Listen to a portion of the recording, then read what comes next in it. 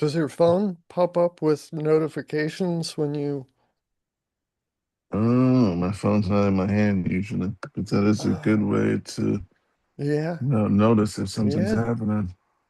Good morning, everybody, or afternoon.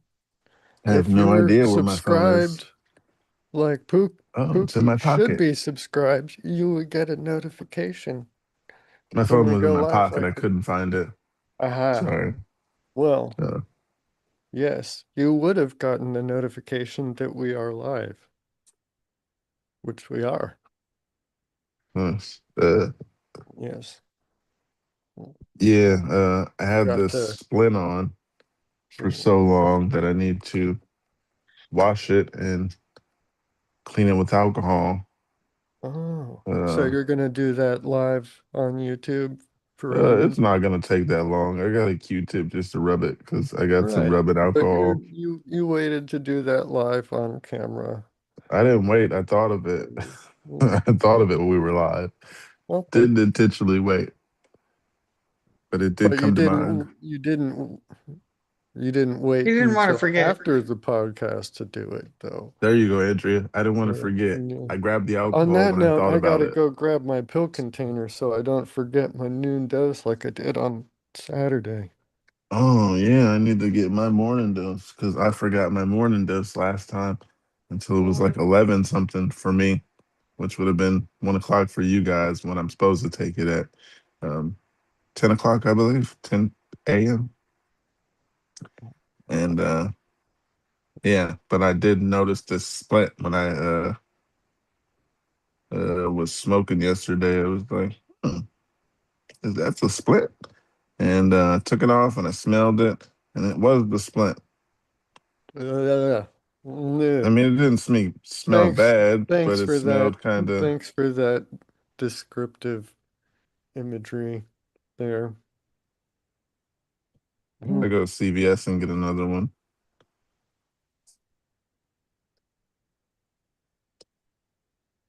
Doesn't exactly Like what? smell like feet, No, not no, exactly, but but it's good close. it smells like Pookie. Weeks of Mm. Pookie. Oh, I just want to say but I'm really proud of you because you've been wearing it consistently. yeah. How is the thumb feeling also on this subject? Because Um, it is important. uh, let me get my light. Hold on. Well, we can see Uh, it pretty well. The uh, lighting's actually pretty good. I like it. It's nice. Kind of got it from the side. You get a good so interplay of the light and there's the no light over shadow. here. Yeah, that's fine. That's good. It's kind of artsy, you know. You get a more. I don't know. I'm just from my art training, like growing up. This it's a good thing to have light and dark in the same image, you know, and that the shadow helps to define the three-dimensionality of the features. Having everything all blatantly, brightly lit from the directly front kind of washes out a lot of the depth of a 3D object that you're looking at. So yeah, I don't know. So without the light, it's better. What you're saying? The way you are lit currently, I think looks very nice. Thank you. Uh,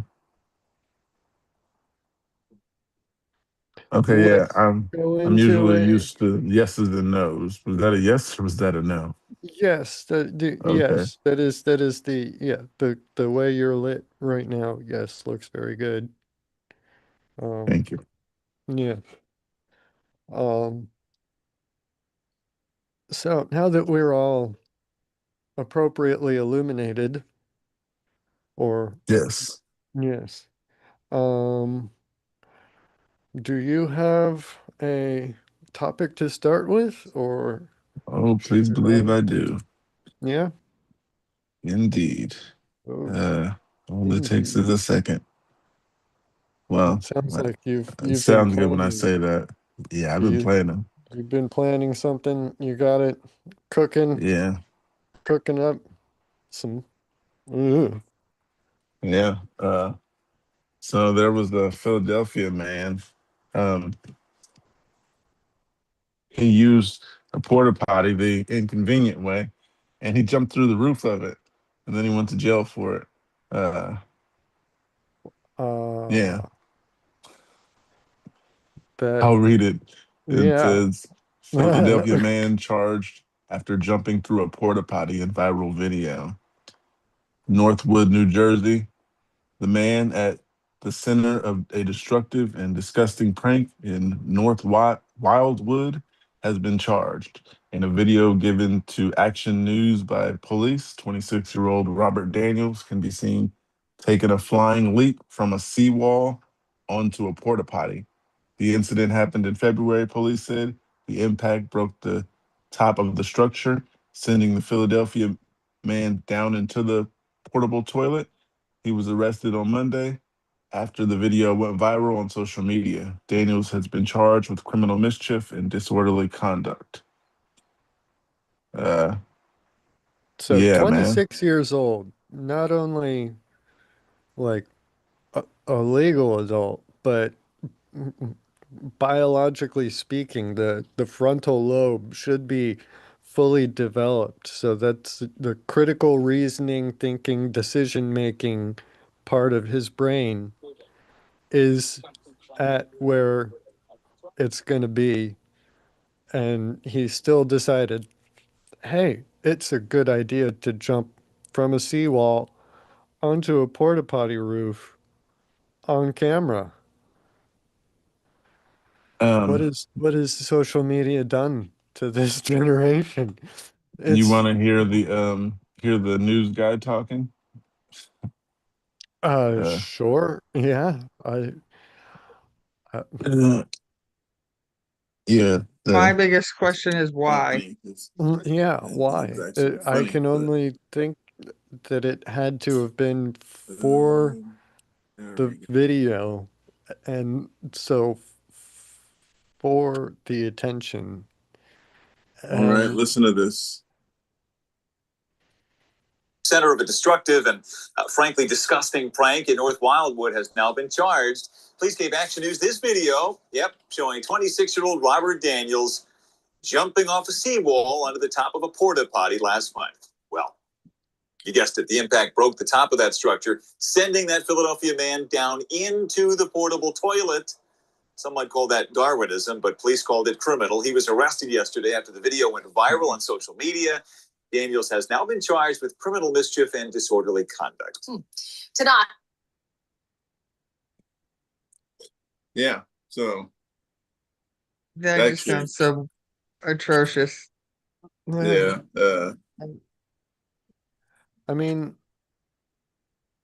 it's not the most destructive prank that I've heard of or seen on like internet social media stunts, but it is, I don't know, certainly. it's just something about it has a particularly je ne sais quoi, you know. It's this is a special level and form of stupidity that this guy has managed to cultivate for himself. Um, I don't I just know. I wonder don't how know if long I, it'd been since they serviced the porta potty and cleaned it out. yeah, Yeah, yeah. that's Well, gross. I don't know. Personally, I don't know if that would matter to me so much. Any level of porta potty-ness there is something that would disqualify it from, you know, leaping into from above, in my mind. I wonder If if I it's splashed. decide what? It splashed. He said, "I wonder if it's splashed." Oh, well, Uh, yeah. that would suck. I How sent the many video so you how could check it many out, and turds how it many definitely looked turds like he should have aside got some from splashback. Should have. yeah, should have.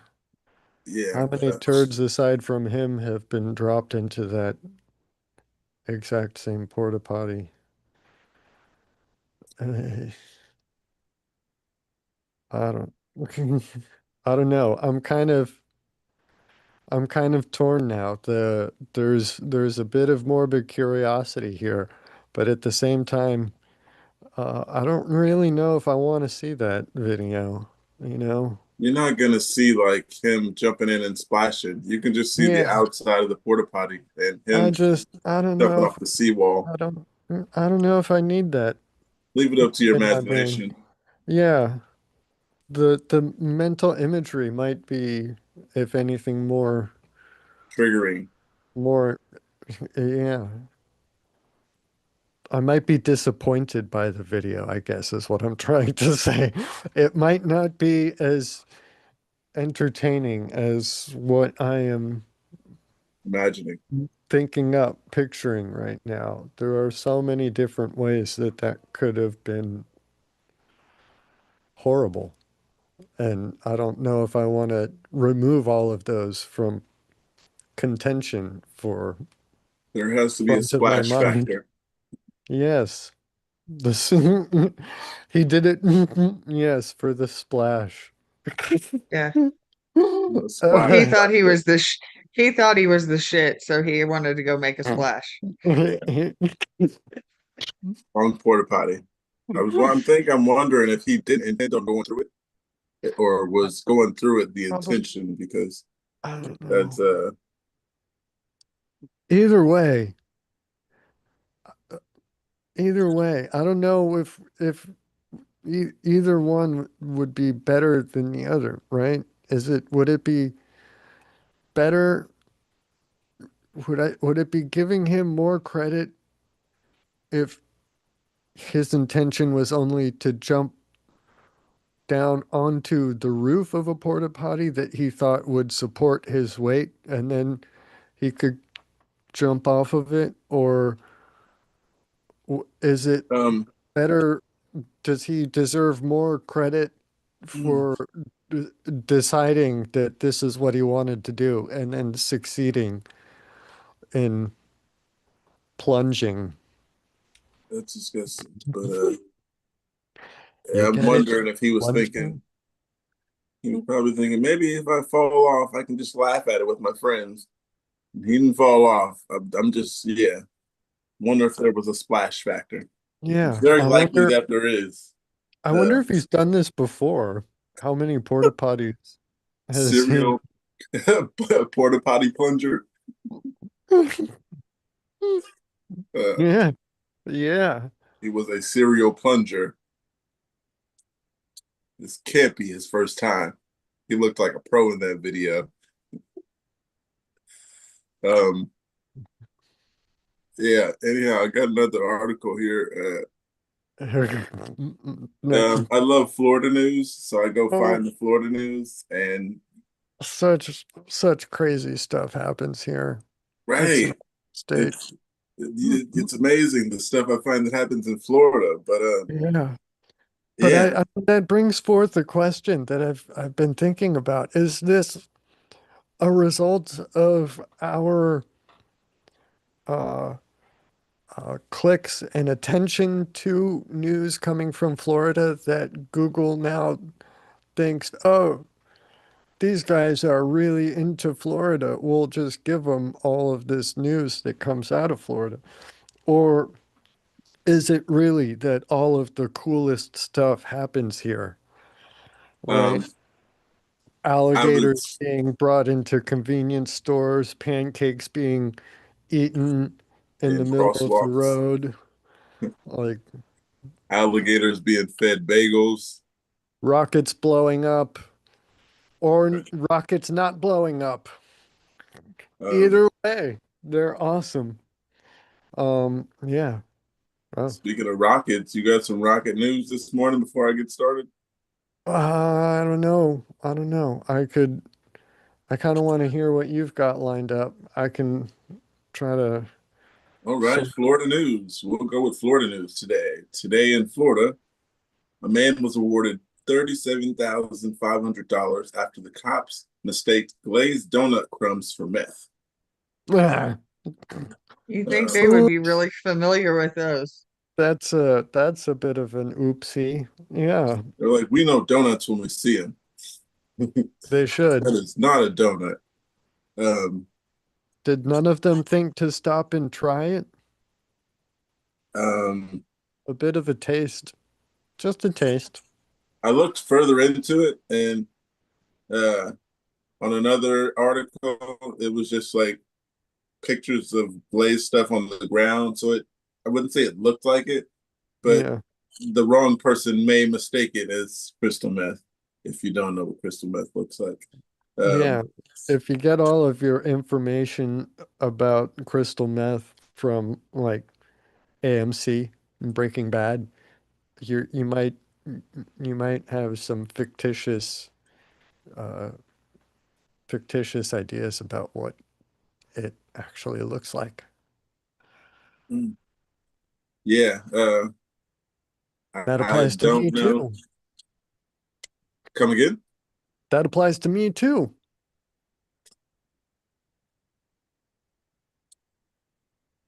Um, yeah.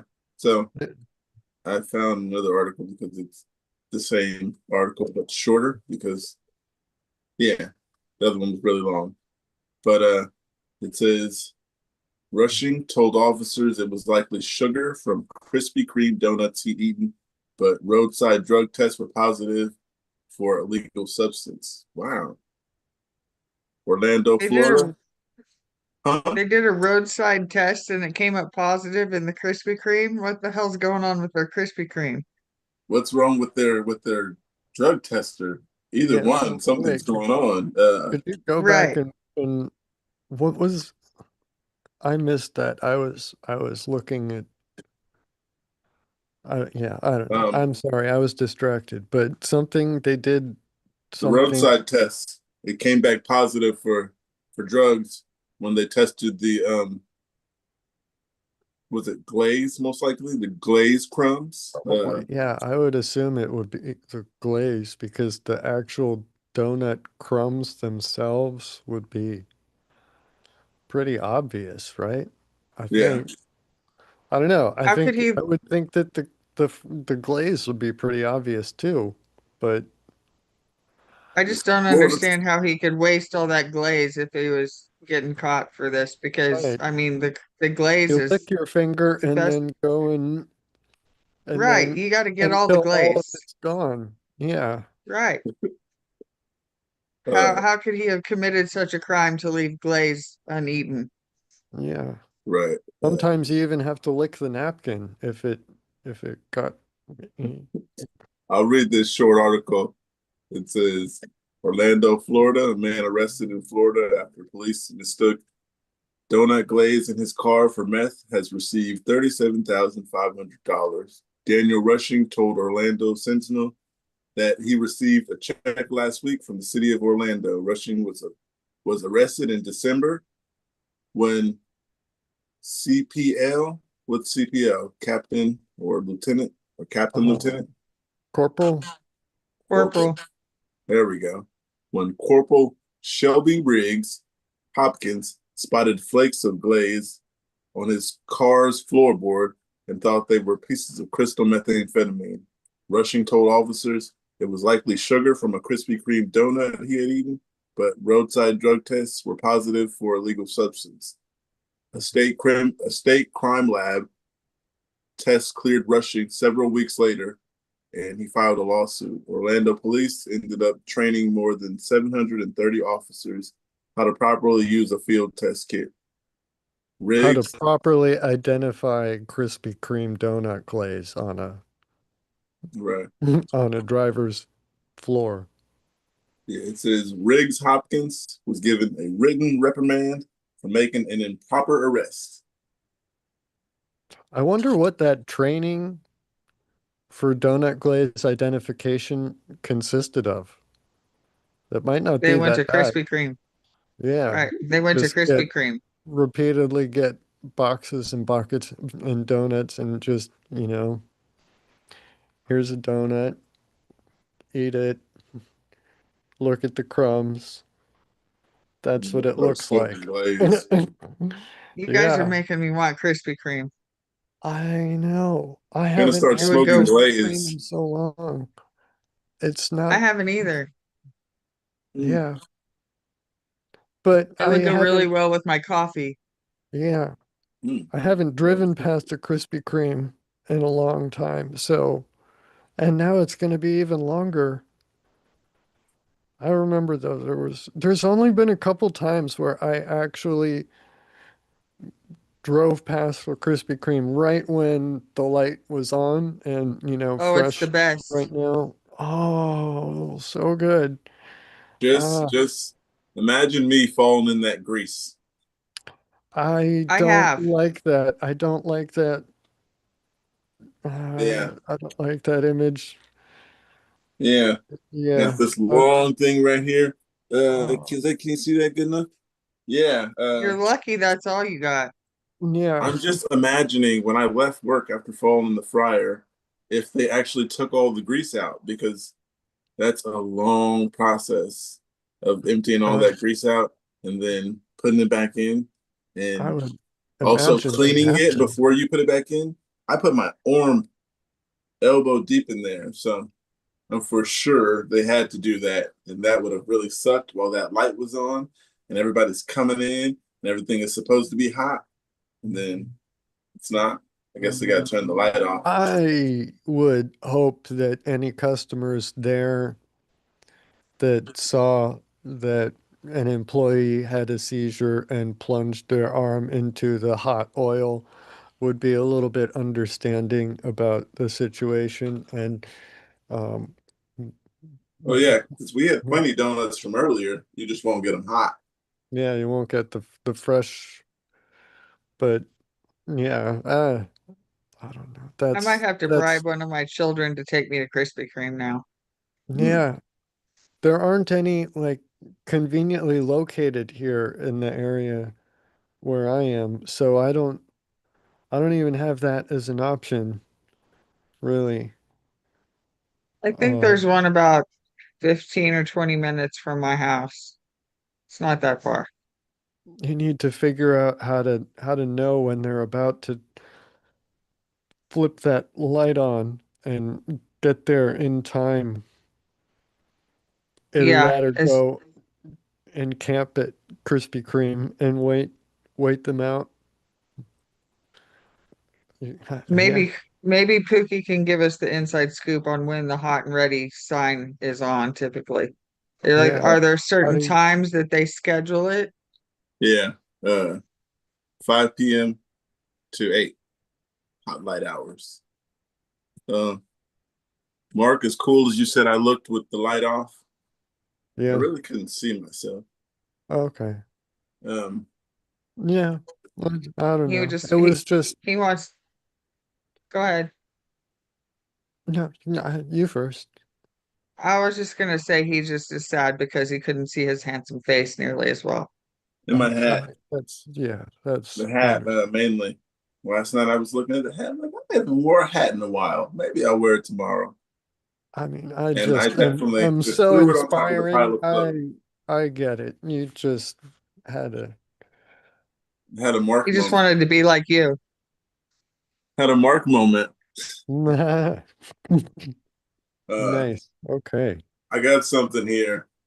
We will be talking about ass, specifically eating ass, Florida. specifically in Florida.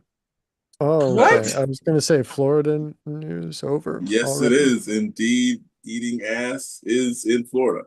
Um, Well, it says the I think charges. it's more than Florida. asses I'm just are kidding. everywhere. This article is in Florida. There's well, But anyway, charges dropped against Florida man arrested for an I eat ass sticker on his truck. Charges have been dropped against a Florida man who claimed his rights were violated after he was arrested last week for sporting an end quote I eat ass sticker on his truck. On May 9th, letter to Columbia County Sheriff's Office, Assistant State Attorney John Foster Durrett stated that all charges against the 23-year-old Dylan Shane Webb have been dropped, and that his I eat ass sticker is in fact protected by the First Amendment. having evaluated the evidence through the prism of Supreme Court precedent, it is determined that the defendant has a valid defense to be raised under the First Amendment of our United States Constitution, given such a jury would not convict under these facts, said Durrett in the letter. Last Sunday, May 5th, was pulled over on Highway 90 after an officer with the Columbia County Sheriff's Office was spotted his, in quote, "I eat ass" sticker on the back of his Chevrolet truck, according to the Lake City Reporter. The deputy claimed the sticker violated Florida State 847-011, which deals with possession and distribution of obscene material. The officer then instructed Webb to remove one of the letters from the "I eat ass" sticker, to which he refused, and was promptly arrested for resisting without violence and possession of obscene materials. Webb was later released on $2,500 bond. Wow. An attorney for Webb told Ann Schindler of First Coast News that a lawsuit against Columbia Sheriff's Office is now likely. End quote. Now we transition from defense to offense, said the attorney. The First Amendment was our defense.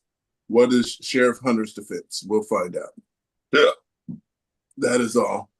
But Florida's rough. You can be attacked, well, not attacked, but sent to jail for a sticker. Well, Obscene material. That's so if I was to have a sticker of "I eat ass" in my backpack, I'd have a problem, correct? Apparently. But it you would get shouldn't. thrown out because of the Well, First Amendment. Yeah, there's, well, where did that happen? Do they In say? Florida. Right, but where in Well, Florida did that happen? Columbia County is all Columbia. it said was Columbia County. Okay, well, hold on, I need to look that up. It's in the Orlando Weekly. Right, but I need to look up where Columbia County is. I don't know, I don't even know where that is off the top of my head. So it's got to be in a, okay, yeah, that's in the middle of like nowhere and right at the border with Georgia. Mm. Too far west to be part of the Jacksonville metro area. It's extremely rural, it looks. So, yeah, included in the Gainesville, Lake City, Florida combined statistical area, Osceola National Forest, partly in Columbia County. So it's a very rural backwoods. Well, backwoods kind of sounds like back backwards, backwater. It's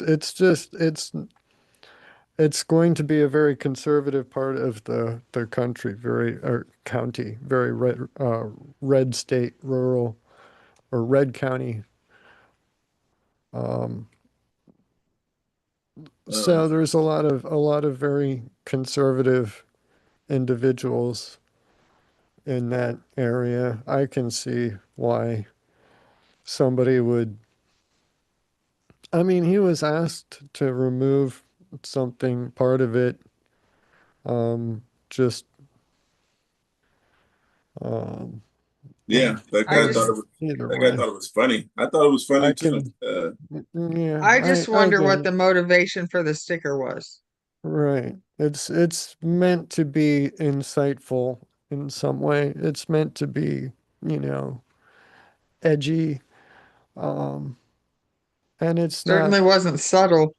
it's not necessary to do Right. that in a part of the state where, you know, it will be um, taken as particularly offensive. I don't know if he's a resident of that area or if he was just arrested and Yes. charged in that area. He is. He was from there. He was from there. Okay. Well, yeah, still. He would know his neighbors then. He would know it would be taken poorly. Um, I don't know.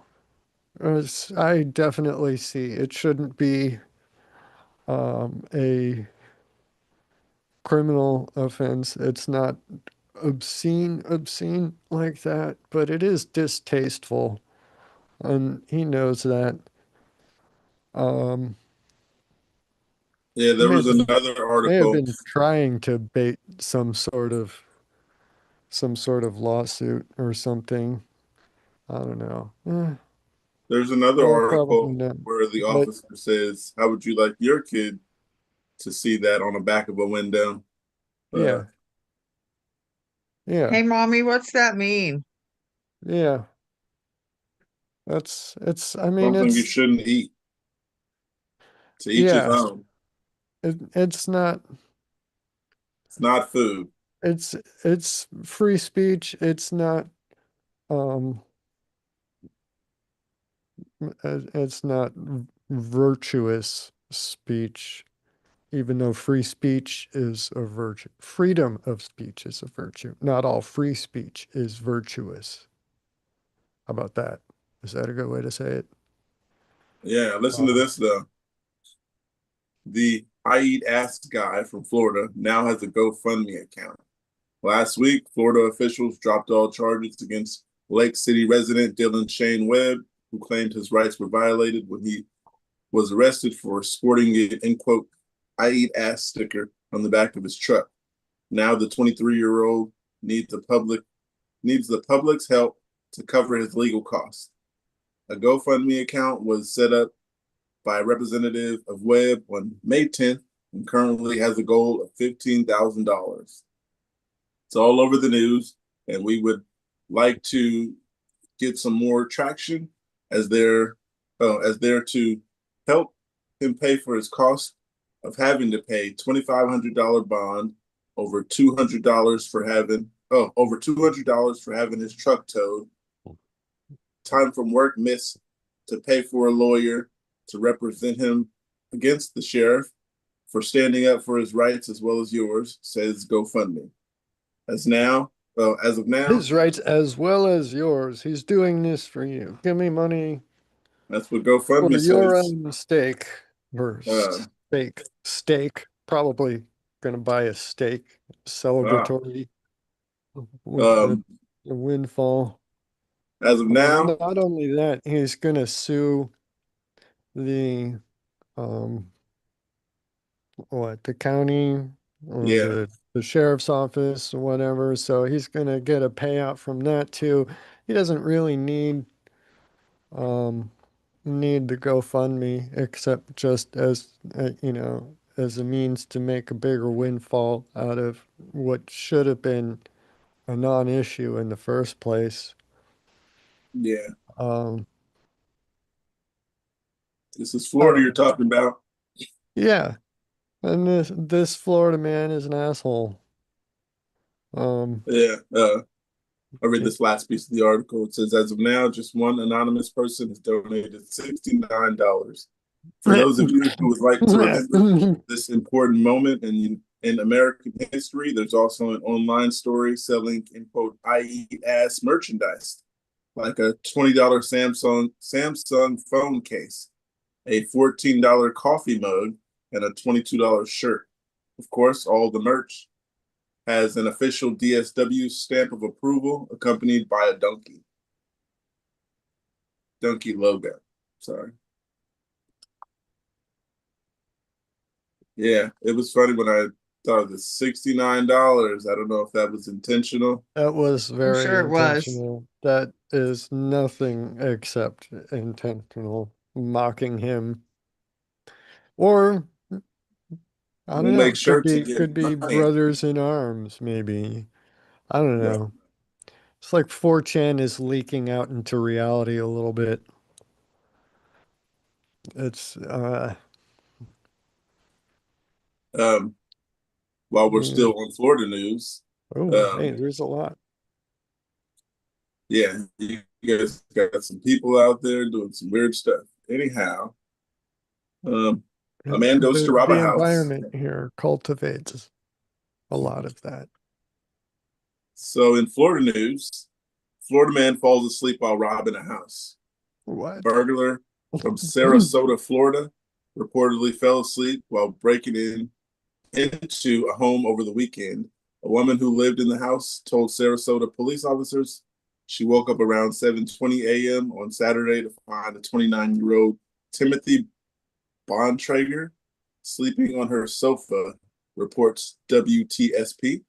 When she asked what he's doing in her house, Bontrager reportedly apologized after telling him she was going to call the police. The burglar started walking around the living room and left the house, making off with her wallet, driver's license, credit cards, and personal checks. Bontrager was picked up by the police walking alongside a nearby road, has been charged with felony burglary of an occupied dwelling.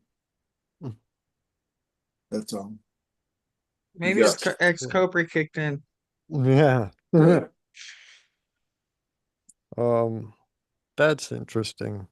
Uh, felony burglary of an occupied house, you said? Yes. Is that different from home invasion, I wonder?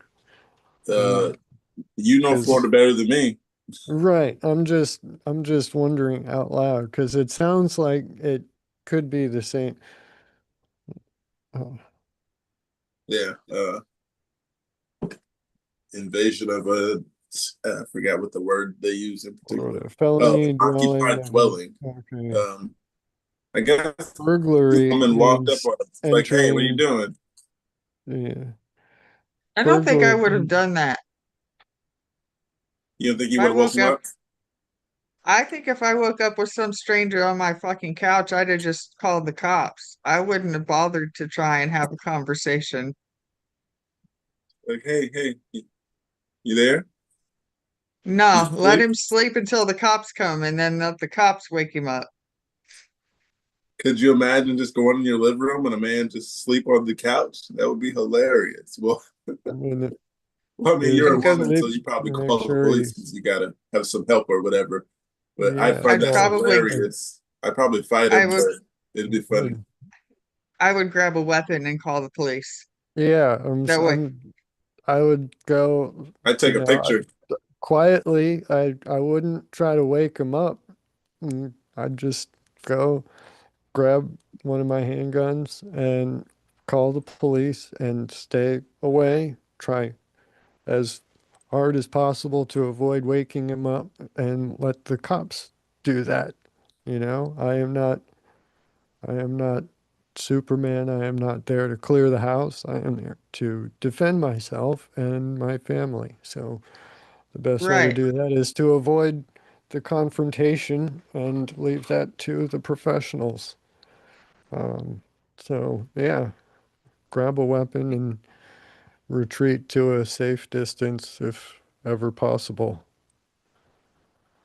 Um, Make sure you yeah, unlock the door beforehand so that the cops can get in. yes. Yeah, my Grab mom the called the cats ambulance one if time. possible to do quietly. Yeah, My mom called the hopefully, ambulance one time, and her front door was locked. Oh, And they had to tear off the screen and pull it back. Wait, no, the screen was locked. The door was open. Um, they took the screen, they peeled it off because it was metal. So now you can see where they just took it off at. It looks like they took something and bent it really nice. Well, not really nice, but yeah. Looks like they peeled it right off and it just never went back. But they did give her money. I believe they gave her money to get it fixed. Maybe she just didn't. But yeah, good times.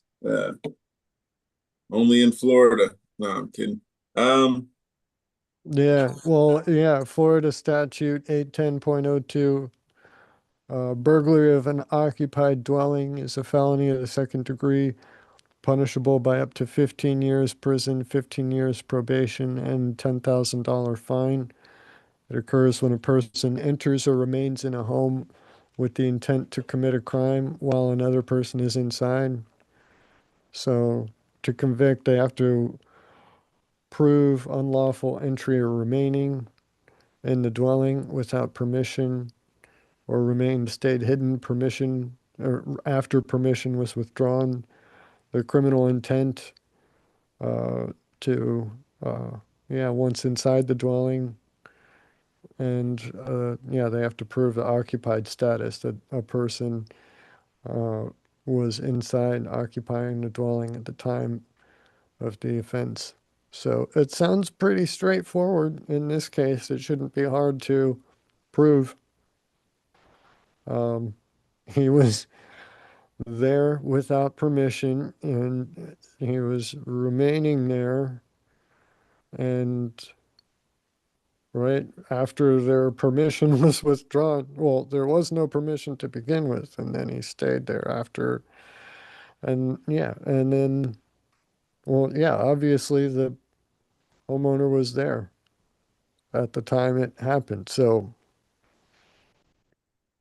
yeah, That's really dumb of him to break in a house. I wonder if he was high to have fell asleep.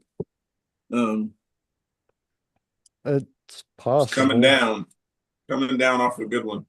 Uh, uh, I couldn't imagine. Like breaking in and getting something is the goal, but then you just stop too long to where you fall asleep. I just couldn't imagine how that happened.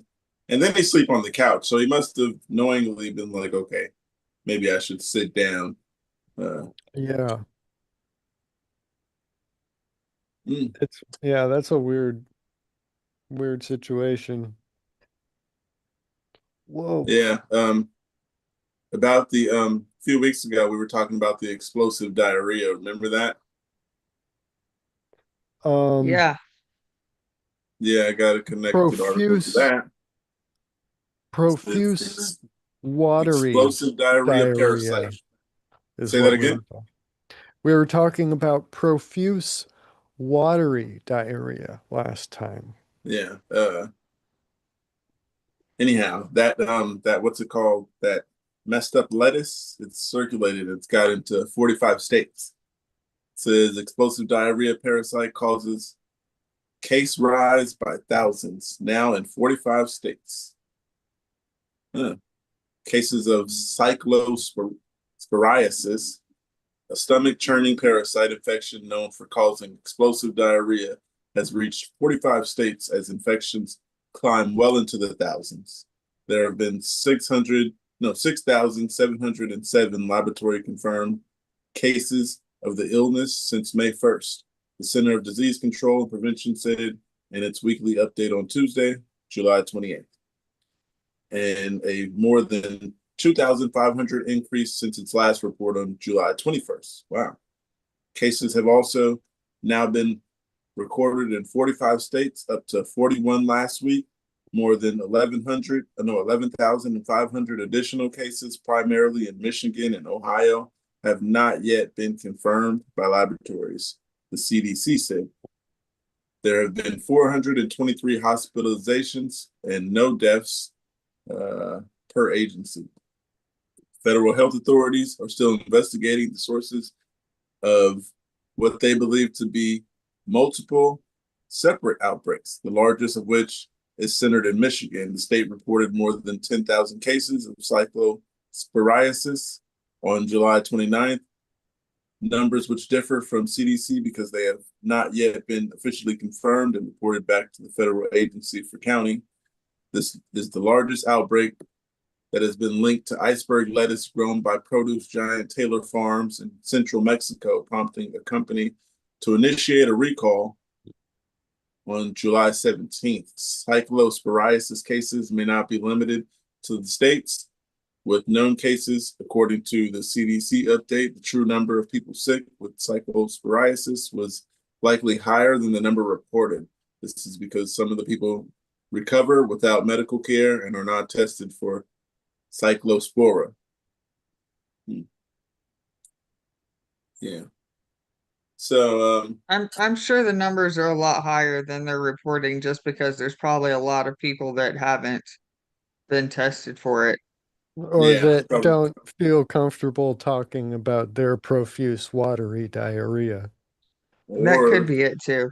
the diarrhea is too often to go to the hospital for. You don't want to go to the hospital. You just had some this morning. Might be too sick to get to the hospital. I don't I'm know. just mad because I really want Taco Bell, At some but I'm point, not eating it. you'd have to run out of ammunition, and Eventually, that would be when you can make it to the hospital, right? You can only squirt so much. uh, you can only explode so much because this says explosive diarrhea. Explosively profuse watery diarrhea. Yes. I Right. think you like saying that a little too much. It's fun to, yeah, because it's such a vivid descriptor. I haven't heard it described that way before this um outbreak. And those adjectives were just so entertaining. Um yeah. There's a little bit of a middle schooler boy still stuck inside of this head that, that I sort think of that's the case for potty most men. humor. Yeah, It's still there. there's a little bit of middle schooler potty humor that's gotta, you know, some hide it better than others, but yeah. Um, I got some California news. We'll move across the Oh, country to the other coast. A thief who broke into Fullerton Pizzeria and made himself a pizza before fleeing with delivery car. A thief took a break from his burglary of a Fullerton Pizzeria to make himself a pizza pie before fleeing with the restaurant's delivery car, authorities said. The suspect, later identified as 25-year-old Oscar Sanchez, broke into Big Slice Pizza on November 8th, police said. He was arrested on Wednesday, and the police posted security video of the pizza making to Facebook on Friday. Sanchez allegedly also stole the pizzeria's cash and tablets, police said. Security footage shows him stretching dough at the restaurant's counter. Prosecutors have charged him with suspicion of grand theft auto, second-degree burglary, and possession of burglary tools and other crimes. The Orange County Register reported it is not immediately clear if he had an attorney who could speak on his behalf. Needless to say, jail does not serve his favorite meal, Fullerton police wrote on Facebook. So this guy broke into the pizza place. Since he broke it, I'm assuming because they left. I mean, they were gone. Um, yeah, I just thought it was hilarious when I seen it on the news. This guy just decided I'll break in and make a what I pizza. It's find hilarious. what You I know find those pizza impressive in ovens? that story is that there's apparently a pizza place somewhere in this country that still delivers its own pizza and doesn't offload that to DoorDash. That's um, pretty interesting. there's a So does place around here Domino's. that does that, and they always want. Well, there's nothing with always wanting a refund, but I mean, a refund. I gave the Uber app a $10 tip. Mm. And when the driver got there, it was from the Little Caesars. The driver was from there. And they were asking for a tip. And I told him I tipped Uber. And he said, I don't think I'll get that. And I was like, damn, that sucks. Uh, I gave him They five. asked you for a tip? Yeah. Well, he didn't exactly ask. He was like, do you want your receipt? And I was like, nah, it's okay. And he's like, you want to sign right here? And it has a little amount for a tip. And I was like, oh, I gave you a tip on the app. And he was like, oh, no, I don't get that. He wanted your Oh, signature with that little yeah, bit that's what left he blank. wanted. So for my card to be swiped somewhere saying that I agreed to Yeah. whatever. He could go and write 50 in there. Right. You can add a zero. Yeah. Or two. Yeah, the more the merrier. Couple Too commas. many zeros and you'd probably start raising suspicions. You know, I wouldn't go past 4 zeros just to Yeah. play it safe. Do you know how to make pizza? I actually used to work at Pizza Hut in the kitchen. So yeah, what surprises me is if he's breaking in the middle of the night, the pizza ovens aren't going to be hot. So he probably got a really shitty pizza. Or he had to stay there a long time. Yeah, I Right. was thinking he probably stayed there for a while. You gotta wait for the oven to come on. You gotta find sauce. Uh, Did he but work I there don't know before? if they Oh, freshly chopped the sausage or the uh, pepperoni. But yeah. yeah. No, they come in a bag. Oh, thanks for letting me know. Uh, yeah, good to know that too. Uh, Yeah, I used to open the Pizza Hut every day. So I'd have to come in and turn on the ovens and get the dough ready and all that kind of stuff. How long would that It take? takes time. I think I came in at 9 and we didn't open till 11. Hmm. Wow. So you had to be pretty determined then. Yeah. Determined, what did they say? Breaking and entering? Did they have a fancier Well, term for it? mm, Oh, it's grand listed here. theft. Grand theft auto, second degree burglary, and possession of burglary tools and other crimes. Wait, so grand theft and grand theft auto. So does that mean that they're calling the pizza that he made and then ate for himself as grand theft? I Imagine think so. that in combination with all of the cash and everything else that he stole, because it said something Oh, about tablets. yeah, the Yeah, cash. I wasn't even thinking about that. For some I reason, I forgot thought about that the that. entire story was him breaking in, making and eating a pizza, and then driving away in the delivery car, which is kind of bizarre. But taking the He's like, cash hey, with it's him keys on the wall. makes it significantly less bizarre. Yeah, not leaving the cash behind, but it's still pretty bizarre to be making the pizza Apparently, first. he worked up quite an appetite while he was breaking in, so he had to take a Well, snack break. how would he know where all of everything is necessarily? It might not. It's all in the cooler.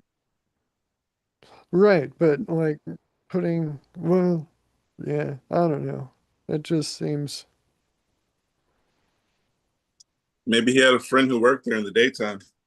yeah. Well, and how Obviously would he knew the know how pizza. long to cook everything also? Mm. It's like a conveyor oven.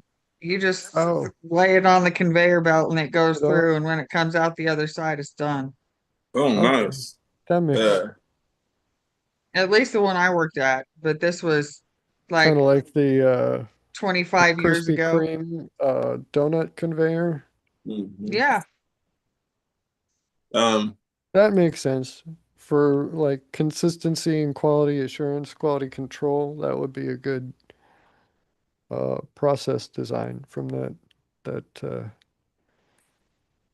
Well, and then like some things don't take as long as like cooking a pizza. So there was a little door where you could put stuff in and do like a half cook. Ooh, nifty. I think I want to say that was pastas, mm, but I might be remembering wrong. It's been a minute. um, again in Florida, more Florida news. Hell yeah. Um, a man was, I'll read the article. It says serial snake thief arrested at Florida pet store after putting snake in pants. A Florida man is Ugh. facing theft charges after authorities say he tried to steal a snake from a pet store by putting it in his pants. He A wanted to Florida look man like is he was facing theft packing. charges. Right. A Florida man is facing theft charges, after authorities say he tried to steal a snake from a pet store by putting it in his pants. Surveillance video shows the suspect reach into the snake enclosure, pull out a baby python, and put it in the left front pocket of his pants. Store owner Steve Silk says the man has been in at least twice before. He has targeted the store's high-end snakes. Wow. But Silk was ready when the suspect returned. Employees took matters into their own hands, confronting the suspect, Travis Tredar, or Treater, however you pronounce that. When Treater tried to escape, employees blocked the front entrance and a customer who just so happened to be a security guard jumped in to help. They were able to zip tie Treater until authorities arrive. The store's owner estimates Treater has stolen at least $1,000 worth of reptiles from the store in the past. He's been in twice before over the past 9 months, and we really didn't realize he stole anything until after the fact. The baby python's estimated cost is $150. You could have bought one of those, man. Well, I don't know who he is. Stealing snakes. Don't you guys have enough free snakes walking around Florida? It's one thing to take a baby python out of a tank and stick it in your pocket, and a whole nother thing to trek through the Everglades and spot like a 7-10 footer and grab that. It's easier. Which is easier? Buying them, yeah, for sure. But they would it be easier to steal one or just buy them? Just buy them. Just buy it. Just buy it. Just be, like an upstanding person and pay for the snake, because it's, the business needs to pay its employees and everything. And yeah, it's, I don't know. Do you hear about these things often? Trouser snake. No, I don't. My Google feed gives me mostly like rockets and well, science tech stuff. So it's not well, I don't know. It does give me some Florida stuff, but I don't know. For some reason I still feel like there were more articles that I had. There's something that I recalled. Oh, yeah, there's a couple things here. On the Florida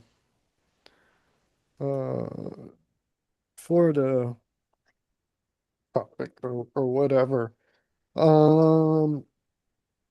Here from Smithsonian Magazine. Students in Florida discovered a 400-year-old intact pot that reveals conflict among indigenous Spanish and English powers. So they were archaeology students at University of Florida, discovered it at the former Mission San Francisco de Potano, established in 1606 when Florida was still under Spanish rule. Rare fully intact pot likely made by a member of the Potano indigenous community roughly 400 years ago. The bowl-shaped vessel, which is made of clay, has a smooth gray surface and a simple rim that flares slightly outward. Somehow the entire pot survived centuries of pressure and sifting sediment to emerge unharmed earlier this year. It's very unique. Gifford Waters, historical archaeology collections manager at the Florida Museum of Natural History says in a statement announcing the find. Quote, typically we find things that were broken and discarded. The pot was unearthed by UF students taking an archaeology field course taught by Waters and Charles Cobb. That's a hell of a course to have, or a hell of a, yeah, a hell of a semester to have been enrolled in that course, I gotta say. Charles Cobb, curator of historical archaeology at the museum, which is located on the university's campus in Gainesville. Students repeatedly visited a historic site in northwest Gainesville this spring to put their burgeoning excavation skills to the test. And one day, they struck archaeological gold when they recovered the intact pot. Yeah, UF is kind of out in the middle of nowhere. There's Gainesville is basically University of Florida and vice versa. There's not much else aside from businesses that are supporting or catering to the university. If it were not for UF being placed there, I don't think Gainesville would be a thing, really. So yeah, it's as soon as you go out a little bit away from University of Florida, it's basically just Ocala National Forest all around you. So out in the boonies, they wouldn't have to go far or even within the Gainesville area. Like they said, a historic site in northwest Gainesville. So yeah, it's not like the Orlando area or Miami where it's all just sprawl.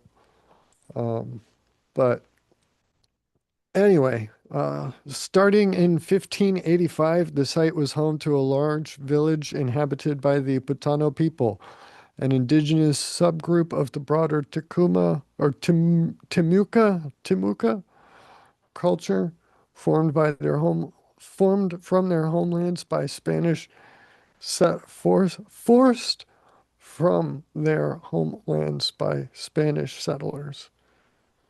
In 1606, the Spanish government established a Catholic mission at the village, sending a lone friar to live among the Putano people at what became known as the Mission San Francisco de Putano. The site was a doctrina, the name given to large missions with resident friars. Visitas, by contrast, were smaller missions that received visits from friars living at nearby doctrinas. According to archaeologists, it was a common practice for the Spanish to establish doctrinas in large Native American villages and then attempt to convert the group's chief. In this type of community, for the friar, quote, it was a very difficult life. Michael Gannon, a historian who worked on earlier digs at the site, told Gainesville Sun's Sarah L. Stewart in 2006. The Mission San Francisco de Putano was just one of many Spanish missions established along El Camino Real, or the Royal Road, an east-west route used in the 16th and 17th centuries. In La Florida, the Camino Real helped move people and supplies between the capital at St. Augustine and more than 100 missions located to its west among native populations living on the frontier, according to the Florida Division of Historical Resources. The mission San Francisco de Putano was briefly abandoned in 1656 after the Timuca people launched a rebellion against the Spanish colonial rule. However, once the Spanish they should have used a semicolon there. I mean, they are two separate sentences, but they're so closely related that, the mission, I need you rebellion. to proofread my book. Sure. Go ahead. Um, Can add some Spanish semicolons. colonial rule, semicolon, lowercase h, however, comma. Once the Spanish quashed the uprising, they re-established the mission a few years later. The site was abandoned for good in 1706 when it was destroyed by English raiders. For centuries, Mission San Francisco de Botano was largely lost to history until artifacts began resurfacing in the 1950s. Modern excavations have been underway since 2006. Since then, researchers have recovered more than 7,000 items and counting. Most of what they've unearthed has been indigenous pottery, but they've also discovered bells, religious pendants, glass beads, stone tools, nails, and the bones of turtles, freshwater fish, turkey, and other animals. Um, Many of the bones have been recovered from the same area, which the researchers suspect was once used for cooking in garbage. Hopefully not at the same Mm. time. In 2006, archaeologists discovered the remains of large Spanish-built wooden posts as well as the remnants of clay footings that may have been used to stabilize them. They think the posts were once part of the mission's church or school or the friar's house.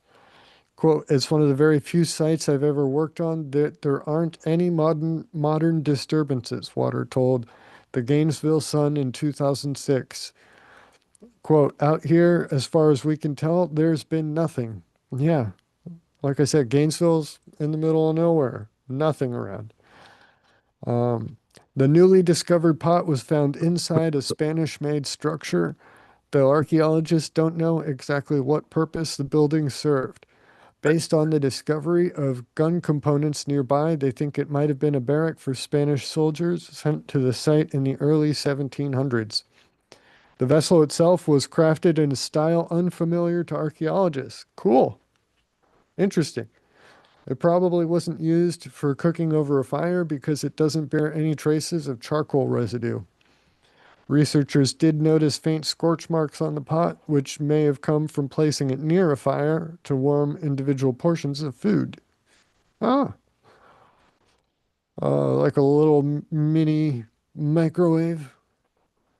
Um, However, again, semicolon, they missed an opportunity for a little fun grammatical. Okay. However, the marks could also have been a byproduct of the firing process when the vessel was heated to harden the clay and make it durable. Many other questions remain unanswered, chief among them, why was the pot discarded centuries ago? Quote, you don't leave things behind that you can still use. So why was this purposely put into a pit? Waters said in the statement. Yeah, that's kind of weird. Makes sense to be finding all kinds of pottery shards in what, ends up being turned or finding as a garbage pile or discard pit or whatever, but an entire intact cooking pot like that. That's kind of weird to just, right? Yeah. Um, when you take the Mm-hmm. time to form it and harden it, bake it, whatever you've been using it for, presumably that would continue, right? There would have to be a pretty big reason not to continue using it for whatever it had been. So, yeah, what and why is is it being used for? I don't know. It's cool. It When I is cool. remember Yeah. when I was growing up, I was always under the impression that there wasn't very much um, archaeology uh, to be done in Florida, that it was not very, very well populated and there wasn't much that went on, and or that it was so humid and swampy and whatnot that anything, all made out of wood and palm and whatnot would just have decayed um, by now. But I don't know. Hold on, I gotta real quick, but I'll be back. I've got something else about Florida. Miami Circle. Yeah.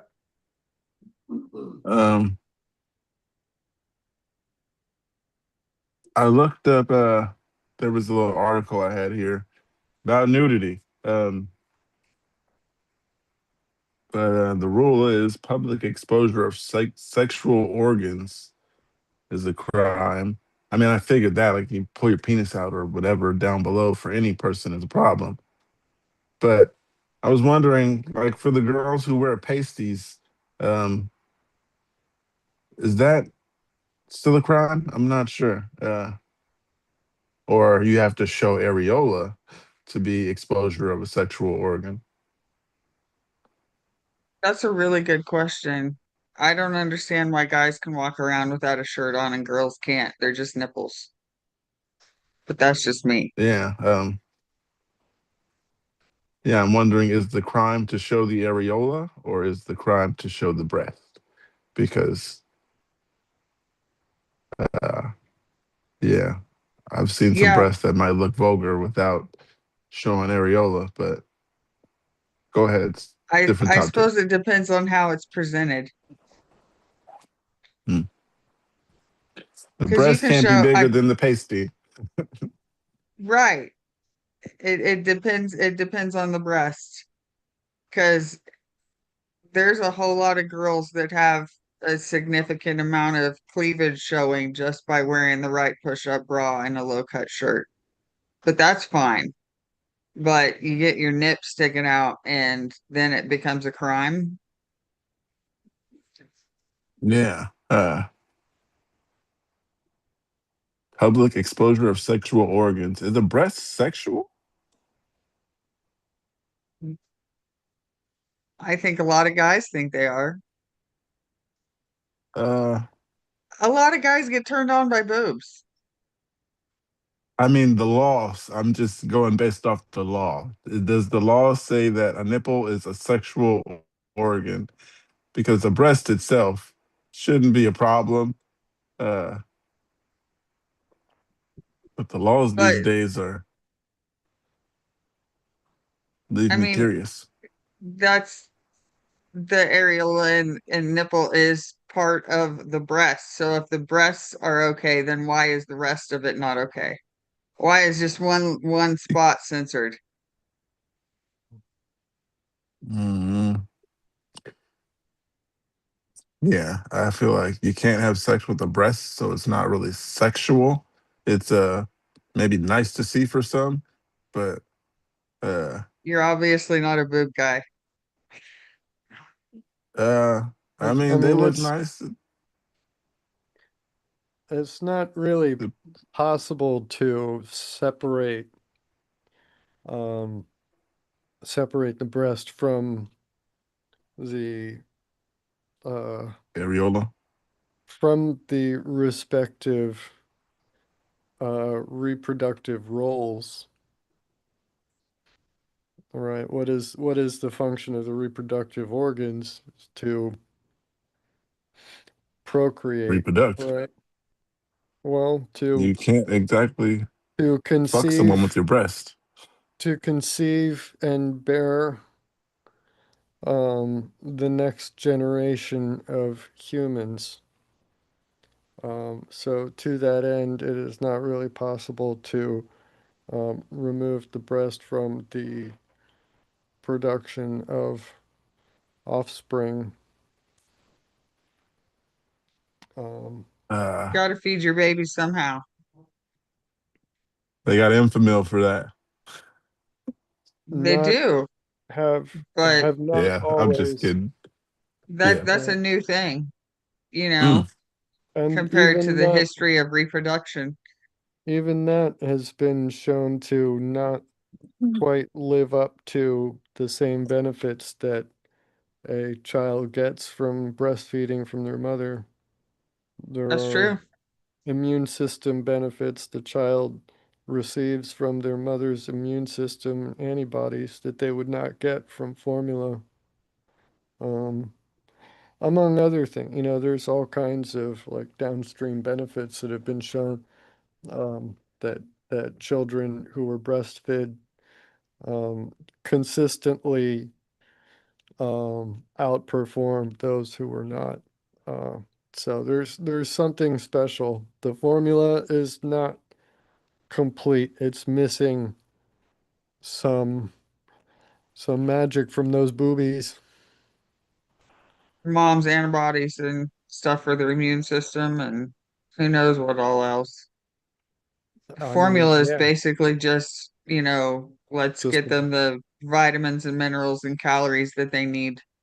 yeah, just the Mm. nutrients themselves and not necessarily the complete um like antibody, well, we keep saying antibody, not the antibodies, the complete,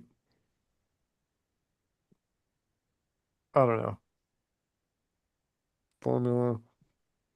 Um, Yeah, it's, I don't know. So yeah, to that end, you can't say the breast is not involved in reproduction. And so therefore it would mean that it is a mm, reproductive organ, um, whether you use them that way or not.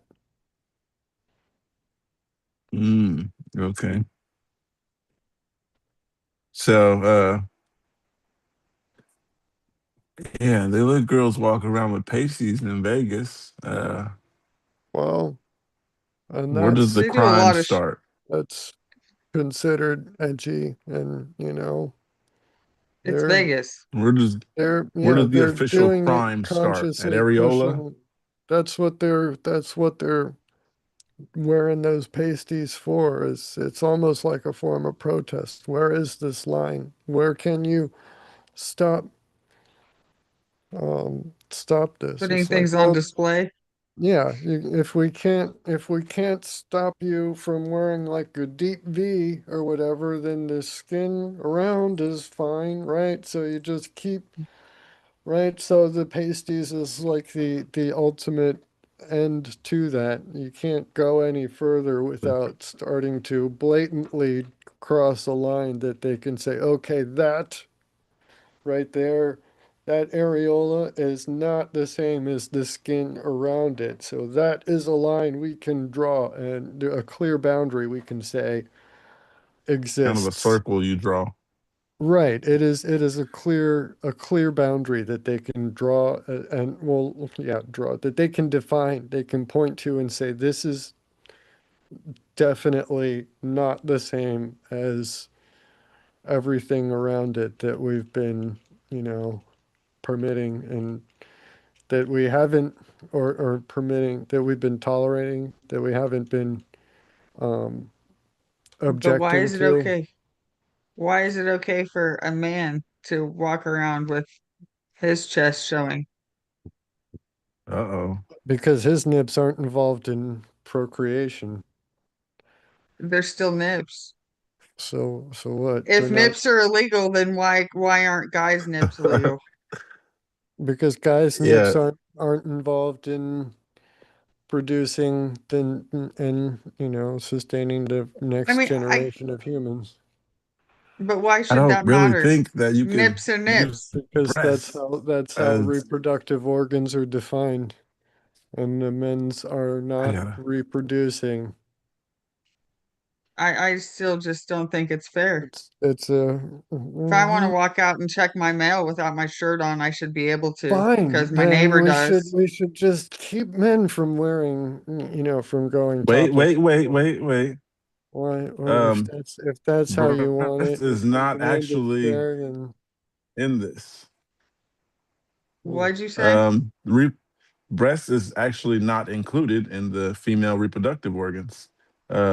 It's ovaries, fallopian tubes, uterus, cervix, vagina, and vulva. Those are Right. reproductive female organs. Those are the Uh, sex organs. Those are not the entirety of reproduction. mm, all right. I'm just gonna start walking around with my ovaries out. I mean, Yeah, that's what I'm like. if No you one's can gonna be able manage to that, just. you Uh, deserve some sort of award if you can figure out how to get that. the male reproduction organs are testes, scrotum, vas deferens, prostate gland, and penis. I definitely won't be showing my prostate. I know exactly where that's at. Uh, I can't promise you about the I testes, the mean, scrotum, and the nowhere penis. in any of that is the ass cheeks, the gluteal cleft, right? And yet you're not allowed to show um, that, right? Then why Why? are um, thongs allowed? There's all Right. kinds of thong Why? bikinis running around on the beach in Florida, Yeah.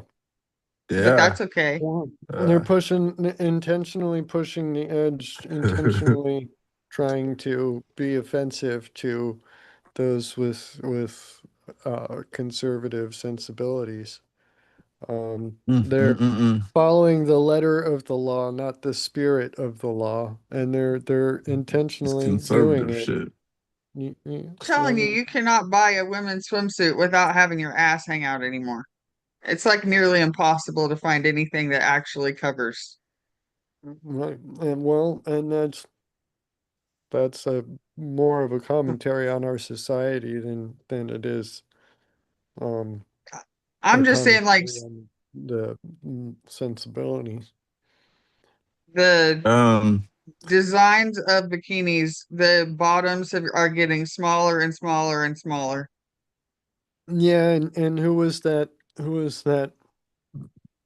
Um, pop who makes star, that one? whatever Probably a fashion guy. model idiot who showed up at some awards show basically naked, right? They all show up practically naked Um, anymore. Well, no, Everything's there all was one who see-through. literally showed up naked, like nothing. Basically, like effectively the same as like a little pasty or Down there. yeah, and forego the mm, thong, right? Because why? You don't need it going up there. That's not, um, you're not spreading and showing anything, right? So it's fine. um, what I was gonna say is one of our reproductive organs is the vas deferens. Mhm. I'm Do you sure you not know know how to what that pronounce is? that correctly. Yes, Yeah, I looked yes. it up. The tube that carries sperm away from the testicles. A man is not gonna show that. Um, Well, I'm not going to show my ovaries either, but but I guess if I get the opportunity, that is not something I'm showing. um, yeah. Anyhow, mm, okay. The definition of scrotum is a loose bag of skin that holds and protects the testicles. Ball Uh, sack. yeah. Gotcha. Oh man, I might laugh at simple stuff, you guys. But I got some more Florida news. Uh, Well, I'll be right back. I all have right, I have a Florida news thing. go All right. ahead. So, yeah, did you know that in Probably downtown not. Miami there is a um there was found an archaeological um site in the middle of the middle of downtown Miami called now called Miami Circle National Historic Landmark. What makes something Discovered archaeological? um finding stuff from the past when you dig it up, historical evidence Okay. of human cultures in um like physical, tangible evidence, proof showing what's something that's, traces of human history. So if I dig up my backyard, find a body, allegedly, it's called archaeological, right? That Depends on how might long it's been there. be that might be more I don't know. Blanking on the word right now. Not um mm, not forensic, but along that Yeah. lines. Police would be more interested than universities would. If you Hmm. dig in your backyard and you find A coffin. like ancient Native American pottery shards and arrowheads, that would be something that archaeologists would be interested in. If you dig up your backyard and you find like decomposed bodies, that's something the police would be more interested in, you know. Hmm. Okay. But Um, I don't know exactly. There is no exact like dividing line, but one is more evidence of a criminal activity in the recent past, and the how other is long? more looking at evidence of um, historic sites like predating the um, establishment of the existing community and culture, right? How long does it take to make a mummy? That depends on what type of mummy, where you are, how long, like what the environment is like. There's So if different, Mummification someone process. was, yeah, if there's different someone ways. was buried like a mummy and wrapped around 100 Yeah, years ago, is that archaeological or is that just someone that that needs to be found out I've, why that was done? oh, what happened to the, Whoa. yeah. Um, yeah. You got another article. I got one after you do in Florida news, and I'm surprised to see what you might have to say about Florida. Uh, but yeah, um, everybody out there, press that good old thumbs up button, and Like, yeah, subscribe, and you share. guys. I like how Um, you did that, Mark. yeah, uh, so over here, Miami, Miami Circle National Historic Landmark, discovered in 1998, the Brickell Point site. I'm not sure about the pronunciation there, but it was listed on the National Register of Historic Places in 2002 and the Miami Circle in 2007. Miami Circle at Brickell Point is a National Historic Landmark in 2000 as of 2009 and an archaeological site, which is located at the mouth of the Miami River in downtown Miami, Florida. 1998, archaeologist Robert S. Carr, who was at the time the director of Miami-Dade's Historic Preservation Division, conducted a basic excavation prior to a downtown Riverside construction of two high-rise buildings. Old low-rise apartments from the 1950s had recently been demolished to make room for the new construction. During the salvage exploration, intact black earth midden deposits were discovered at the site. Carr's team, which included county archaeologist John Risisak, Risisak, I'm sorry, John, serving as the field director and field crew provided by the Archaeological and Historical Conservancy Incorporated, uncovered glades culture and Tequesta artifacts of shell, stone, bone, and pottery. Excavation within 3 areas at the property revealed additional black earth middens and numerous artifact-filled holes in the Miami oolite limestone. On examining the layout of the holes and adjacent larger oval and rounded rectangular basins, the project surveyor Ted Riggs postulated that they were part of a circle 38 feet in diameter. Having calculated the center, he projected the likely location of the remaining holes. Excavation revealed that there were 24 holes forming a perfect circle in the limestone.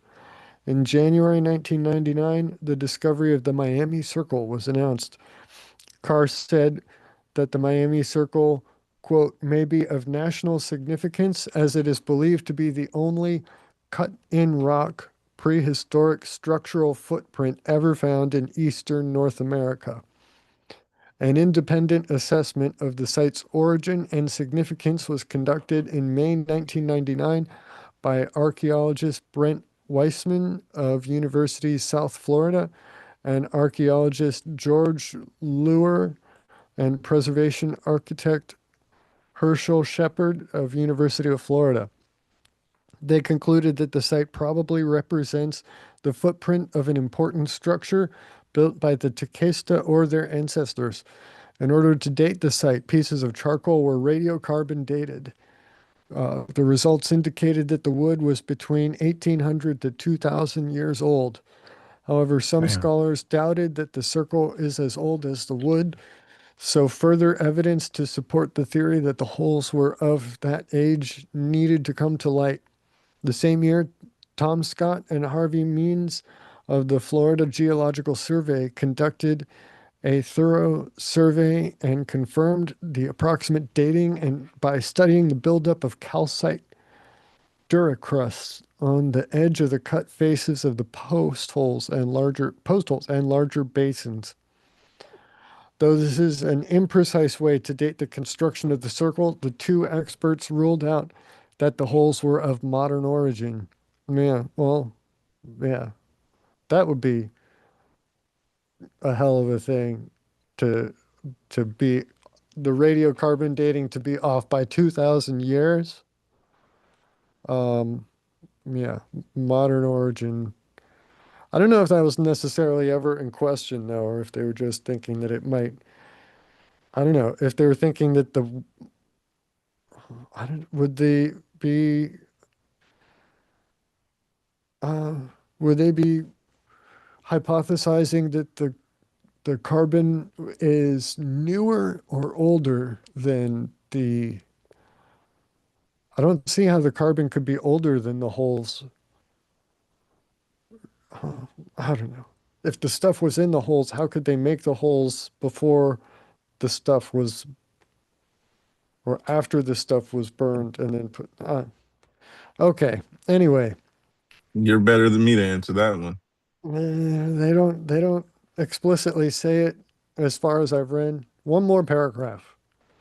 Let's see. So, due to a frenzy of media attention and public interest in the archaeological discovery, the city of Miami and the state of Florida heard public appeals for preservation of the site by purchasing it from the developer.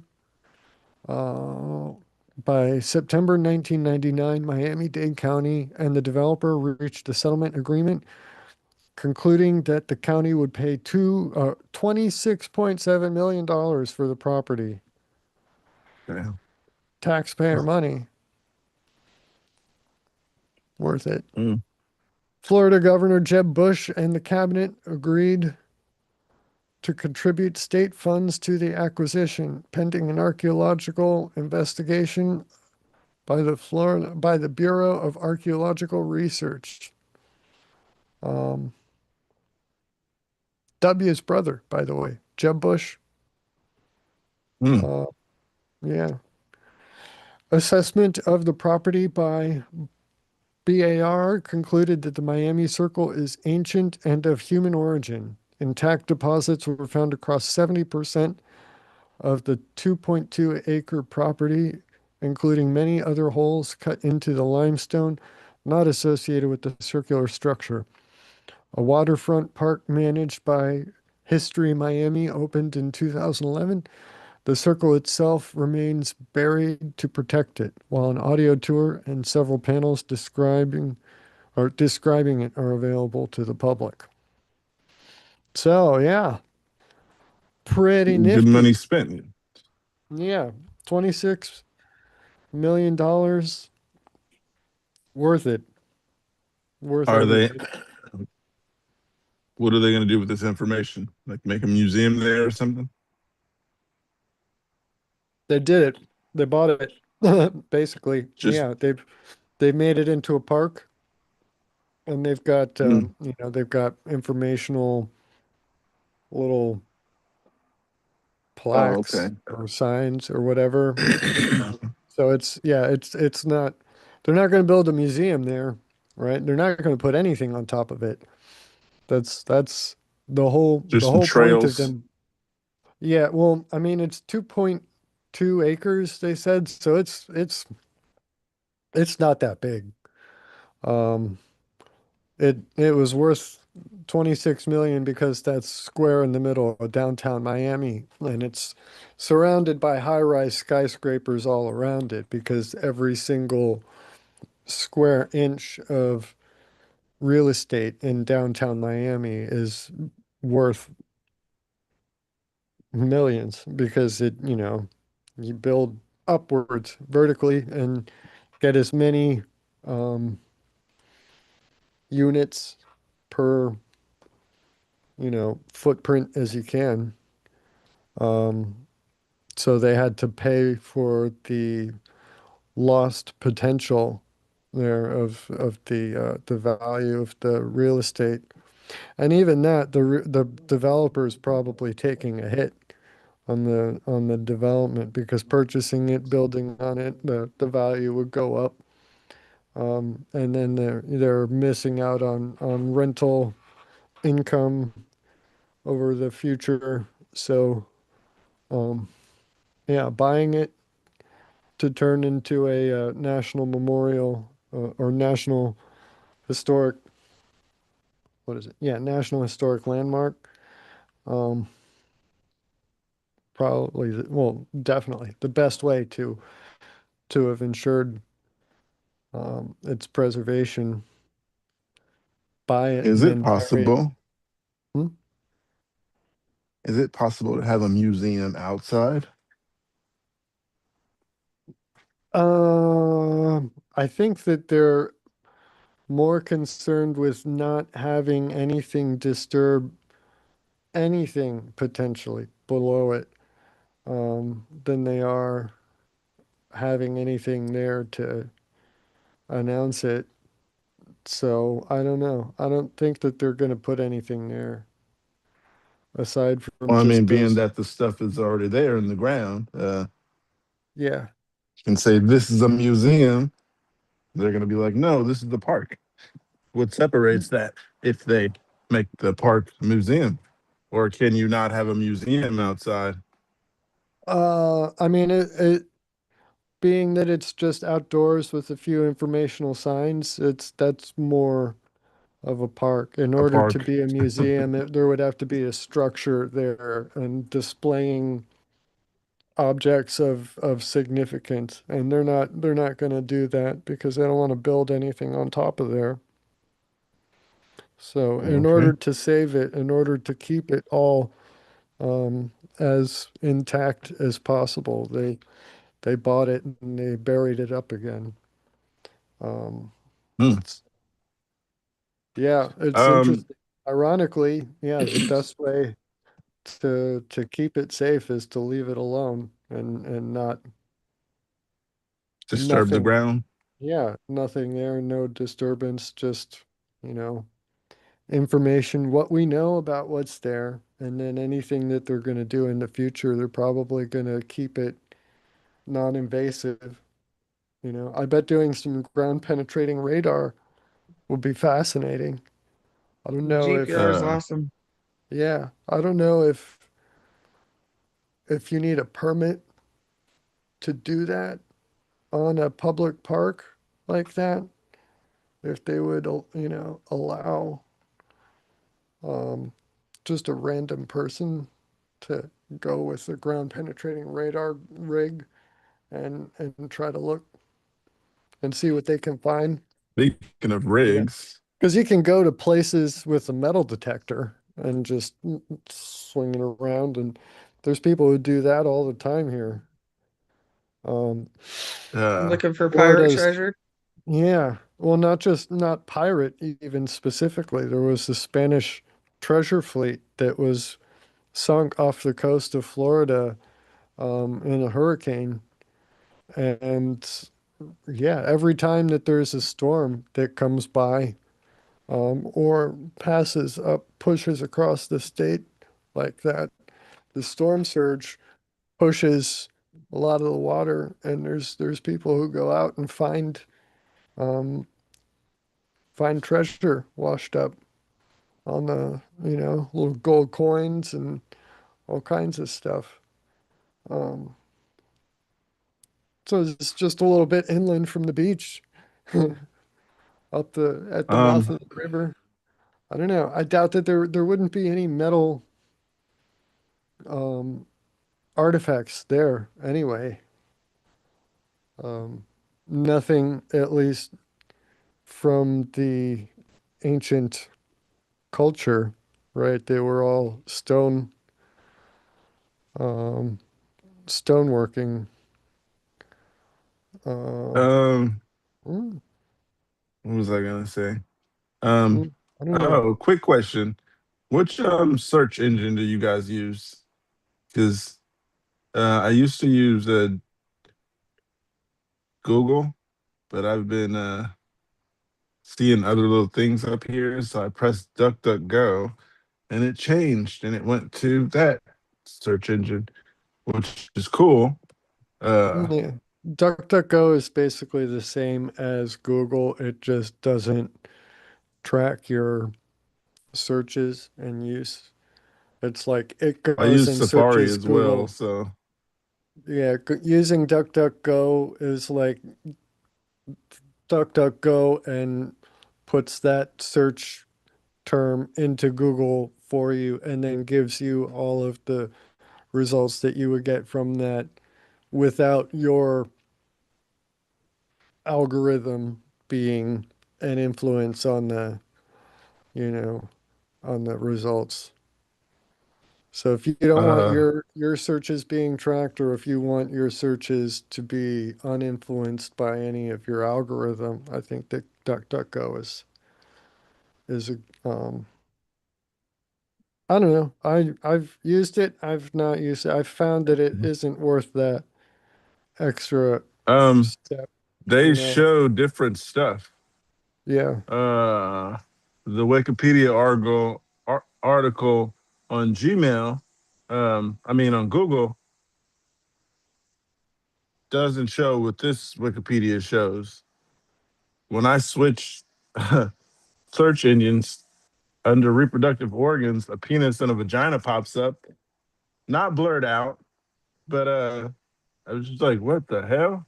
Um, yeah, I was just wanting to talk about the organs and not see a picture. Um, too late now. But I did find something else, Mark. If you weren't done with what you were done with, uh, I can be done. maybe not. I reached the I end mean, of you don't that. have to. I can look up more if you want me to, but it sounds like you got I got something else. It says porch intrusion leads to arrest of naked woman wanted for kidnapping. Marion County deputies say. So this is over there with you, Mark. Marion mm, County, Florida. A woman was arrested after she was found sleeping naked on someone's back porch, according to Marion County Sheriff's Office. Deputies responded this to this the is like a theme here. It's like yeah, falling asleep on people's property in the middle and of getting naked some crime. in public. Yeah. Well, I mean, Uh, getting naked in Florida while you're committing a crime has always been a thing, let's be real. But didn't know that one. falling Go asleep ahead. in the middle of doing something illegal, that's interesting. I haven't that's more unusual than the being naked, at Maybe that least was they here. were on the way to doing something else. We've just got the And if weather you're for it, you know. It just the sun shining, you just want it on your the bits. weather, Yeah. um, You got to get as yeah, much forgot what I vitamin was gonna D as say. possible, right? So just go out and just Maximum whatever. exposure. Yes. Ha! I'll finish this article with this lady. It says deputies responded to the 16,900 block of Southeast 8th Place on Monday and made contact with Jamie Bancroft. An Made investigation contact. revealed the 36-year-old woman had an active warrant out for her arrest in New Jersey for kidnapping, deputies say. Um, and that's all. Bancroft was arrested and clothed and transported to Marion County Jail, where she remains without bond. Yeah, so Arrested people just and committing crimes and falling clothed, asleep. hopefully, and then They gave her Yeah, a arrested. jumpsuit. yeah, They probably gave her a blanket to go to the station. I yes. don't know if they have, um, but yeah, Florida, man. Give her a blanket just to talk to her. Florida's like the Wild West. Um, Yeah. but yeah, Mark, you were talking about what'd you say? You said something about using some power tools to do something or something like that. Um, When the you said, oh man, I forgot what you said, and I don't think I have enough time for it. I'll come back to it. But anyway, they were power digging something tools. up. Um, digging up some Dig up. archaeological stuff they found. I forget. Anyhow, you said digging Was, something up, and I had an article that was about an excavator that I didn't send you, but I got it here. is it? Is Says anybody Vermont naked? dad uses excavator. Uh, Because can we? If Unfortunately not. No, I'm no. kidding. No one's naked on this page, Okay. but good. It says Vermont dad uses Oh well, excavator that's why as it's state not in troopers Florida. attempt to arrest his son. Oh yeah, this is not in Florida, Vermont but it was doesn't have the funny that he weather used the for excavator. naked criminal activity. um, yeah, he used the excavator as a state trooper's attempt to arrest his son. An upset father behind the wheel of an excavator took aim at Vermont state troopers as they attempted to arrest his son. Dramatic dash cam footage, which state police released Thursday, shows the June 14th incident. The video, two troopers attempt to arrest his son, identified by WCAX as 24-year-old Brandon Tallman, who was wanted on assault and burglary charges.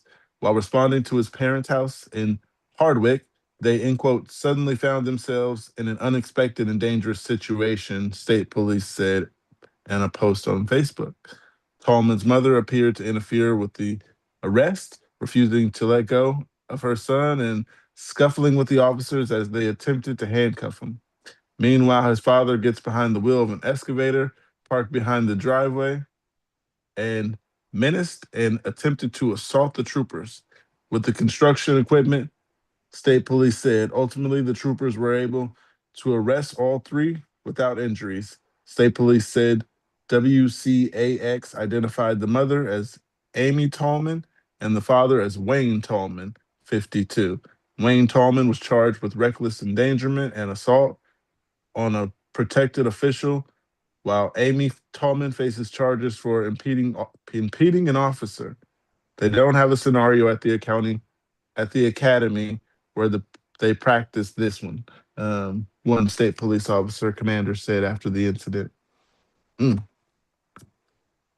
Yeah, so I went and looked for the video and I found it, and this guy's like swinging the excavator back and forth, and the officer finally, after the guy tried to slam it on him, the part where you scoop the dirt, it's just hanging. Well, kind of just hanging. It wasn't. It was broken. Um, and I guess the officer had a gun on him because he swung it, and then he finally had an opening. And he's like, "If you move it, I'm gonna shoot you." And he didn't move it. He's lucky he wasn't already Officer, shot. Honestly, yeah, that's he tried stupid. to drop it. He dropped it like 2 or 3 times, just That's like trying to ins pass him, and they're holding the son. I'd have to send you guys the video. I'll send it another time. But yeah, that's wild. that's So wild. both parents were arrested as well as the kid. Is that what? Sounded like it. Yeah, the Yeah. parents were attempting to like try to snatch their son away from the officers, and Okay. then the wife ended up falling on the ground and still holding the son. The dad goes and gets the excavator. It's like swinging it. Yeah, I'll send you guys The, the video, or you what can the look it hell up were they online in think? Like, Vermont. what are they hoping at that point would happen, even if they succeed, that the police officers would just say, give up? Okay, You never know. we're just gonna leave. We're just gonna go away. What would they, I And come mean, back with a That's what they were SWAT team. thinking. right. So Right. what they would have to leave, right? Flee. All three of them flee, become fugitives, right? Mm. Or just sit and wait for the SWAT team, or get shot in the escalation for, yeah, actual physical confrontation with the police. We get to a point where, yeah, it's I could totally understand where the officer trying, like with the guy trying to assault him with an excavator, would feel like his life was in danger. Therefore, but they could say it was justifiable force to shoot him. that's definitely, yeah, that is a rather lethal weapon, isn't it? Yeah, That it can is. Indeed, it is. mess up a person's day. And Um, I don't think he got much time for that either. mm, Uh, mm. yeah, but I sent the article to you. Oh, there's no Can you video hear on the the lawnmower? article? Oh, wait, There's a no, no, never video. mind. Okay, yeah, just taking his sweet time to load. What? What the hell? The- Okay.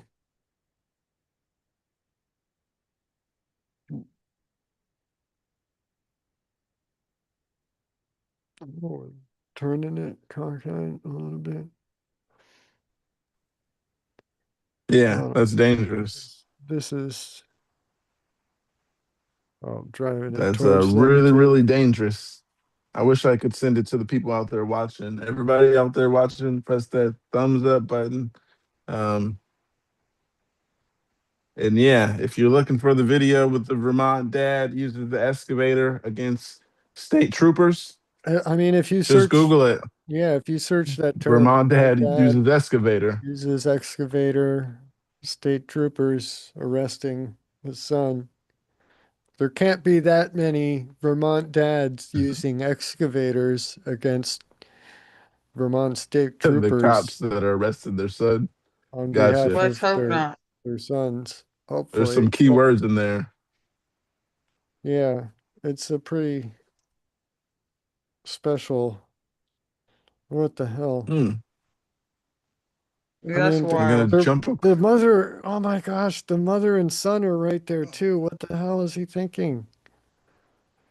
I'll get the Uh, police away from you. I'll just swing this thing right over your heads. That'll get him to leave you alone. Ugh, that could be really Very, scary. Like the guy said, we don't practice for this in the academy. no, Uh, definitely not. that would be really scary. Yeah, I'm looking at your face, and you look like you're watching the video as he swings that thing at him. I Yeah, am. Does it look broken? Yeah. It's right next to a car too. Uh, yeah. But it's yeah. They we'll I go can across the I can see country to Maine. why they might go easier on the mother. It's it's often I don't know.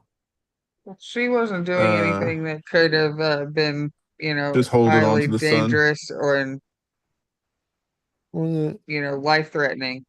She was just arguing with them and trying to stop them. sentencing is Uh, oftentimes a bit more generous for women as well. But the man, mm. he should be, throw the book at that Worse guy. time than the son. Uh, he tried to slam it on officers. Yeah. Did they, I don't even, Uh, did they say what the son's warrant was for? What was he uh, wanted for? I wonder. I don't very see unsure at the anything. moment. Yeah, Um,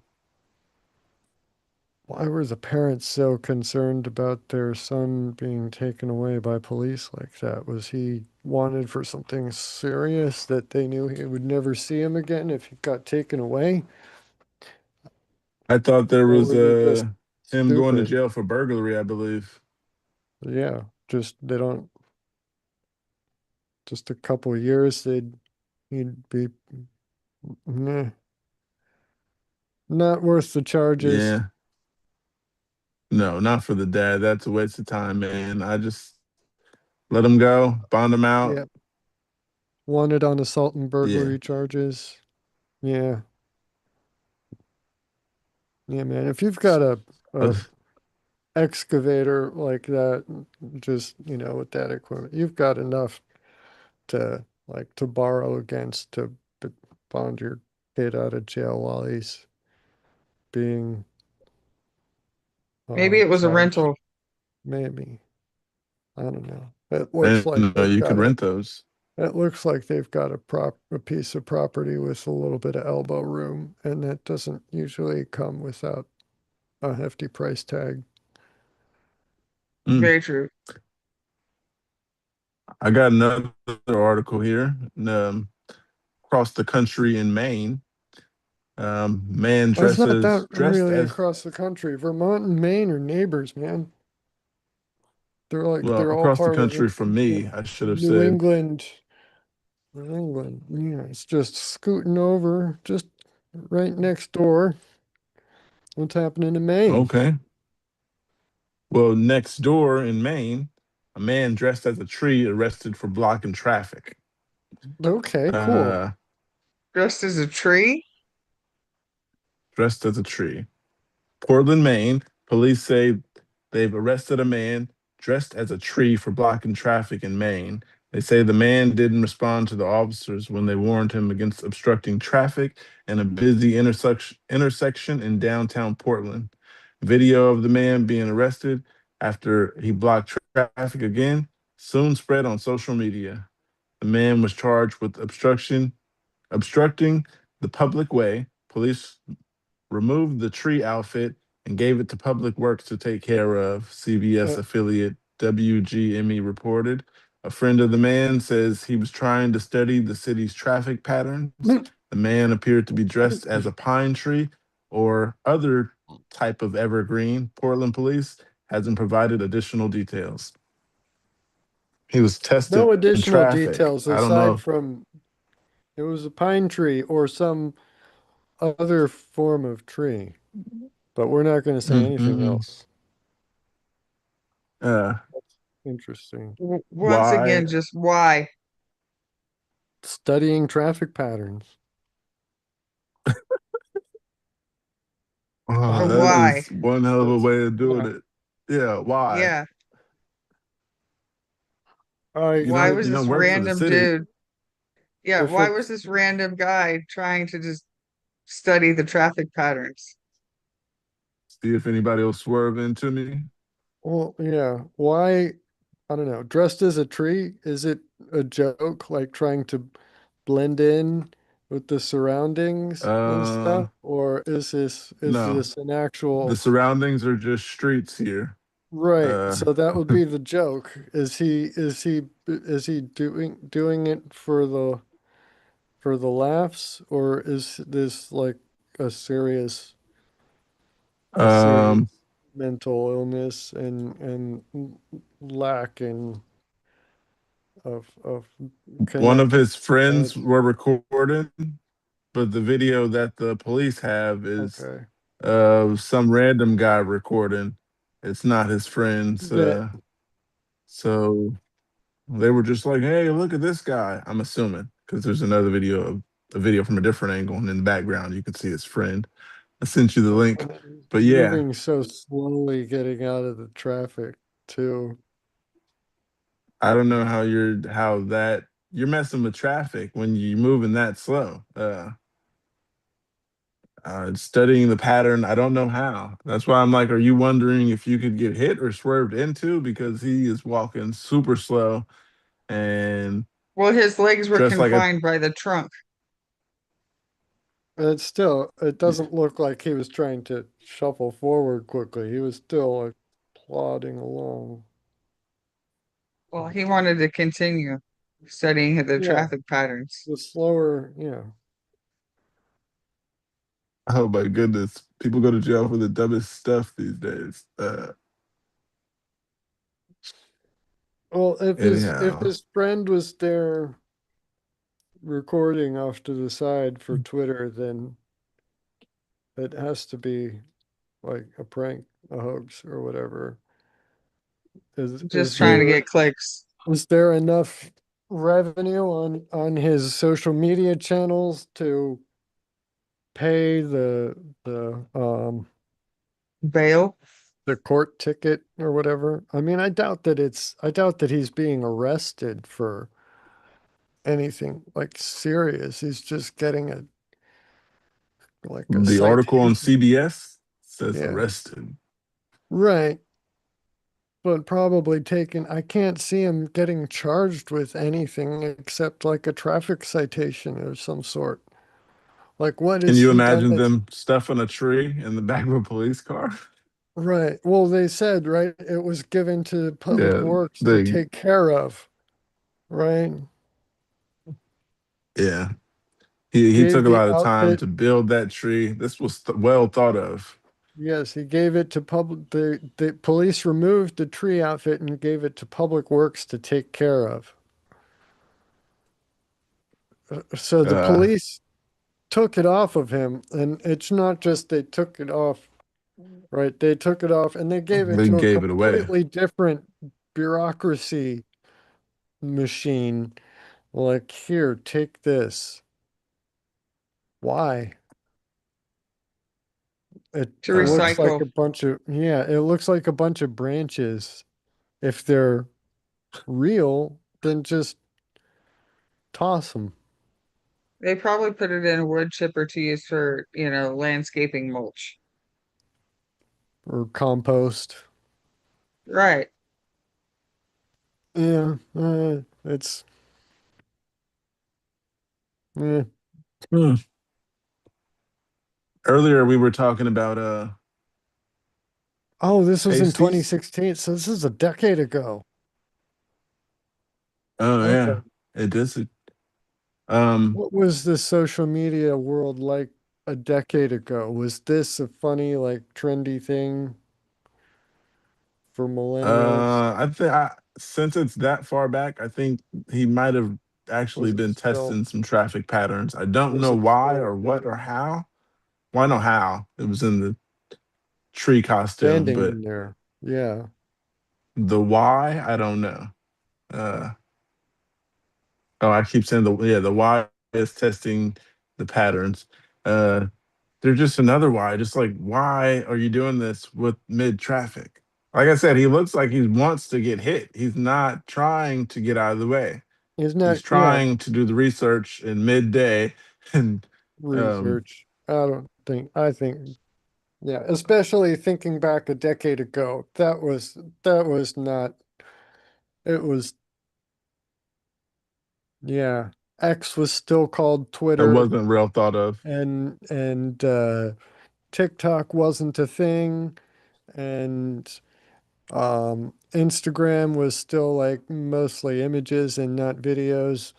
Um, yeah, this was a while back, man. A decade ago, and internet time is ancient, practically. Uh, Um, yeah, I got another article here though. Um, it's actually on Fox News, but we were talking about the pasties and stuff. But it says oh, acrobat detained for thong bikini at Myrtle Beach pushing to change law. Myrtle And I Beach. remember Andrea said every every swimsuit is a thong these days. Uh, Practically. Yeah, yeah. So um, be right yeah, my back. phone's listening to everything. Well, of course. Fortunately, uh, I mean, it's it said tied the to thing about the YouTube, bikinis. and everything is all being live streamed there, so they know exactly what we're talking about. Oh yeah, I forgot about that. Yeah. So it decided that we should talk about thong bikinis. Um, yeah, it was on trending. It said, I don't know why or how, but anyhow, they're trying to get it says Myrtle Beach pushing to change law. Um, Performer Sam Panda hopes to revise the law on barely there swimwear. Hmm. Yeah, that does look barely there. Anyhow, life's a beach until your swimsuit causes a commotion.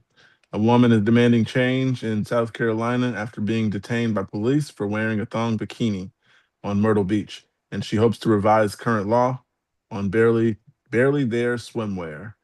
Acrobat Sam Panda was handcuffed by authorities on the beach 2 weeks ago amid a dispute about a teeny bikini, as seen in a 20-minute video posted on Facebook that has since gone viral, over 1.6 million views.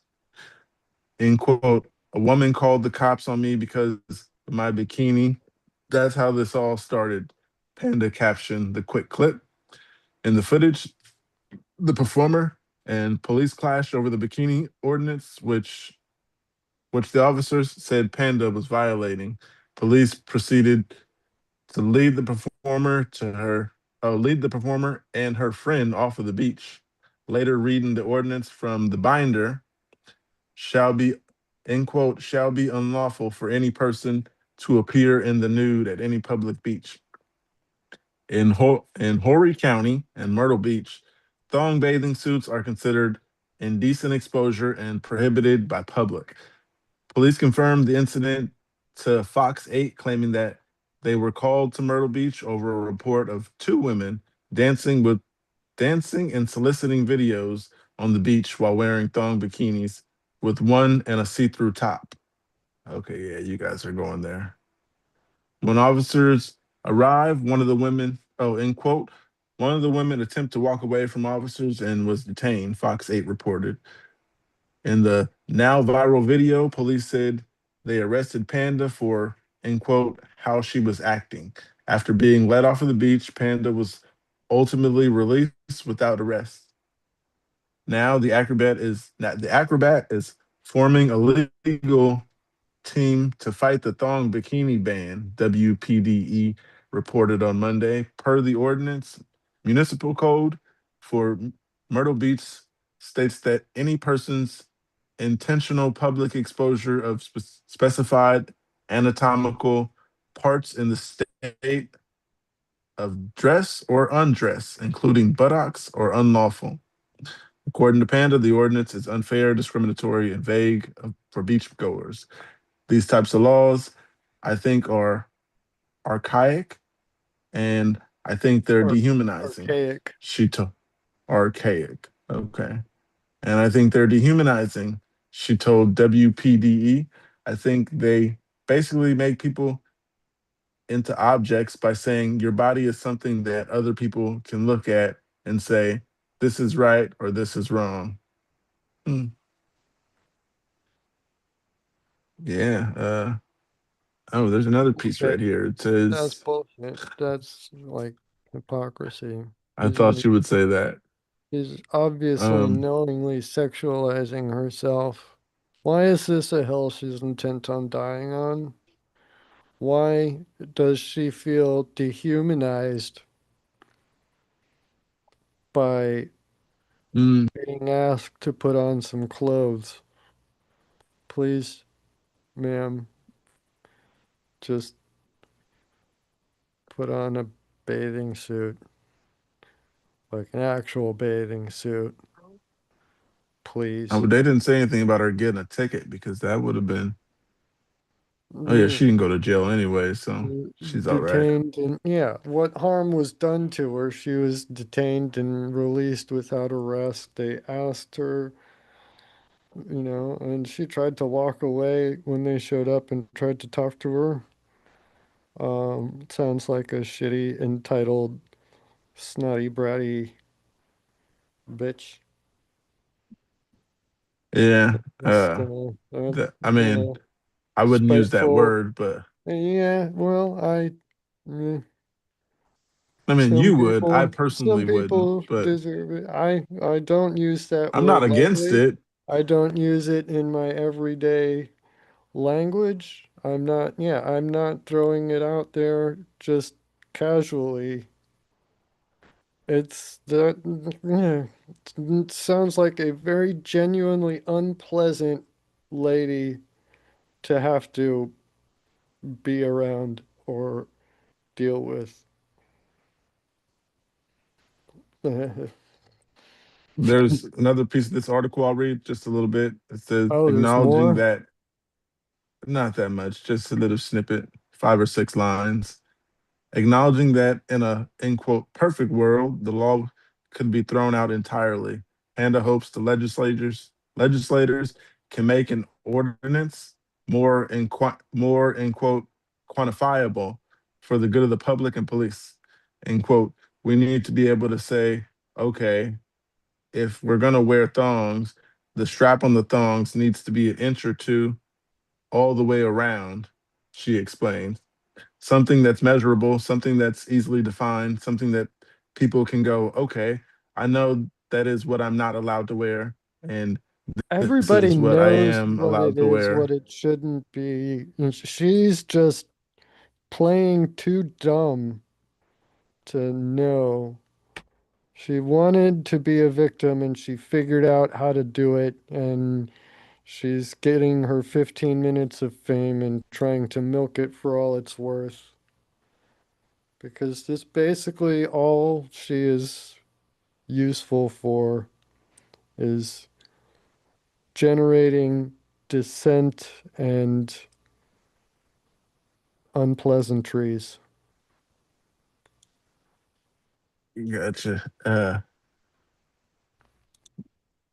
Yeah, you I don't don't like know why. I seeing just ass on the beach? last time I I don't think went to that the it's beach, I think I necessary did. in public on a beach where children might be around. Just I mean, be I see like, your point. I'm just, you seem very against thong. I don't Everybody likes to see a little see, ass every now and um, then.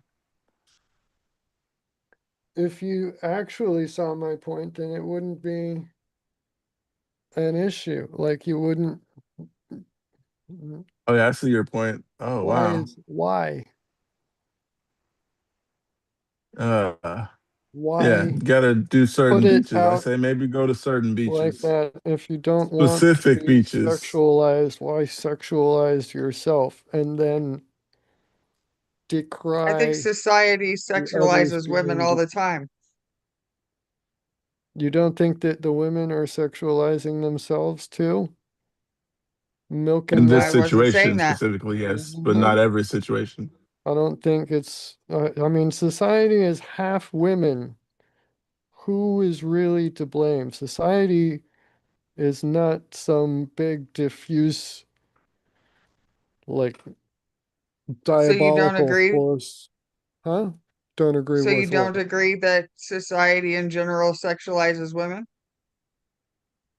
I disagree that society is this big abstract thing that can be demonized, and there is no personhood attributable to society that we can say society is doing this. No, society does not have any sort of like volition. Society is just a word that is used to encompass the population. So it's not that society forces anything on women. It's that, you know, the consensus, large consensus is in one direction or another.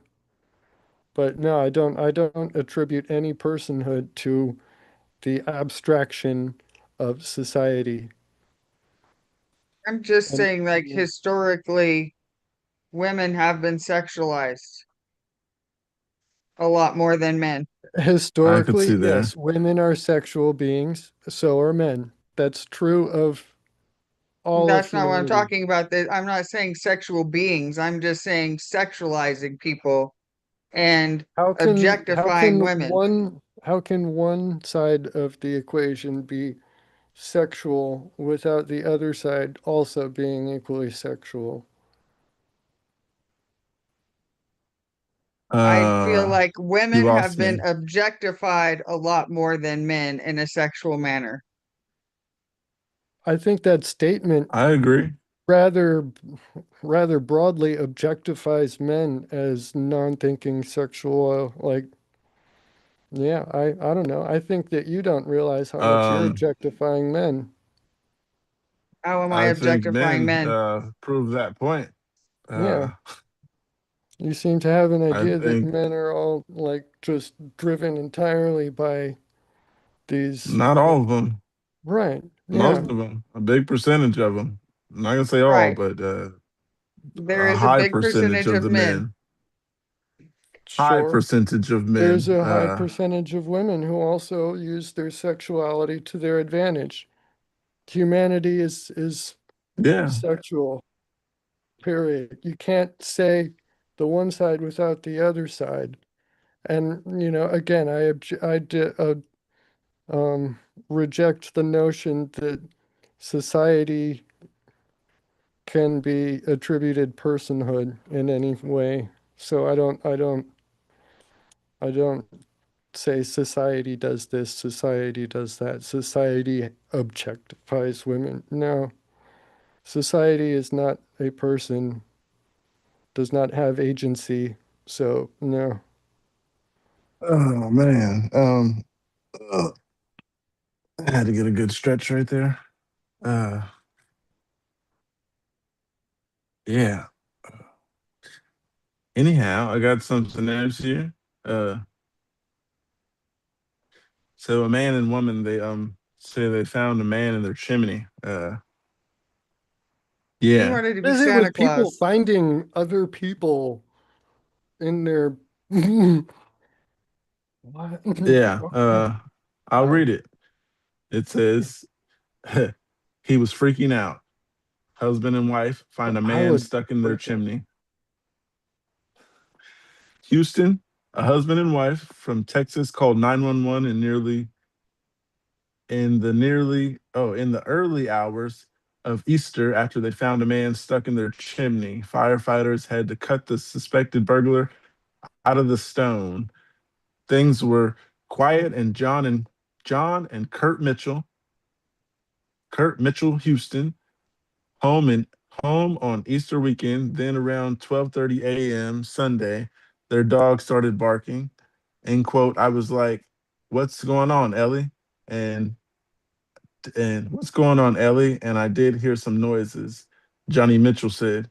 All of a sudden, I started hearing groaning, and it was coming from the fireplace. She woke up her husband, who was confused by what his wife told him. Maybe a raccoon or something got in, Kurt Mitchell said. Come down and open the flue inside the fireplace. And this guy speaking Spanish, and he was freaking out. The couple called 911. The Houston firefighters came to knock down the wall brick by brick. The man later identified as 33-year-old Edwin uh, Edwin Salmarin Granados or whatever was stuck in a fireplace no bigger than 2 square feet. In quote, when I broke in it, the front fell off and there was his face and his shoulders, Kurt Mitchell said. Granados was stuck for roughly 2 hours before the firefighters were able to pull him out. The Mitchells believe he climbed the fence, got onto the roof, removed the chimney cap, and attempted to climb down, becoming trapped. Oh, before coming trapped. One of the firemen spoke Spanish and told him he was being chased and was trying to get away from something. So I don't know, Kurt Mitchell said. He and his wife now have to deal with patching their wall, and hopefully with the help of insurance. I hope we don't have to pay for it because it looks expensive, he said. Granados is still in the hospital following the ordeal. The Harris County District Attorney's Office said he will be charged with burglary of a habitation. That's interesting. I mean, at least Yeah, this time he wasn't asleep. The homeowners were asleep. yeah. I don't know. But That's that's messed up to get stuck though. He must have been ah claustrophobic. You yeah. 2 square feet and you just I'm feeling can't move. You're just claustrophobic standing just there. thinking. Oh, I'm thinking it yeah. had to be painful. Oh And who man. knows how long he was in there before he was discovered, and then 2 hours to get him out. Oh, so it wasn't even two Yeah. hours total? 2 hours alone total would be more than enough for me to have panicked myself to a heart attack. And You yeah, claustrophobic? Yeah. They heard it around 12 a.m. And mm, heard it at 12 a.m. did, yeah, it But just did says they they act, heard it did at you, 12:30 and the dog started barking. okay.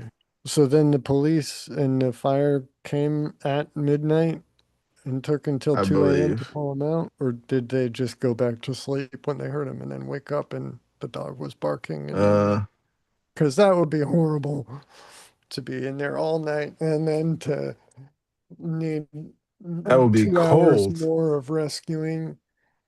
And yeah, where was Can you it? Is imagine it? how cold that would be? I mean, at least it's Um Where the was it at? summertime. So, in Arizona.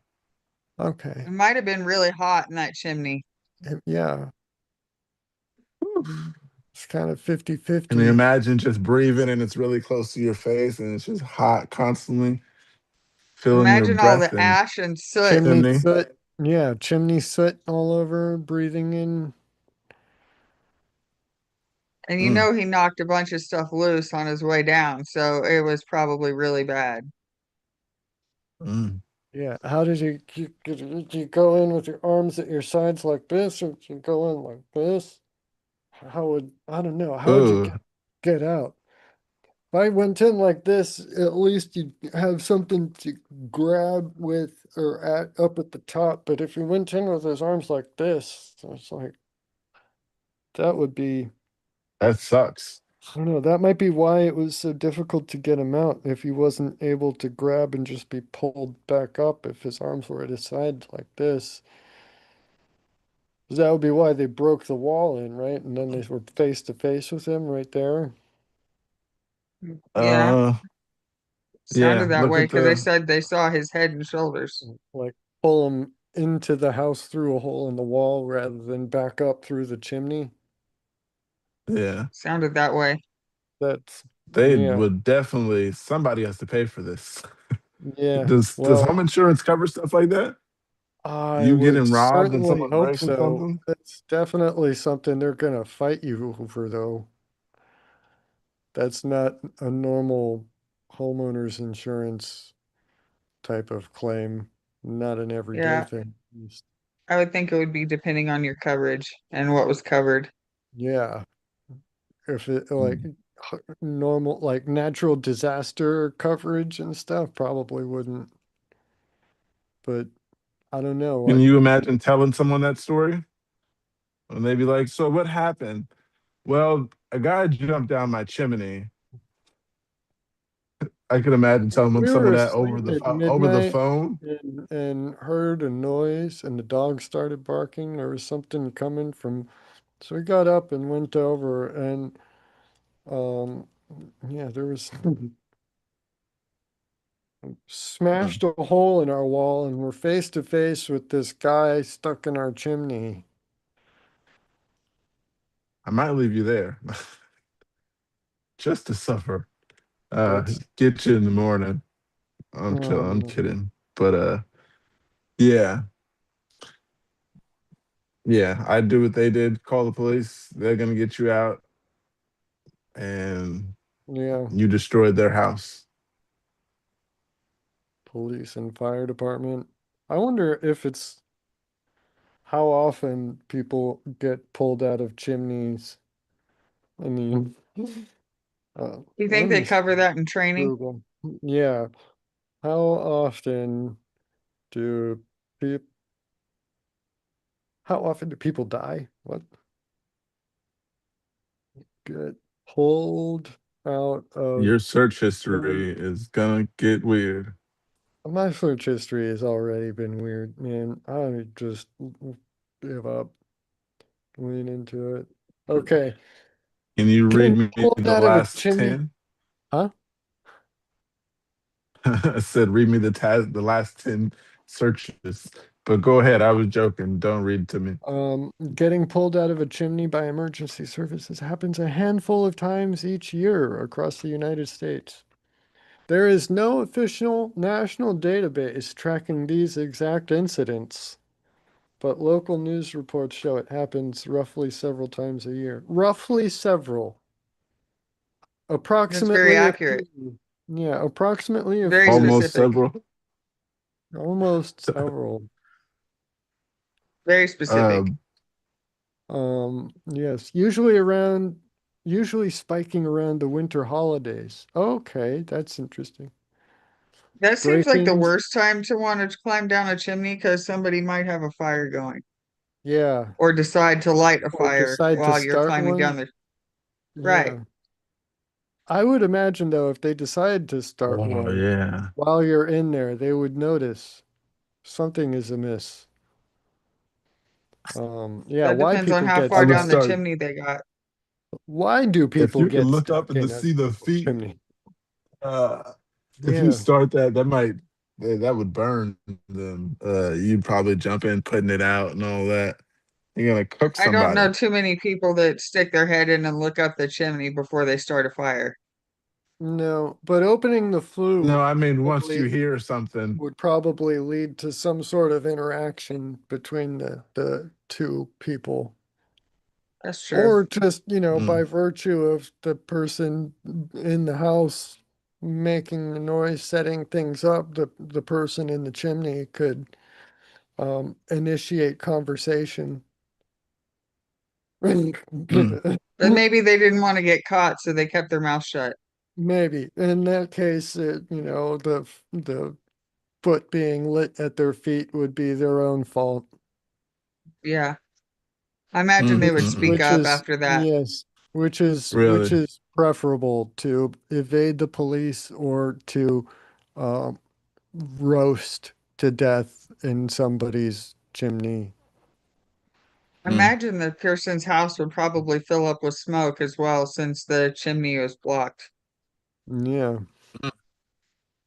So it would probably warrant a phone call to emergency services or something anyway because their house was filling with smoke. How often should I have my chimney swept? I wonder if chimney sweepers get stuck in chimneys often. I don't think they Oh, climb in them to interesting. sweep them. Mm. Uh, The I got National another Fire article here. Protection Association standard says chimneys, fireplaces, and vents shall be inspected at least once a year for soundness, freedom from deposits, and correct clearances. So I Got to don't know clear the out the last bird time our nests. there firefight. you go. You Yeah, I don't know guys, last you're time this welcome. fire thing has got Um, cleaned.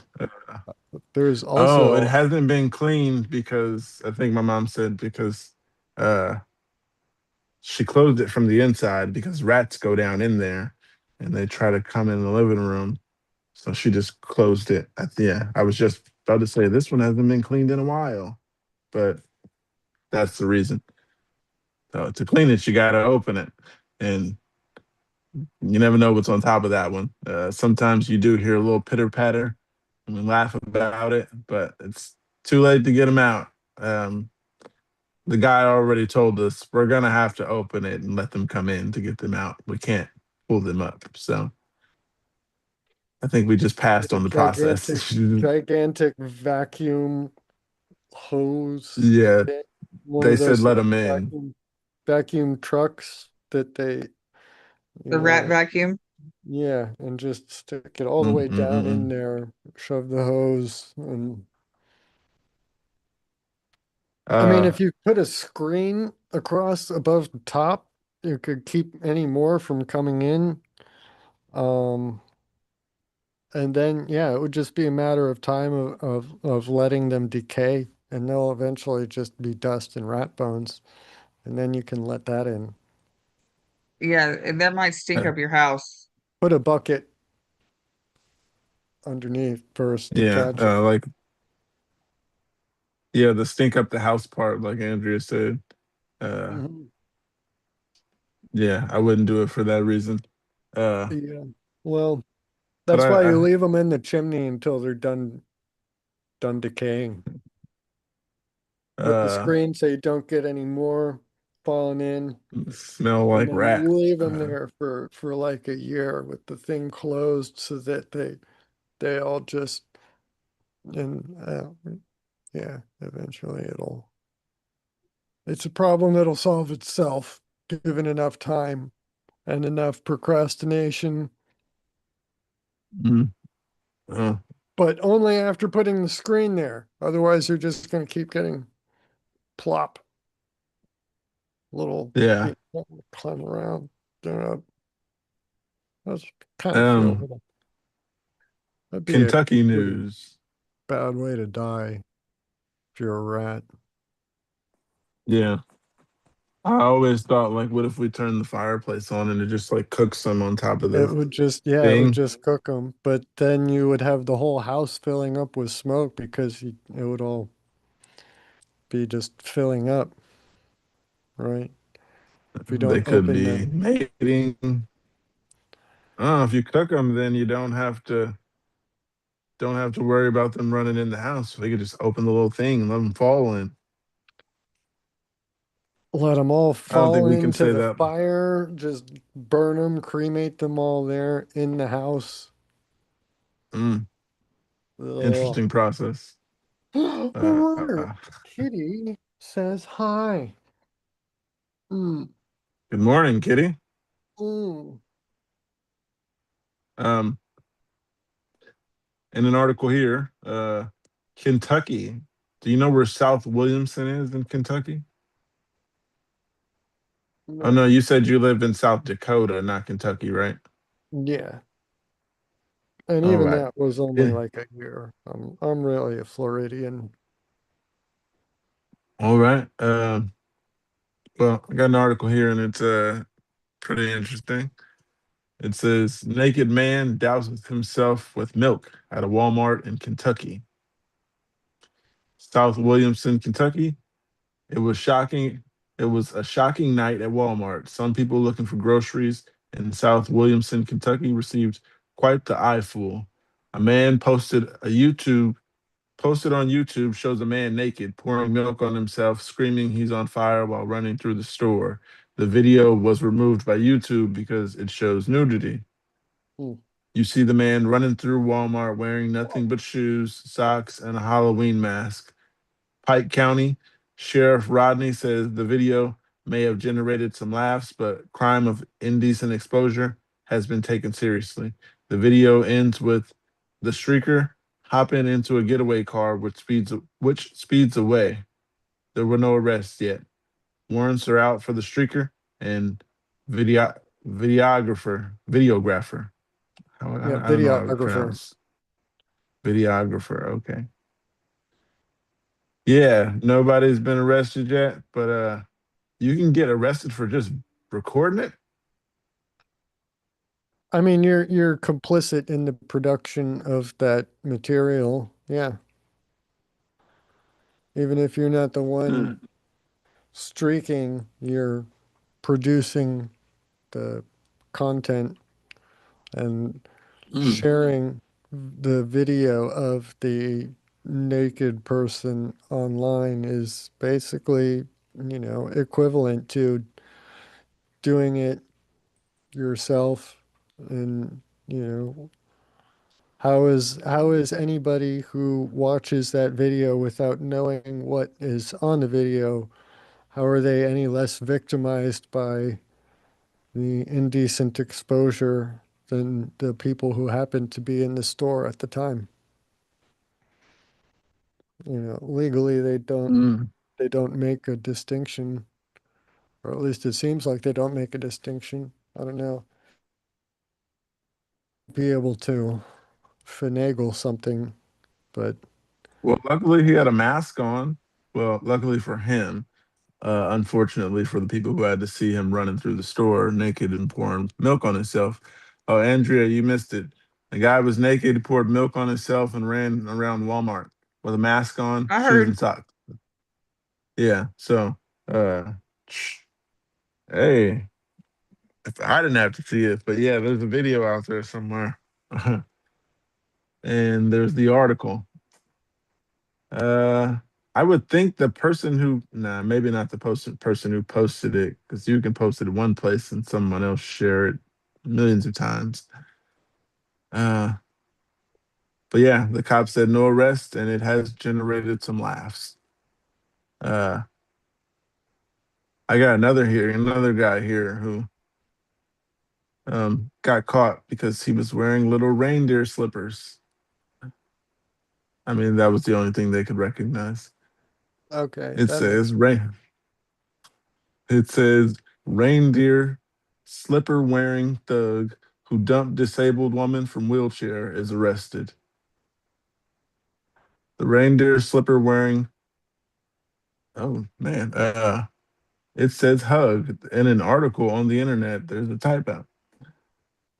Um, Reindeer slipper wearing hug, which should be thug, who tried to rob a woman from her wheelchair, is under arrest thanks to the good work of Phoenix police. Austin Sherbut was captured Saturday afternoon after thousands of people shared the picture across social media. The 26-year-old Sherbut has two outstanding warrants and now faces five new charges, including robbery, kidnapping, and assault for dumping a woman out of her wheelchair on the light rail and taking the chair.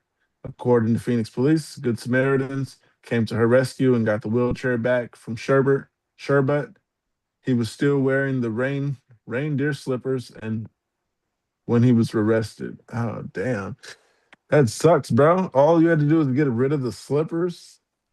I mean, not that I wanted him to get away, but mm, that's there's better ways of getting away. it's not. I steal a wheelchair from somebody. Yeah, that's No kind of. idea. Why on a light rail? Um, yeah. You're gonna put the person on the ground. There's all those people on the train too. But they helped her. So I've seen people just sit there as people fight. Um, I can't watch someone just beat someone down. Uh, I just exit. No, I'm kidding. Um, but yeah, this guy was caught later on with the slippers. Oh no, I think it said days later. Uh, Thousands of people. I seen this guy with these slippers or the picture. Yeah, Mark, I'm gonna send you this article and ask you, would you like some slippers like this? I got my fluorescent sandals here already. Bang in the Check out his micro. little. It looked like Rudolph the Red-Nosed Reindeer slippers Yeah, with the nose on the end. Um, Too So, recognizable. If he had on like some black random shoes, that's easier to get away with. But those slippers, that being the reason you got caught, bro, you deserve to be caught. And then you dumped the woman. You deserve to be caught for that too. Uh, Seems to me that a lot of these criminals aren't very bright. what is he? I right. mean, what did he even want a wheelchair for? Like what? What is he? I'm not sure if they asked. I should look at a few more Yeah, articles. I don't know. I don't know if even he knows why. What is going on here? Um, yeah, people out there are wild these days. And yeah, they didn't say why he wanted the wheelchair, And but it that looks didn't like come to it's just a mind. But now light I'm thinking jog about it. away, getting away. Of course, he's kind of big. It doesn't look like he could really manage a sprint. Well, Yeah, I didn't look at the video, but I did see one, so I sent it to you. Uh, yeah, but did they say he actually got away with the wheelchair? I can't remember. the No, the video, it people says got it back.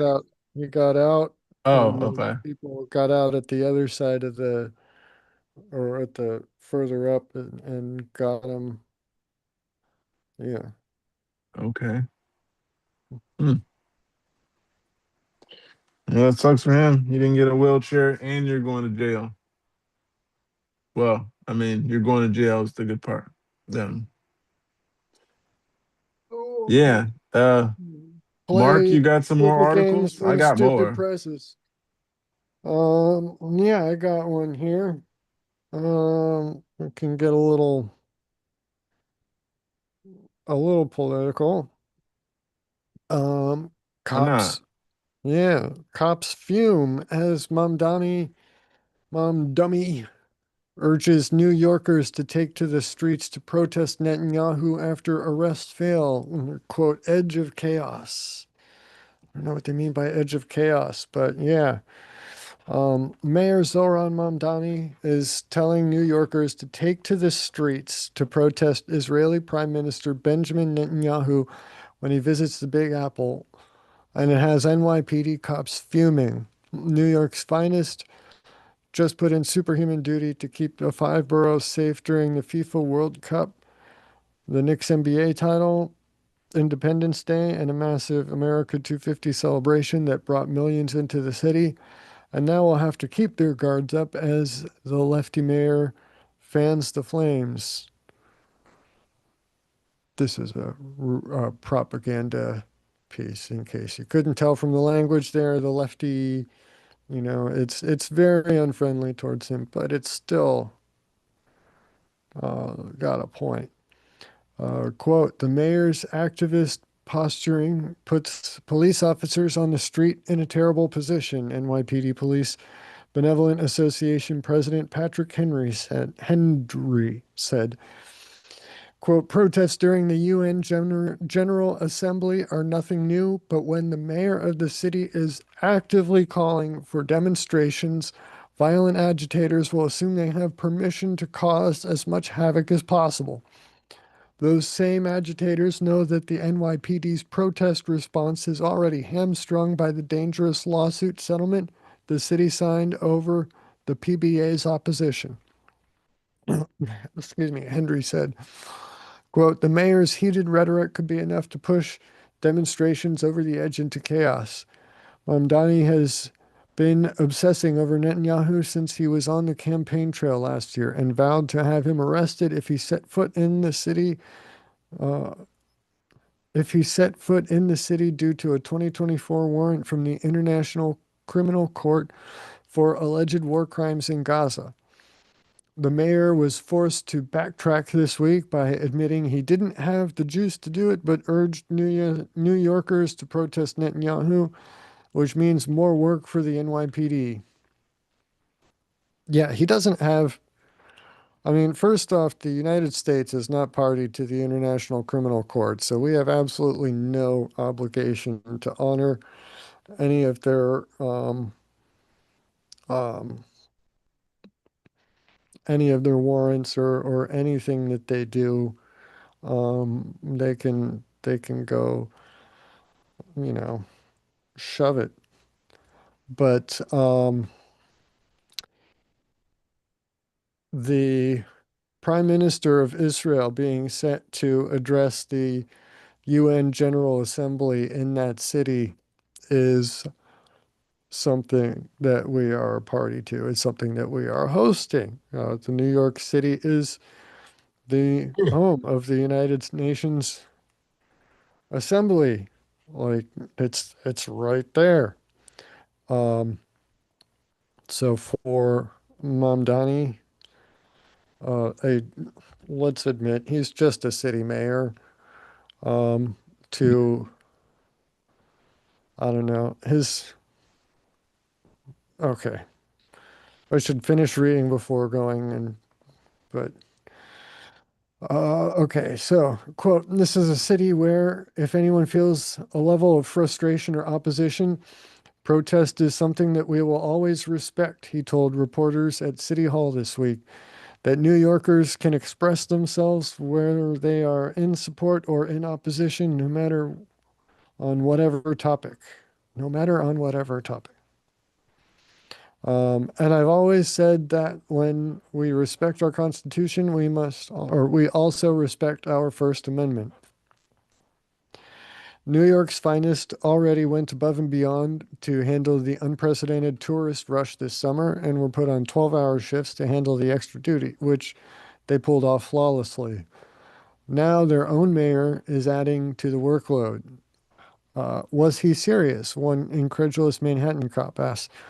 Cops just came off a crazy 6 weeks between the Knicks and the World Cup, working long hours every day, and now he's going to subject them to unnecessary problems, the cop said. One Brooklyn cop called Mamdani, quote, nothing more than a cheap politician looking for cheap headlines. Who knew, or at least should have known, that he, quote, didn't have the power to arrest the prime minister? Yeah. Another department veteran added, quote, when will he realize that he is not an activist anymore? He's not gonna. He knows what he's doing. He should be, quote, he should be governing the city and trying to keep the peace instead of inciting a riot with his rhetoric. He said he is basically telling the crazy people to do what they want and there will be no repercussions if a cop gets hurt. It will be on him, but that is the least of his worries. Yet, despite the added burden, police union officials said the NYPD will be ready, as always, when the UN General Assembly kicks off in September. Quote, Mayor Mamdani still acts like he's leading a protest movement instead of running the largest city in America, said Scott Monroe, president of the NYPD Detectives Endowment Association. Quote, if Mayor Mamdani wants a reminder of how important the First Amendment is, perhaps New York's law enforcement unions should organize a lawful demonstration outside Gracie Mansion and let him experience firsthand the consequences of encouraging mass protests without guardrails, he added. Mamdani's office did not immediately respond to a request for comment. Uh, so there we go. That Yeah, a city mayor actively encouraging political protests. Um,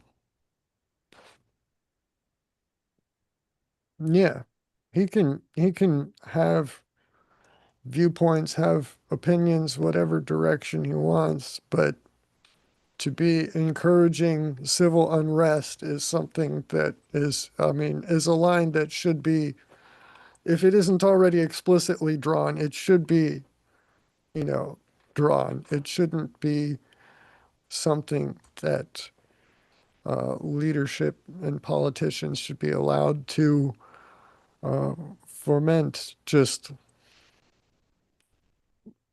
you know, once they've been elected, right? You know, like I said, he's not a political activist anymore. He is a mayor representing the best interest of the city and all of its constituents, not just the ones that voted for him.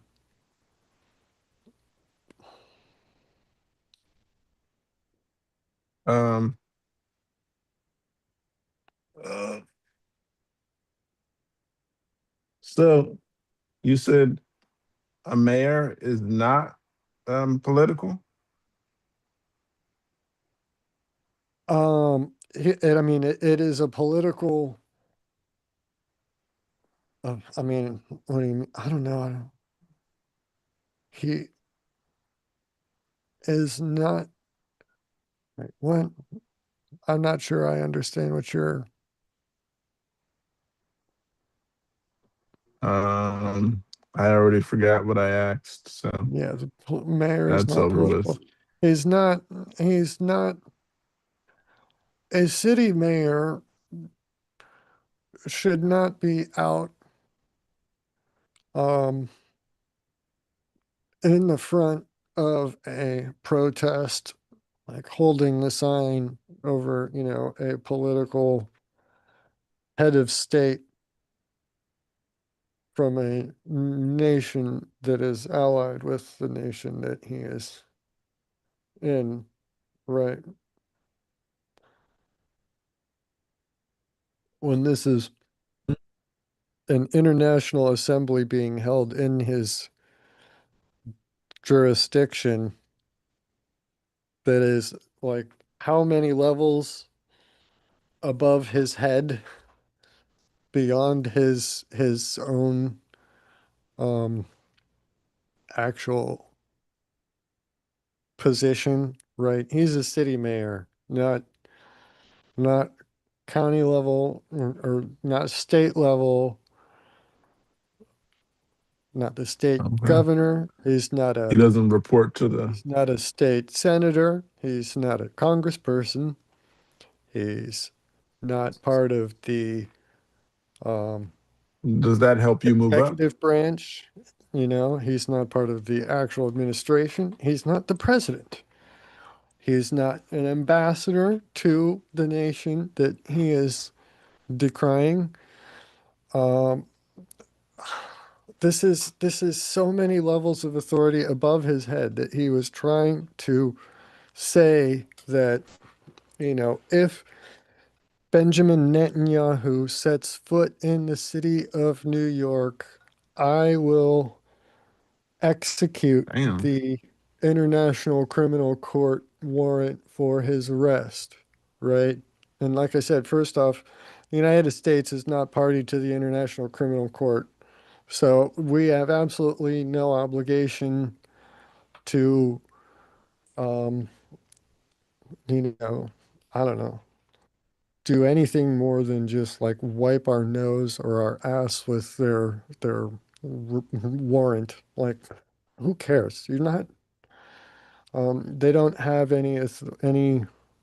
We don't have any obligation to honor them. They don't have any authority over our law enforcement. It's not a thing. Um, um,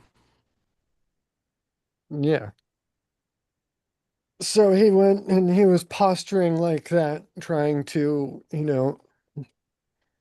stir up some anti-Israel um, uh, protest, anti-Israel sentiments.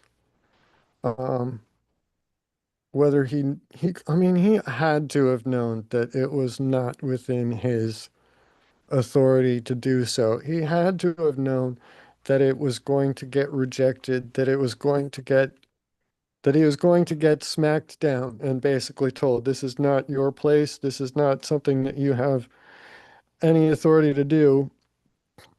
Um, so there had to have been no reason except to make a political statement against Israel and to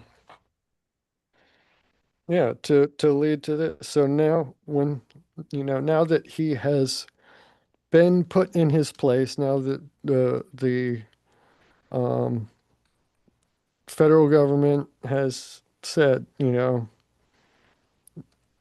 overreaching significantly by saying this. Yeah. So now he's going and saying, telling New Yorkers, okay, so I'm not allowed to go and arrest the Israeli head of state um, when he comes here to address the United Nations, which both he and we are a member. Um, so, instead, just protest. Just go protest, clog up the streets. Um, like what the hell? Well, he knew that he didn't have the authority. He knew that it was going to get to this point, that he was going to get shut down. Um, it was nothing except a statement against Israel. It was nothing except just a political protest. And now he's trying to lead a political protest from his mayoral position, encouraging New Yorkers who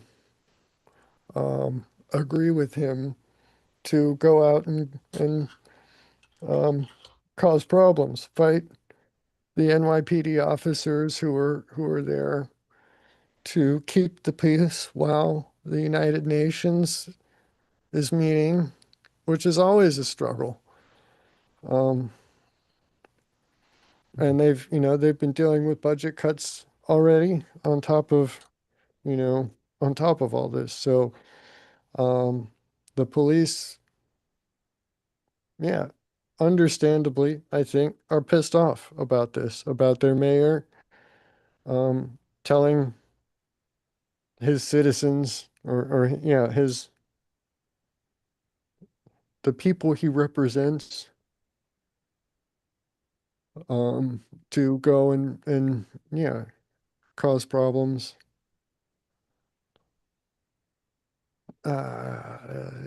He's just a shitty person.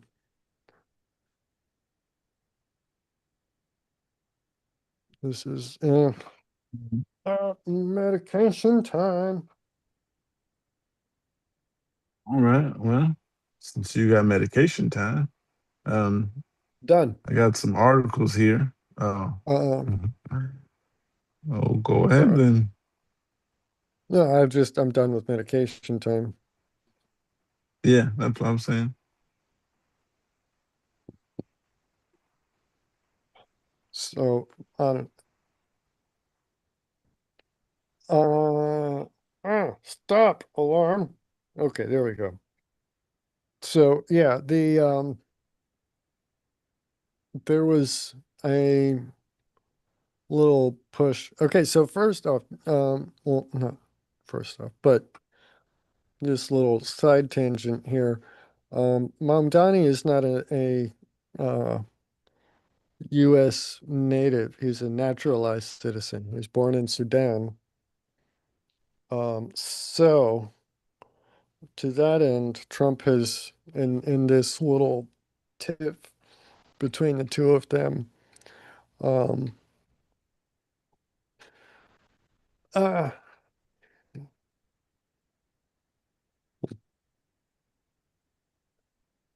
Trump has threatened to denaturalize Mamdani, basically take What does away that his mean? citizenship. Yeah, he's a Oh, naturalized citizen. He immigrated to the United States.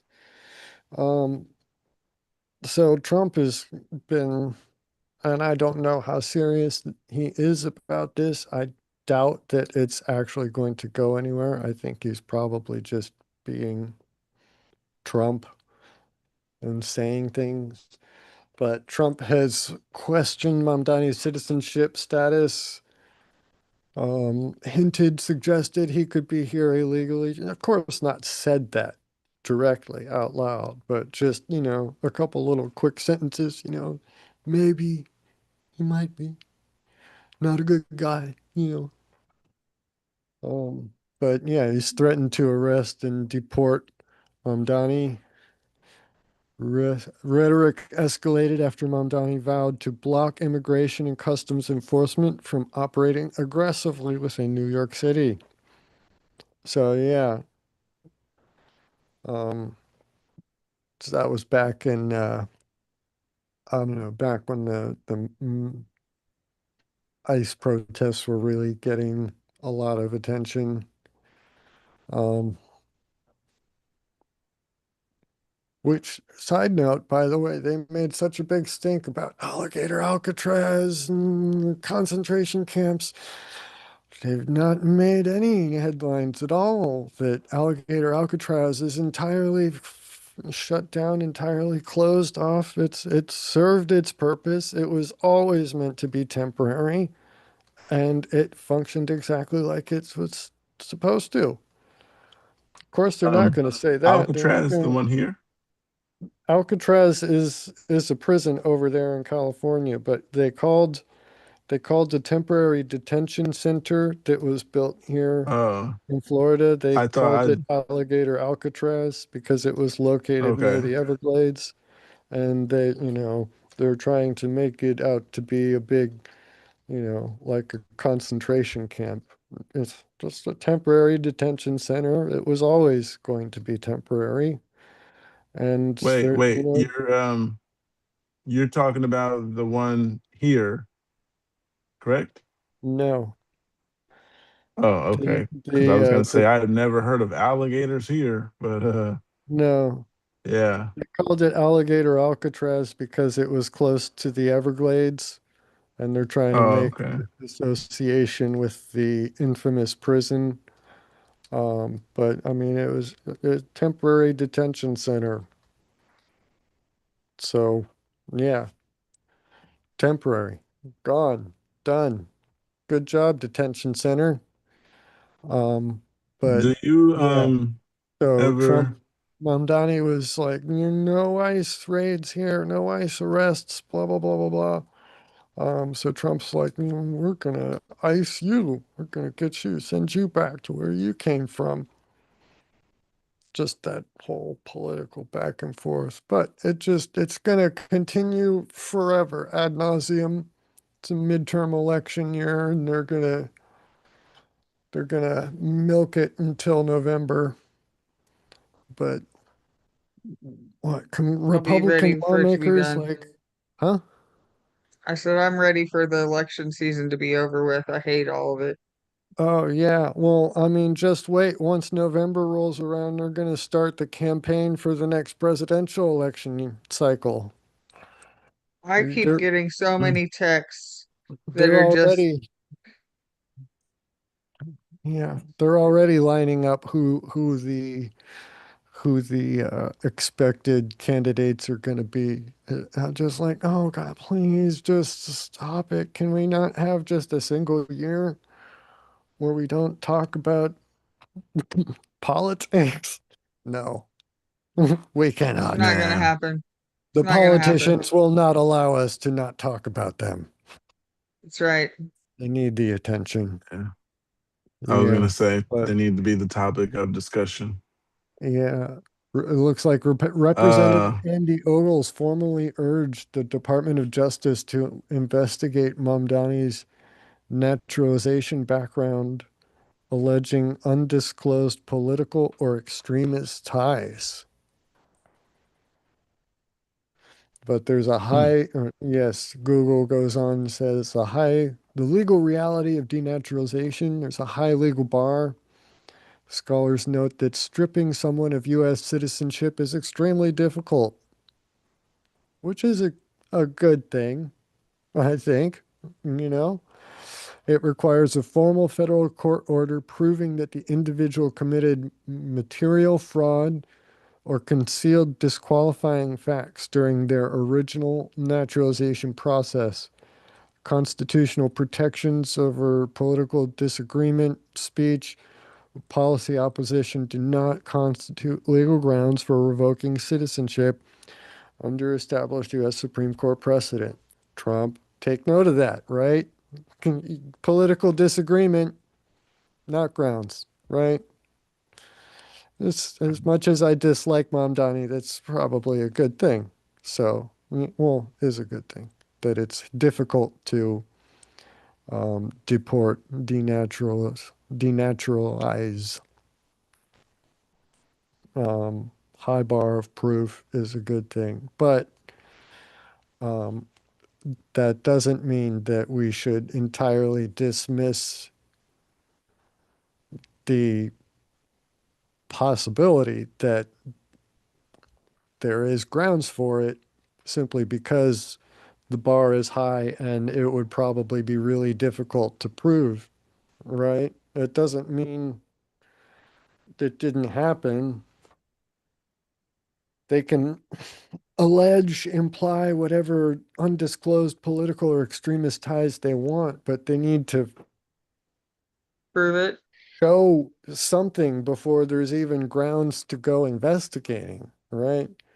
Not You even would just think. proof. They need something in as beyond just He pissed allegations. Trump off. Yeah, undisclosed allegations, political or extremist ties. I mean, maybe coming from Sudan, political or extremist ties certainly possible. Extremist ties are almost universal over there. One side or the other side. They're both, you know, right? Hmm. Is Sudan the one, or is Sudan the? That's your I got department. I plenty of don't know. articles ready. Yeah, I'm just I know nothing about Sudan. Uh, Whenever you're ready, I got plenty of articles, uh, all lined up, waiting for you. Sudanese, African. A whole. You make it sound like you're gonna take up the next 24 hours or so with articles. Man, I wow, you got can. them all. I believe it. Oh gosh, I You got to can't. be I ready for can't stay 24 for that hours, long. though. Yeah, I can't. I got there's a pot of chili over there. I got to work on at some point. Um, Gotcha. see, Too hot for chili. well, One we've day got we're to gonna get do a really good 24 hour. You're gonna need uh, to get some more recruits. schedule, like a rolling Right. schedule or something. Consistent Yeah. 24 hours. Yeah. Is there even a demand for that? No, that's a thing. Comment and let us uh, know if you want a I've 24 heard people doing it. I've marathon. watched a couple. How Uh, did you manage watching all of that? Even because on double. eventually they went to sleep, and we just get to watch them on their bed sleeping.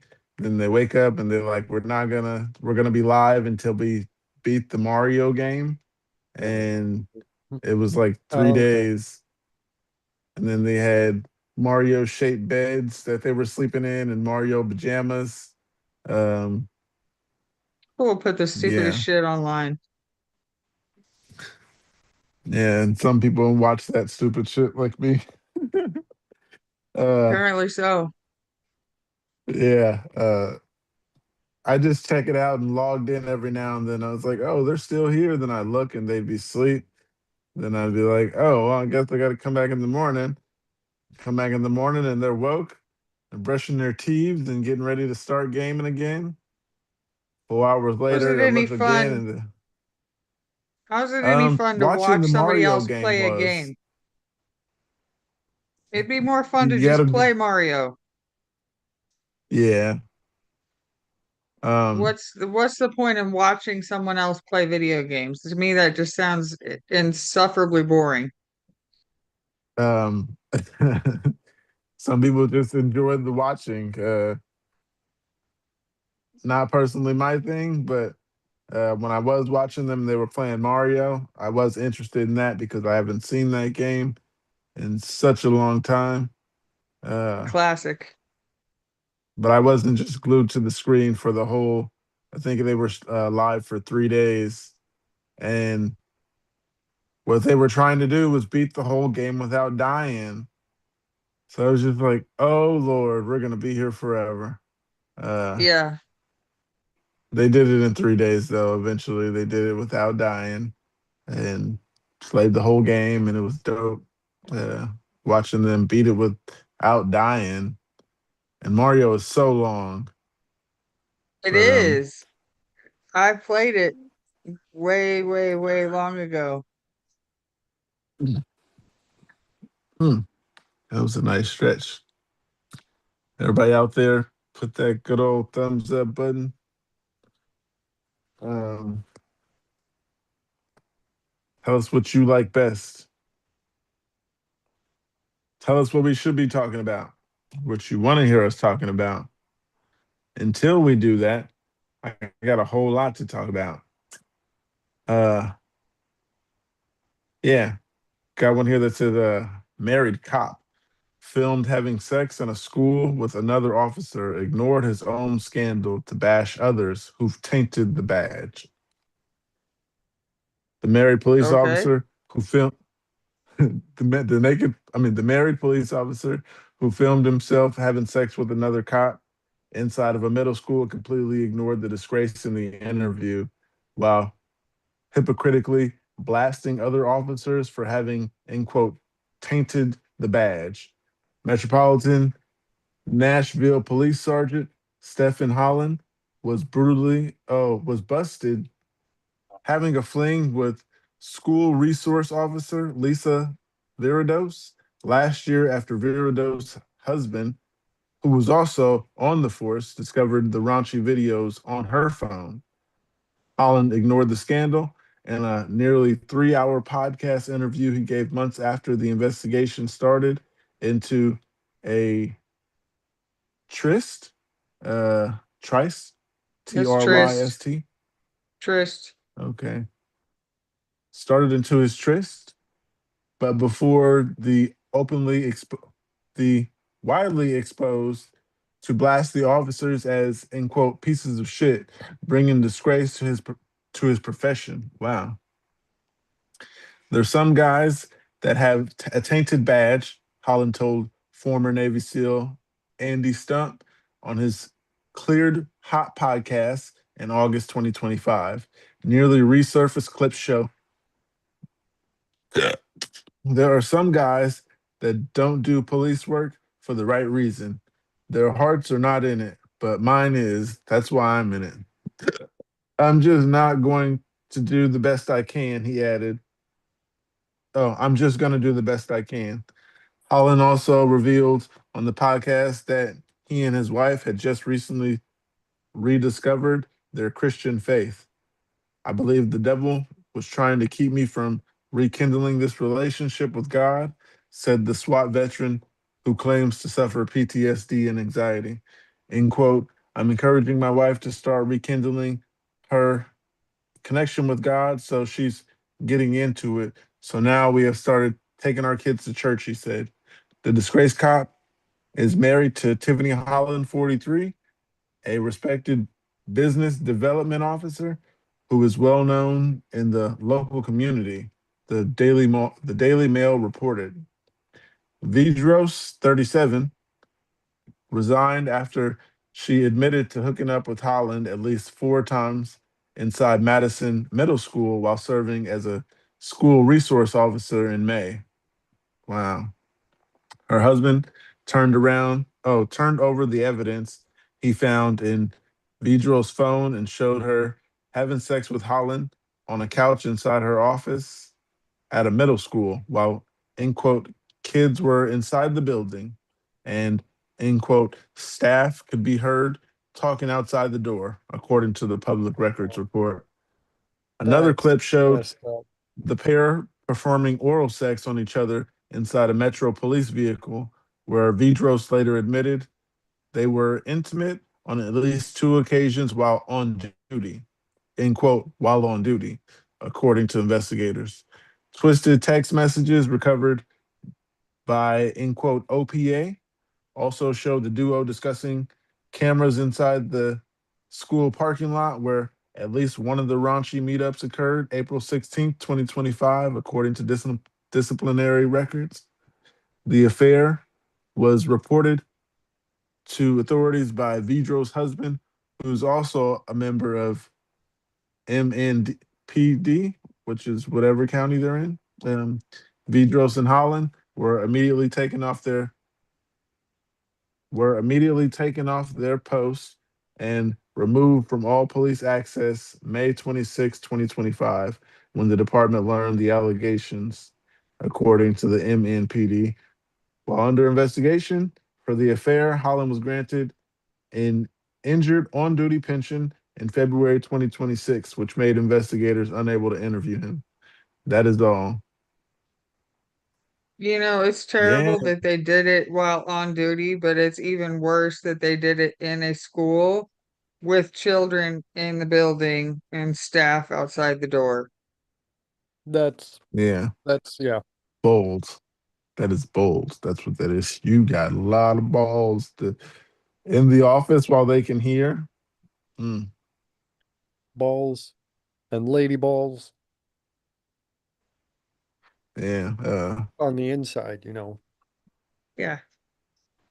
Speaking of lady balls, uh, I was looking at this documentary or in a couple of articles uh, of what is it called? Intersex community. Uh, yeah. And there was some ladies with balls, and I didn't see them, but they spoke about it, and they showed it basically how a man's inside should look and how a woman's insides should look. Um, some of the women just had enlarged clitorises. They said that could look like the tip of a penis. I was like, okay. Uh, but yeah, don't even know why I told you about that, but I checked it out. Well, the Tell you again. when an embryo is developing and first starts to the The okay, so the chromosomes don't split. no, the chromosomes are set from conception, but the um um what was it?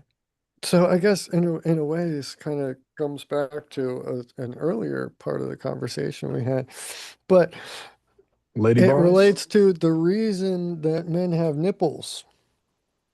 Um, the embryo develops um, in a basic like generic Yep, they're pattern there. before differentiating between male and the females. So they both sexes begin to form a shared pattern, and then at a certain point in development, the sex chromosomes kick in and the pattern diverges. But by that point, the male embryos have already developed nipples and the structures that will become breasts in the female embryos when they hit adolescence. So that's why men, um, when given There was estrogen one girl without and breasts. hormones, can develop breasts, like actual functional breasts, because that's there. It's all What do you present. mean by functional breast? They can lactate. Oh, okay. So So I don't have functional breasts. That's what you're saying. you have the structures that could form functional breasts, but the reason that they have not is because you did not You lack the your estrogen. your body did not produce the estrogen in your adolescence that would cause those to develop into breasts. Instead, you had testicles, which begin on the inside of the abdomen and, where the ovaries are located. But in men, they form and they drop down um, and, dangle on the outside. But the structures that form ovaries on the inside of ladies are from the same basic pattern, formed from the same undifferentiated structures that testicles are, formed. So that's kind of like a kick in the balls can Huh. feel like hit you in the gut, right? It hurts inside Yeah. the stuff. It's not just a Hit me in the bam heart and down and the out there. throat and Yeah, it's everything. up, it's like, oh, because those nerves, Chest. those Oh, nerves all come from the same crumble. the nerves to the brain that signal all of that pain come from the inside of the um, torso before the X and the Y chromosomes kick in and start to differentiate between them. Isn't it But true that basically men and women, basically we have the same parts just rearranged in a different manner? yeah, that's exactly, yeah. So the clitoris is Would have been the same structure as the dickhead, right. essentially, right? And the Ovaries or Have you guys, testicles. yeah, I don't yeah, know if you guys have, but have you guys seen those rebuilt vaginas? Um, I've not seen one, no, I don't go searching these things out, no. not personally. I I have didn't not look at had it a on need. purpose, Yeah, but I didn't look at it on purpose, but they had the comparison there. And I was How'd they like, do? okay, so now I know it looked, I would say, amazing. If I was a doctor who did that, you can't tell the difference. You can't? If you look at it from the outside, I don't know about the inside and all that, but from the outside, the pictures, I was like, yeah, you can't tell other than their skin tones. Uh, but it looks like I'm it very should. curious where you The found these doctor pictures. sculpted it well. Uh, I do a lot of research. I do a lot of editing videos, but do a lot of research, doing documentaries. Documentaries say something about something else. Then I go get a. Then I have to go get a new streaming service because they said this documentary is on this. So now I got about 8 or 9 streaming services. Um, yeah. Or they but say we're like working it some out. interesting sentence and have to hit pause and go research something like what are they talking about there that, What yeah, does that mean and all that? then that, Just yeah, a day that can turn leads to into whole other a lot. pathways. Yeah, I get it. I call those squirrels. Makes sense. Yeah, makes sense. Mm, Look at yeah. you open your own So, water bottle. yeah, left-handed. Everybody out there, press that thumbs up button. Mark, you got any fetishes? Nah, not really. I figured that question would be weird or funny. Uh, but Andrea You? thinks it's funny, so that's what I was aiming for. Was it weird or was it funny? Press that I think thumbs it's up, you guys, and let me know was that weird or funny. I don't think it's really all that. I think it's more weird that you would ask him that question out of the blue. That was kind of Yeah, unexpected. Yeah. he was gonna Um, have to take a time, take a moment to think about it, and then think about, did he really just ask me that? And then think about, should I answer? Uh, go ahead.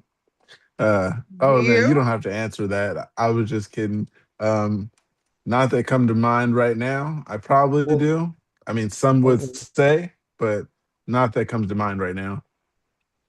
Not that you IQ. want Hmm. to talk about live on YouTube anyway. Uh, I mean, if it came to mind, I don't mind. yeah. Whatever you want to know, I'm an open book. Uh, different podcasts. Um, whatever you got time for. Anyhow, I asked, do you have kinks? Because I mean fetishes. I don't know why I say kinks. Anyhow, man Okay. accused of murdering suicidal woman in fetish killing sent pow chilling package before arrest. What? A sadist What? pagan. That Okay, last yeah. bit So of that sentence, it sounds like you just started making up noises.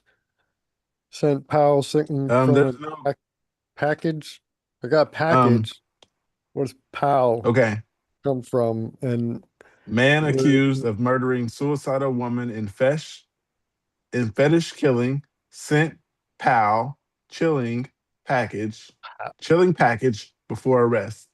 Pow chilling P package. I don't know what P pow means. P PALPOW? A L. No, Pal. just Oh, P A L. he sent his friend a package, Sent is what it buddy sounds A like. chilling pack. sent Okay. bro.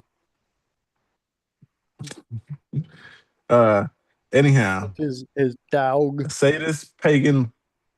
What's a sadist? Oh, anyway, we'll go into that later. Sadist. A sadist Sadism pagan is a worshiper. person who derives pleasure and gratification from the infliction of suffering upon other individuals. Hmm, Sadistic okay, I'll sadism, keep it's reading. yeah. It comes from Uh, the name of Marquis de Sade, and during the like French dominatrix. yes, BDSM, bondage, Yeah, dominatrix, I'm gonna tie you up sadomasochism. and Sadism is part of it. And then the masochism is kind of the other side of the SM. So there's one side that derives gratification from inflicting suffering. The masochism, the M part of it, they derive gratification from the suffering. Receiving So it. the two kind of flip and feed off of each does it other and stuff. So that's why you see like all of the, the dominatrix does it fetish make you sexual. do you have a fetish because someone asks you to do something to them, or do you have to like it for it to be your fetish? The definition of a fetish is deriving gratification from something, something other than Just curious. right. Uh, So it's not uh, I don't know. gotcha. I'll read this article. It says a sadist pagan worshiper accused of stabbing a suicidal woman to death and a fetish killing at a remote Florida cabin tried to dispose of the alleged murder weapon by mailing it to a pal. According to authorities, Dwayne Hall, 53 years old, is alleged to have murdered Sonia Exelby, a 32-year-old British music tutor, after they met on an extreme fetish website, stabbing her 4 times with a customized knife before burying her body in a shallow grave, according to police. Dorf, Dork Worthy, okay, Dork Worthy pointed, pointed in. Oh man, I don't know how to pronounce it. I don't know if I said that right. Dork Worthy. Um, Spell it. okay. Put it in the chat D so we O can see it. R I gotta say it DorkWorfy. Uh, Oh, anyway, I'll read it. Dorkworthy. is it a name? Okay. I'll read it. I don't think so. It says Dorkworfy. Point in goes into the other guy. Reads the message on the blade. The 7-inch customized steel knife, an apparent reference to Hall's online username, Dark Wolf, according Okay. to authorities. Exelby, who had severe mental issues, had arranged to pay Hall, a former pizza delivery person who worships Anubis, the I Egyptian knew god of this. death, I to, knew tor- this. to torture and kill her. According to arrest affidavits and law enforcement records seen by the Telegraph on October 10th, 2025, Hall brought paracord, gun cleaner, rope, and a shovel at Walmart before picking up XOB at Gainesville Regional Airport and driving to a remote Airbnb in Riddick, according to the police. On the afternoon of October 11th, Hall transferred $1,200 from XOB's bank card and recorded a chilling video of her on his cell phone, according to cops. In the 4-minute video, a heavily bruised XOB tells the camera she traveled to the U.S. to die and was not forced to be there. I've crushed everyone, whoever loved me, she says at one point in the video, which Hall deleted from his cell phone before authorities were able to recover it. However, around that time, X will be message her friend on Discord expressing intense pain and regret. End quote. I thought he'd do it quick and not give my mind time to stew and realize this is the last thing I ever wanted to say to anyone. If I don't take this offer of him shooting me, she wrote. She wrote in the garbled message. That sucks. I'm trying to be quick and sick. My time's up. She signed off. Uh, on October 12th, Paul brought a plastic tarp from an Ocala Lowe's. Ocala. Lowe's like okay, Lowe's like the grocery store. Well, not the grocery store. I think it's Hardware tools or store. something. Yeah. All right. Improvement type stuff. Yeah, it's like Home Depot. Okay. Ocala Lowe's and drove to a remote wooded area in Marion Oaks where cell tower data showed he stayed for approximately an hour. Authorities believe Paul then dumped XOB's belongings in a clothing donation bin in Gainesville, Florida, well, where they recovered, where they were recovered by police. Before driving home to his wife and his stepson. On October 13th, the same day, XOB's family reported her missing. When she missed her flight, Hall messaged a friend on Facebook, according to the police. Might, end quote, might be a big storm coming for me, he wrote in the message to Richard, end quote, Rick Snyder, before sending a package to his pal's home address in Ohio the following day. Hmm. We'll need this back in 6 months.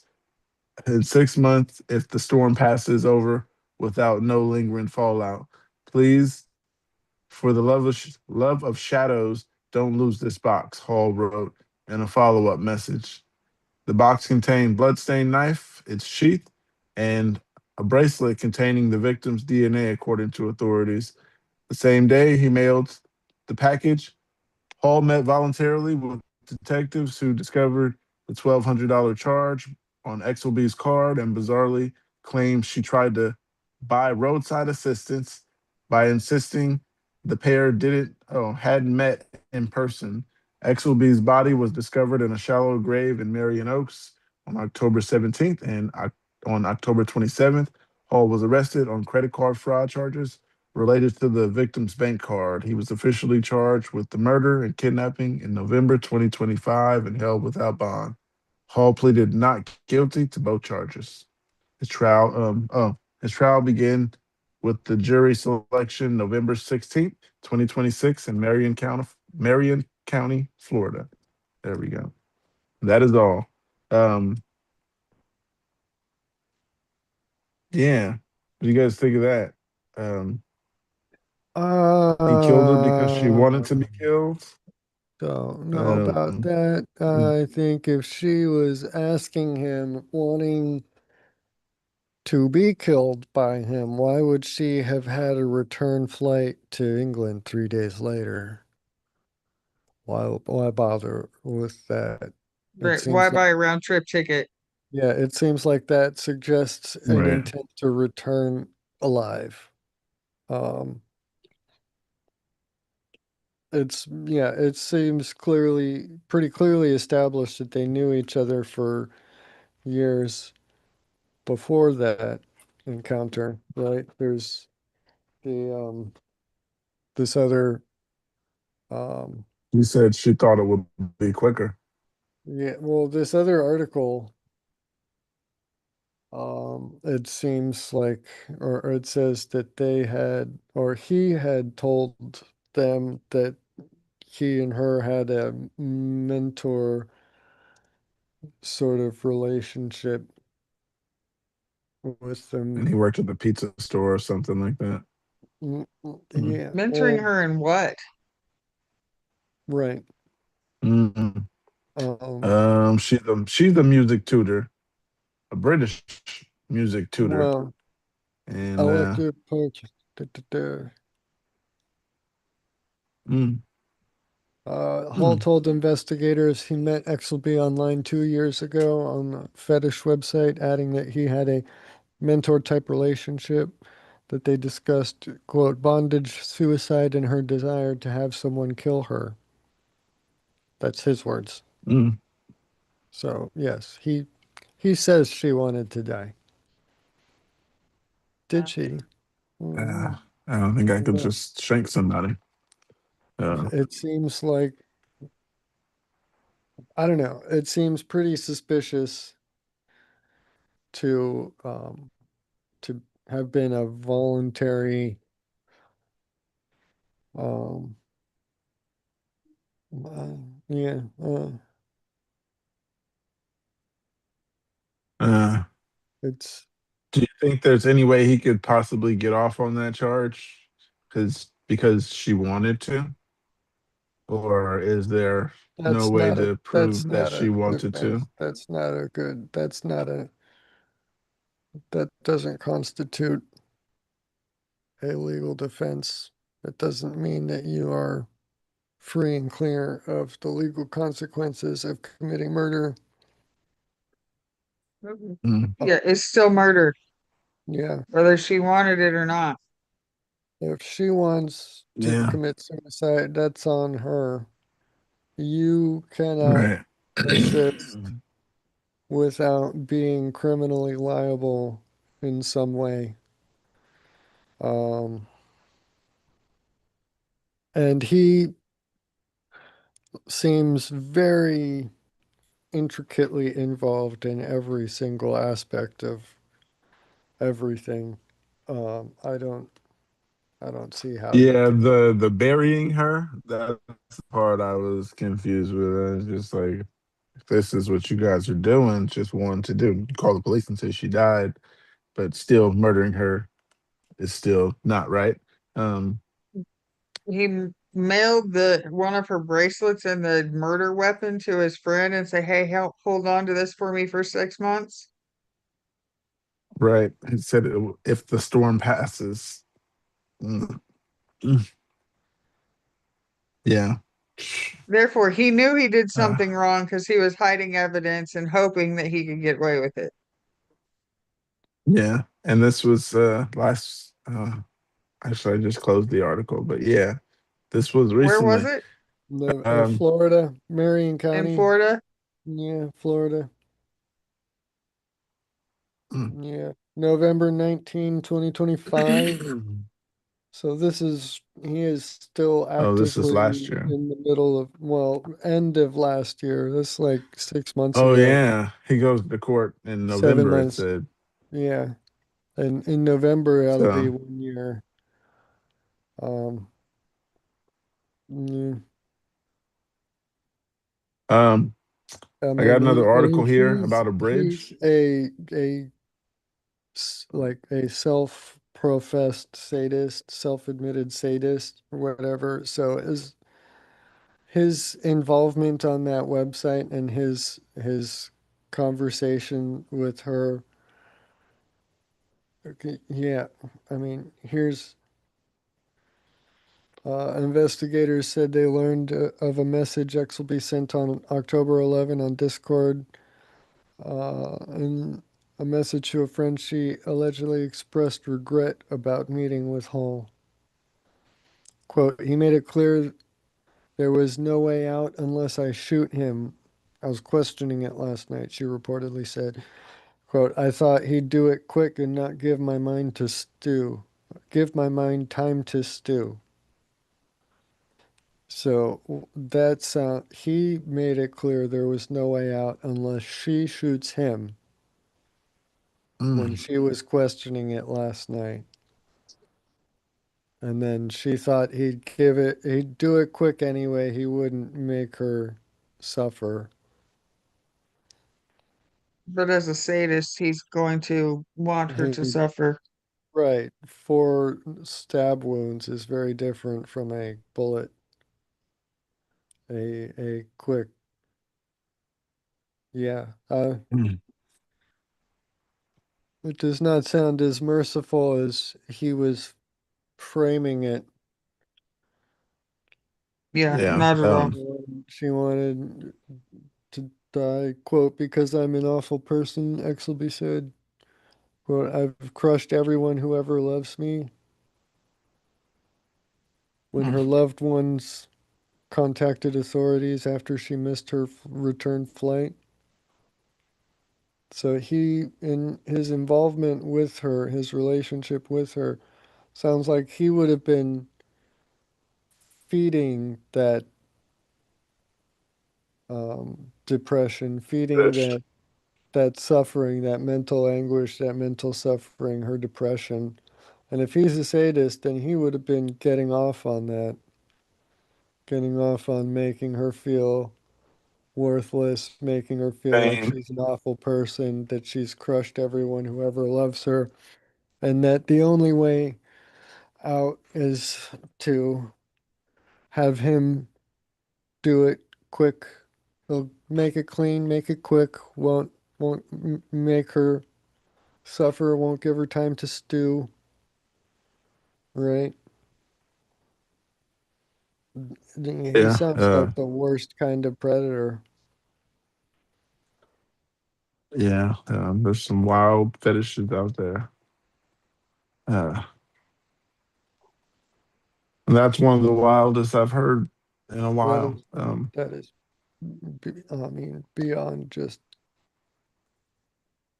yeah, that is Um, entirely evil. I don't know any other way to frame it. gotcha. I got another article here. It says drivers keep using buckling storm damaged bridge because it's faster than detour. Wait, what?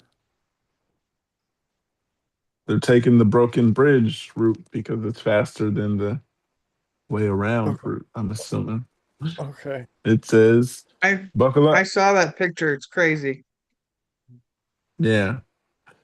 Buckle up. Drivers in a Greek region are continuing to drive over a buckling bridge damaged by storms rather than taking the detour just because it saves time.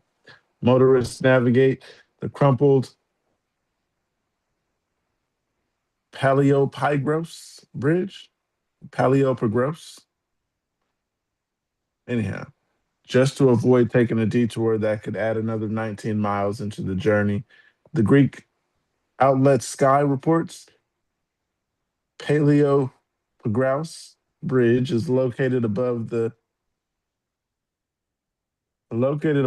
river. I cannot pronounce that. It's Anyhow, and a bridge over a river. Let's not worry about right, I can't pronounce the bridge or the river name. Anyhow, above the river, and connects to the villages of Paleopygros and Alexandrini in Larissa, but it has been buckling for around 3 years because of its effects of the storm Daniel. Mm. The concrete span, which handles the weight of the traffic, eroded as a result of the floods, has not been replaced. Drivers continue to use the bridge despite it being technically out of service, as alternatives are limited and unattractive. The bridge acts as an essential resource for farmers trying to reach their patches on the other side of the river. What should we do? Should we go all the way around? One local told Sky. Where should I go? Nothing can be done. We play with death every day. Giannis Burritos, the president of Paleo Pagros Village, said that the bridge has cut off direct routes to Savos, Kosovos. Uh, wow, I gotta read up on these places. Anyhow, meaning drivers must take a detour of up to 19 miles on the national highway. Politicians are now calling on the government to act amid fears of the village could be flooded if the bridge continues to buckle. There's a visible risk, well, in quote, there's a visible risk that in new Daniel type storm, where there would be another overflow of the Pernios, anyhow, overflow of the river.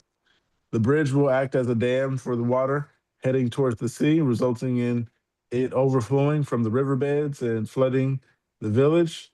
Lawmakers, whatever that guy's name is, said in a note to the infrastructure and transport minister. In September 2023, the impact of the storm Daniel saw some Greek villages battered with 750 millimeters of rain in just one day. The tempest resulted in around 2.4 billion worth of damage in Greece. 17 people died because of the storm. Plans for an upgraded bridge have reportedly been signed off, but construction hasn't started yet. All traffic is at risk. Let's not find ourselves running behind the events again. Thanos, I don't know his last name. Thanos, the president of Paleo Pagros Agricultural Cooperative, warned. That is all.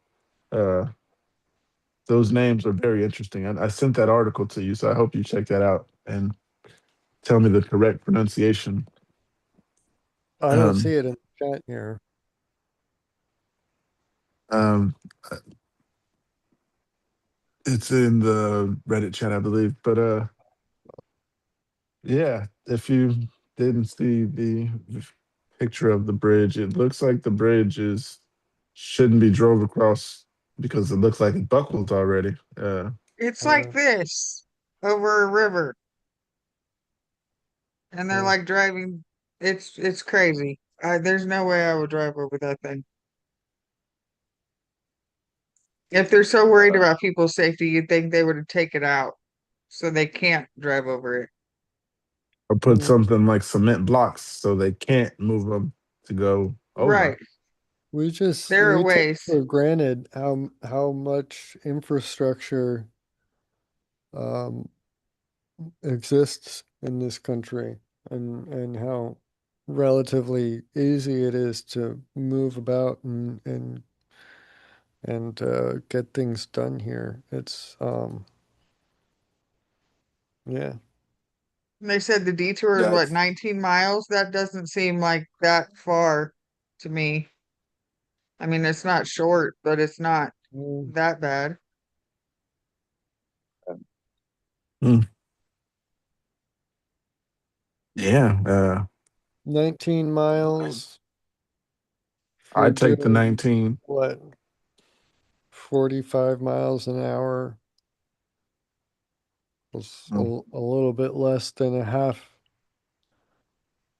hour detour. So mm. one way and then the other way, it's a whole hour onto your commute if that's a bridge that you have to cross and a detour that you would have to take. So driving an extra hour every single day, Better than or dying. well, everybody else is going over that thing and not having any problems. It must not be as unsafe as they're making it seem, That's what right? that one guy said. He Yeah, said, "We all do the dangerous stuff every day." it can't be that Uh, can't be that dangerous if, my neighbor made it. Right.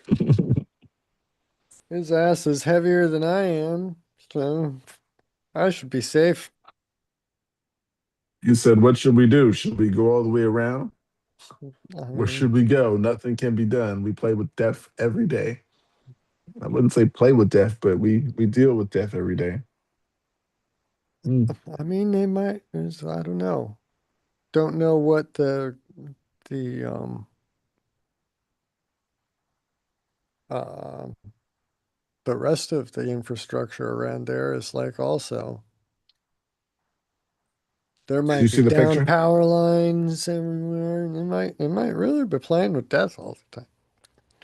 Probably not in that same way, but it looks like they've strung some sort of stabilizing cables across. It doesn't look like it's entirely just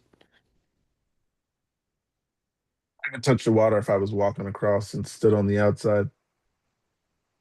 um, You should not be able to touch the water over a bridge. Well, it depends on how high your bridge is, but bedway. usually bridges are pretty high. Get down on your stomach Usually. and really reach. Yeah, that one I could literally touch the water if I tried. Uh, yeah, yeah, would not be me. That's what I will say. Um, uh, I did not have this article up, and it is here. Don't know where it came from. Okay.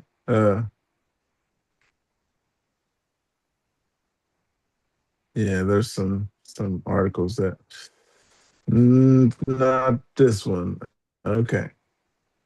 Husband finds 5 dead bodies of babies hidden in boxes in French home after fight with wife.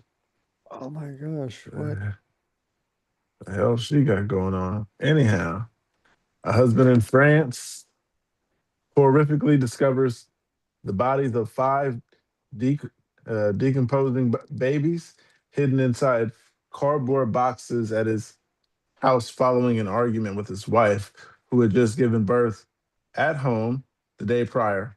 The woman, 32, who could not be identified for legal reasons, was allegedly arguing with her husband over the contents in the boxes in their home in the historic town of Orange on Monday. The U.S. Sun reported she had just given birth at home to a healthy baby boy a day prior and started complaining about abdominal pain during the argument. She was then taken to the hospital when the husband made the gruesome discovery. Mm. The husband stayed behind when she was taken to the hospital and looked inside the cardboard boxes had in, where they had been arguing over. That's when he found 5 dead babies. An investigating source said, according to the Sun, all the fetuses were decomposing and had been for quite a while, the sources added. The boxes containing the boxes containing the remains, which were still located on the second floor of the home, were all stuffed in large plastic bags. The husband had been upset that he only recently learned about the wife's pregnancy after she had denied being pregnant 3 times, according to local outlet Le, Par- Le, Le Parisien. Um, Yeah, Parisian. okay, yeah, Parisian. Uh, Parisian. IEN. IEN. Okay, yeah. Parisian. Okay, It's yeah. just like The a, husband a took the bag. word for a person from Paris. Oh, okay. The husband took the bag to the hospital, which reported the horrifying incident to the police. A source close to the investigation told Le Parisien, a forensic pathologist confirmed that the remains were 5 infants, with further autopsies expected to be carried out. The husband stated he knew nothing about his prior potential pregnancies. Mm. According to the Carpenter's prosecutor's office, which is probing the incident, the husband was subsequently released. The wife remains in the hospital and has not been taken into custody or questioned by investigators, according to the prosecutor's office. Since the horrifying discovery, child welfare services are monitored the situation, considering the couple shared two other children, an 8 and a 12-year-old. Oh, A provisional placement order has also been issued for the newborn, pending referral of the case to a juvenile judge. The couple, who reportedly had no history of problems, were described as, in quote, charming people to French outlet AFP by neighbor Florent John, who said they were both in their 30s and had moved into their home 2 years earlier. The wife was a stay at home mother while the husband worked, according to the neighbor, who said the couple were, in quote, normal people, really. That's all. She had to be, if those fetuses are hers, that's a long period to have those boxes of babies sitting around. 5 boxes, I mean, 5 babies. Um, I mean, there's, excuse me, there's questions either way. If they're hers, what, like, yeah, like you said, if they aren't hers, where is she getting them? I don't know. It's not yeah. either either way, whether they're hers or not. Like, what the hell is happening? Yeah, Uh, this was well, recent, so haven't got an update yet. Uh, yeah. Well, stabilize her, get her healthy, but this was yesterday. then then press her, like figure it out. Obviously, she's just given birth. She's not, you know, she's got to recover. But yeah, two Uh, kids already, plus this newborn, so a third, and then five more if they were all And hers.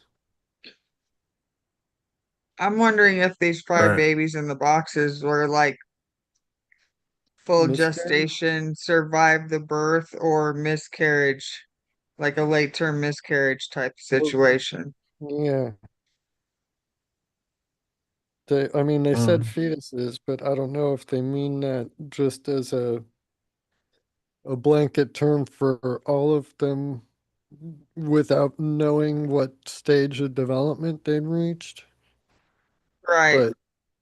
But And they have the fetuses in like the brackets yeah, when they say fetuses. if the if the husband knew nothing about any previous pregnancies, then she must have not been showing if they were hers, right? So, I actually or, know someone or, that carried a baby like full term, full pregnancy. You couldn't even tell she was pregnant at really, all. yeah, Yes. I was gonna say that. Yeah, I heard about And that she too. But wasn't, this lady was a bigger woman, and she just had pain. She said the woman that I yeah, heard about. the woman that I know was not a small woman. She was smaller than me. mm, And you Oh, could not okay. tell. I don't know how, because I looked like a fucking beached whale with both of my children, but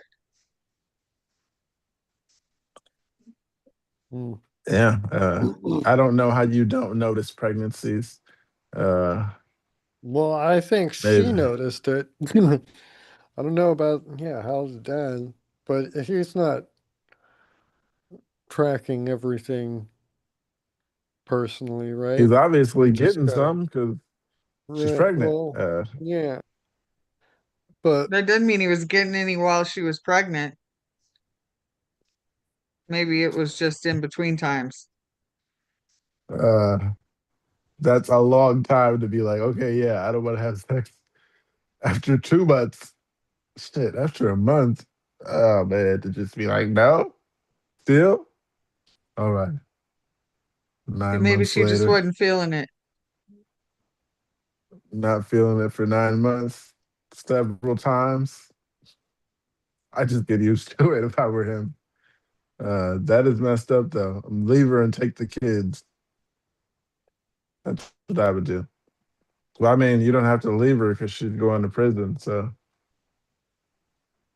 mean, Well, at is least you would she? think she Assu- would go to That's prison. the thing. assuming, That's right? That's Yeah, assuming. I don't know. It's if somehow they aren't hers and she's not liable for them or responsible for them, then she might not be going to prison. But that's a lot of big, big ifs. And if she was arguing with her husband over the contents of the boxes before he opened them and looked in, then that she had That to have known. So arguing that she was hmm not responsible for them, despite knowing what was in those boxes, right. Why were is they arguing over it if she didn't know what it was? it's a pretty big stretch and makes Okay, those yeah. ifs a lot harder to get around. I don't see how she isn't criminally Culpable. responsible for something culpable. That's the word. Good. Thank you. Thank you. You're welcome. Not Yeah, very since often this I was get to only help you with vocabulary. That's I don't care. um Yeah. yeah, and this was last night at 7 o'clock because it was in France, the out of time difference. Um oh yeah, 6:21 Pacific Standard Time. So Oh, so breaking news. yeah, so that happened this morning for them basically. Uh Yeah, just a couple hours ago. Man. That's wild. I'm just this man should have known this woman was pregnant because I now have to send you the picture because it is um Not subtle. Or should be obvious is what I should say. okay. where is this picture at? Oh no, that's a picture of somebody else. I'm sorry. Yeah, but she's in the hospital still, so they're hoping that when she gets out, or like the police gonna go get her. Why don't they just go get her from the hospital? Don't they do that? Police have I don't the know. hospital It would inside be the jail. kind of a bad look to handcuff a recovering mother who just gave birth to her own hospital bed, right? If While she's she, Mhm. recovering from delivering. but I'm under suspicion of murdering 5 babies. I don't Yeah. necessarily see that that's too out of line.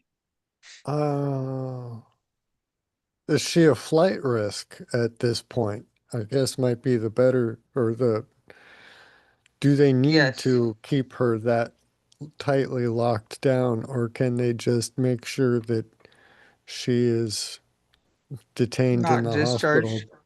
Yeah. Um, this is just crazy. Um, I want to know how this unfolds. It's fascinating. I kind of wish this had already happened like a while ago so that we could hear how it's turned out since then. I want to know okay, so what happens? We just gotta Um, wait for it. so I'm not a fan of waiting. since Oh, it's in France, yeah.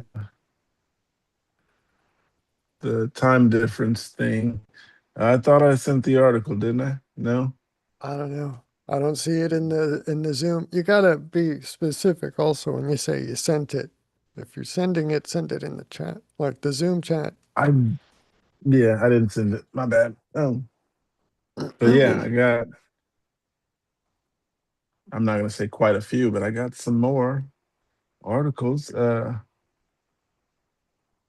One here about a San Francisco therapist accused of grooming and raped a teen after he left juvenile hall where she worked.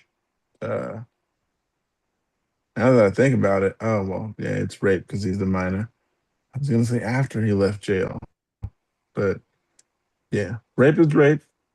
Anyhow, a California clinician is facing felony charges after she allegedly groomed a teenage boy from age 14 before raping him for 3 months 14 after he left juvenile hall.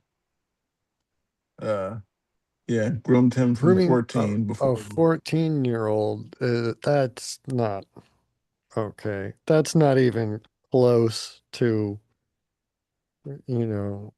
just statutory. No, 14-year-old is a child, clearly. Even if she, groomed him until whatever, such and such. Starting She started the anything, process real early.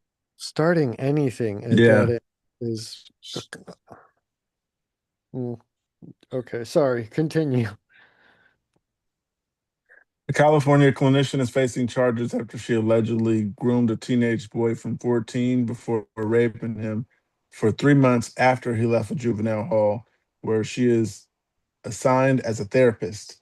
Bay Area prosecutors on Monday hit hit former behavioral health clinician Sophia Dratz, 26 years old, of San Francisco, with shocking charges, including unlawful sexual intercourse in connection with the case. The mother of the victim, who has not been identified, said Dratz betrayed her family. Yeah. We trusted the professional with our son's healing and well-being, and that trust was fundamentally shattered.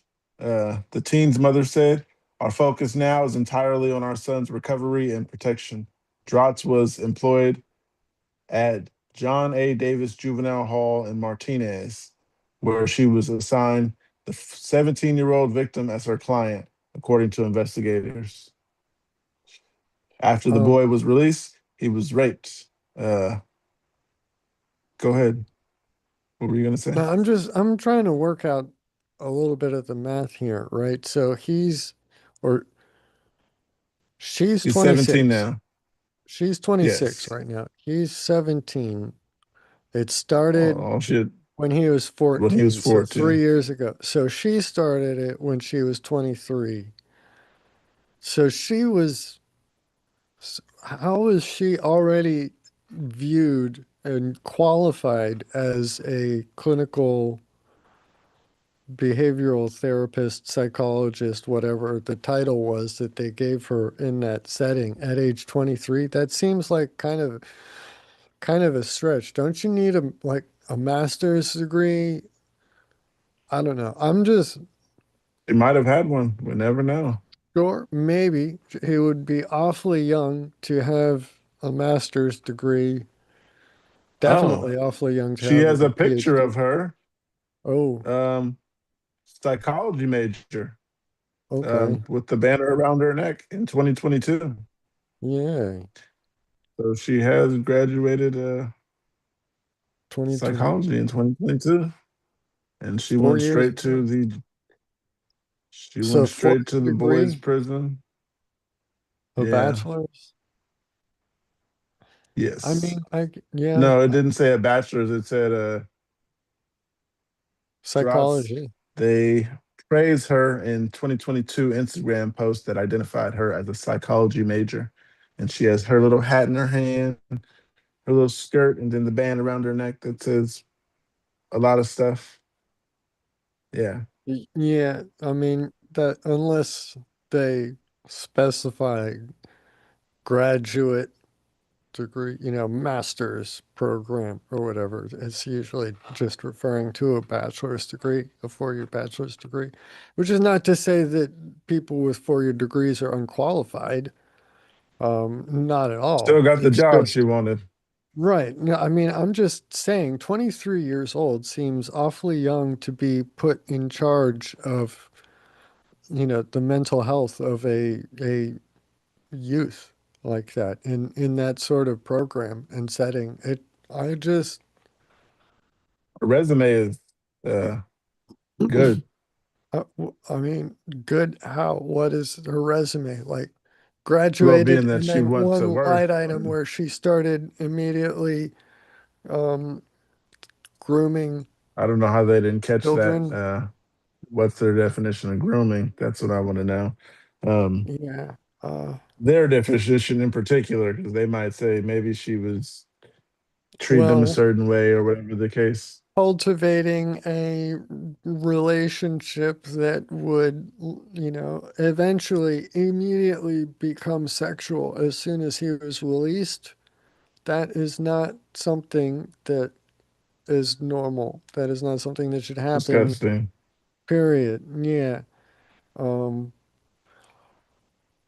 what specifically went on in that 4 or 3 years that led to the kid being willing, um, or I mean, I don't know. He, Well, she was also in a but position of power. yeah, authority, Yeah, power.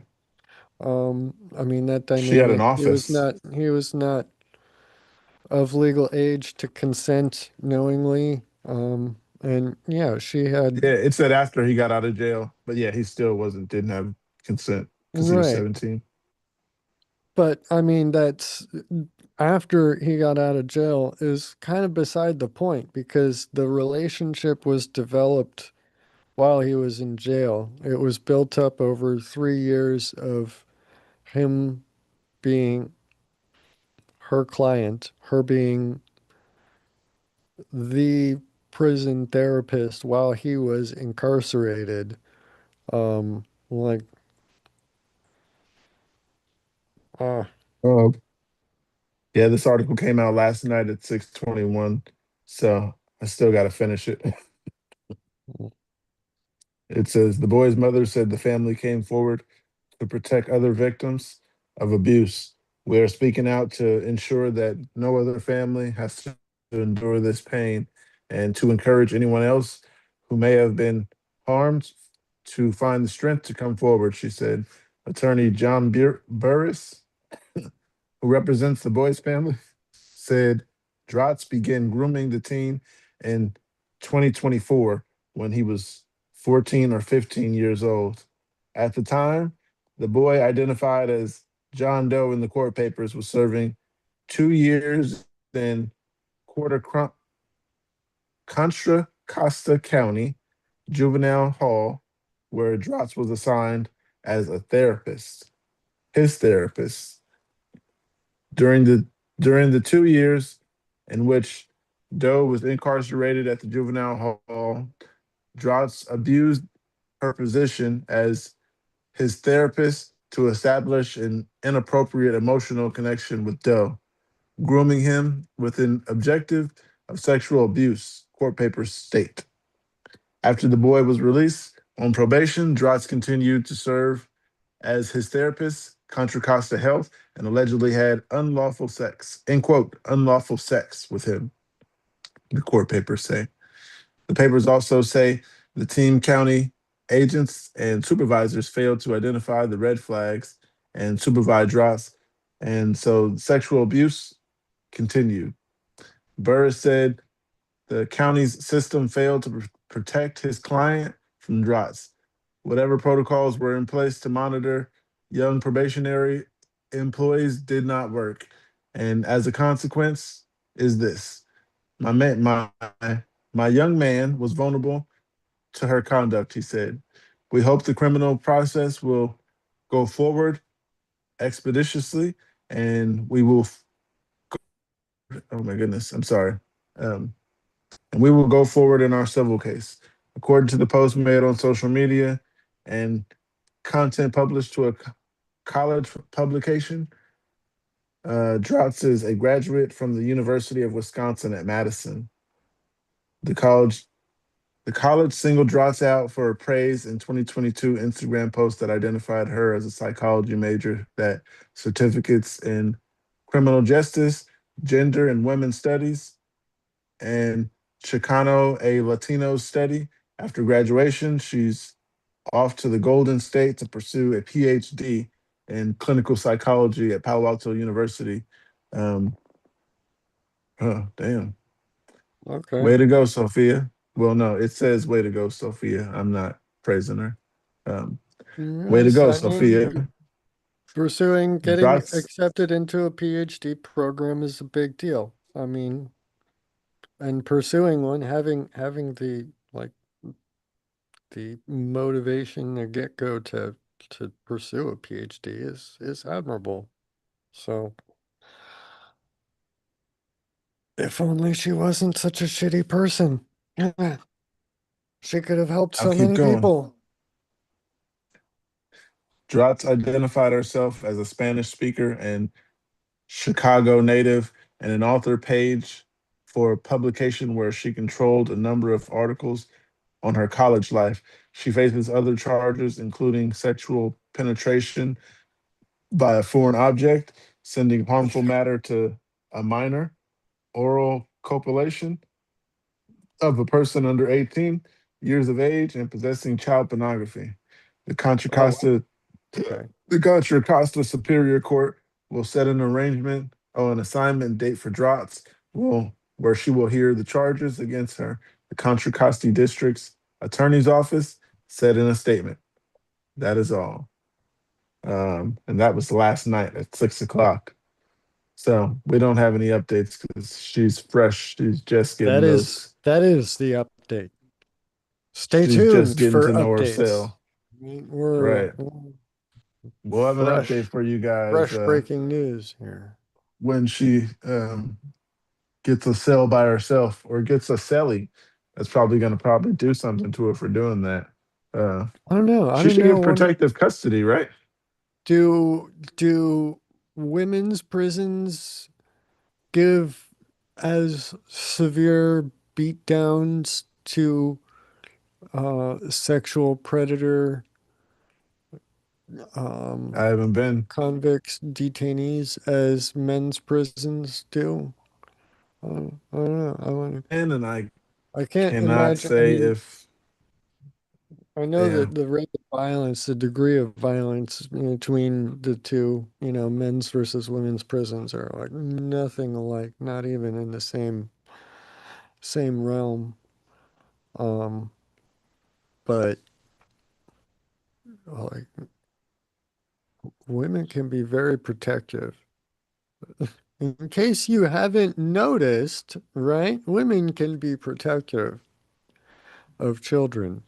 hey, And that, yeah, that I can't, there- no more acceptable to women, right? To be mistreating children than to men, right? Very true. mhm. I don't know. Um, What do you think, Andrea? Would so you there's would you an give a child rapist a smackdown, the Probably. smackdown they deserve? Yeah. Yeah. Don't Mm. fuck I with had to kids. share a cell with Don't her. fuck with kids. Don't fuck. Yeah. That's Um, something is severely wrong with this world, it seems. All of this should not yeah. be happening. It seems like And it so gets worse obvious though. that it should not be happening. So why is it? Oh no, I was saying with the articles I have, it gets worse. Uh, Mm. so the article here says ex-Wall Street bigwig gets 30 years for drugging and raping women after blaming his autism.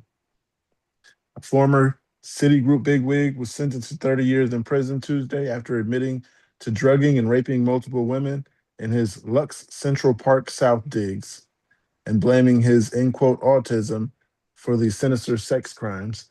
Harvard educated Edward Gene Smith, 50, called his end quote autism spectrum disorder the end quote primary driver of the decade long reign of terror, a claim Manhattan federal prosecutors called end quote inflammatory nonsense. As they described the chilling notes, he kept to his document his attacks. Smith recorded one of his depraved assaults in April 2023 when he raped an incapacitated woman after drugging her with a laced drink, according to his guilty plea in January. He then shared the footage with other deviants of an encrypted platform. The ex Wall Street hotshot was arrested in 2024 after working at several banks and rising through the ranks at Citigroup to become a managing director. He repeatedly drugged and raped a college student he convinced to move to New York City in 2019, according to his sick admission. Smith separately kept a twisted trove in his Manhattan rental apartment of tens of thousands of images of children being sexually abused and paid one of his victims thousands of dollars to sign a phony, end quote, letter of support, according to Manhattan U.S. Attorney Jay Clayton. The disgraced former bank bigwig kept extensive notes planning how he would torture and punish his victims, prosecutors said. Edward Gene Smith is a sexual predator and is a serial rapist, Clayton said in a statement. He spent years hiding behind wealth, education, and status while he committed egregious sexual crimes. He is now where he belongs, in prison, Clayton added. After pleading guilty, Smith brought up his purported autism spectrum disorder, or ASD, in a bid to convince Judge Paul Engelmeyer to hand him a more lenient sentence. Mr. Smith's ASD is the primary driver of his offense conduct. If it is reasoned that his interactions cross the line from legal to unorthodox to criminal, defense lawyers Donna Newman and Clara Cowis wrote to the court on That's earlier this month. that's a pretty slimy little shift that they're trying to pull there. You notice from normal to unorthodox to illegal. So they're adding an intermediate step from legal, normal to illegal, right? To unorthodox. He's not. We're kind of making a third category. We're going to make up and slot him in here. He's not quite right. No, there's it's not that diffuse. There's not that much of a gray area that keeping a treasure trove of child pornography and detailed notes and plans about how you intend to torture and rape your victims. That is not in the realm of unorthodox behavior. There is there it the That's not a gray area that exists. There's a line, a clear line, and yeah, no third category. Slimy defense lawyer. No, sorry, Pookie. Just that I couldn't keep quiet about that. It's all right. That's what we need, They're, is your opinion. That's they're what we're trying here to. for. Well, not specifically your opinion, but yeah. No, they're trying to Uh, pull a little switch there and little trickery with the language, and there is no legal third category there. There is no middle ground in the legality of sexual Unorthodox to behavior. criminal. Right, there is no middle ground between legal and illegal when it comes to criminal sexual behavior. I'm sorry. All right. Not really I'll sorry, finish but this. I'll just because I'll no, bad person. Yes. The Ivy League graduate was, end quote, devastated to learn that his understanding of his relationships with the women he thought of as his girlfriends was wrong, and that they explained their encounters with him as non consensual sexual abuse and even rape, attorneys said. Prosecutors shot back that Smith had made, end quote, an offensive smear to those in the autism community while shrieking responsibility for the shocking crimes, which unfolded from as early as 2015 to his 2024 bust. Uh, There can be no mistake. The defendant knew exactly what he was doing when he drug and sexually abused his victims.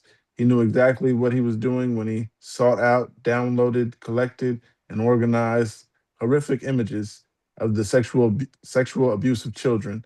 And he knew exactly what he was doing when he paid women he raped to try to cover up his crimes.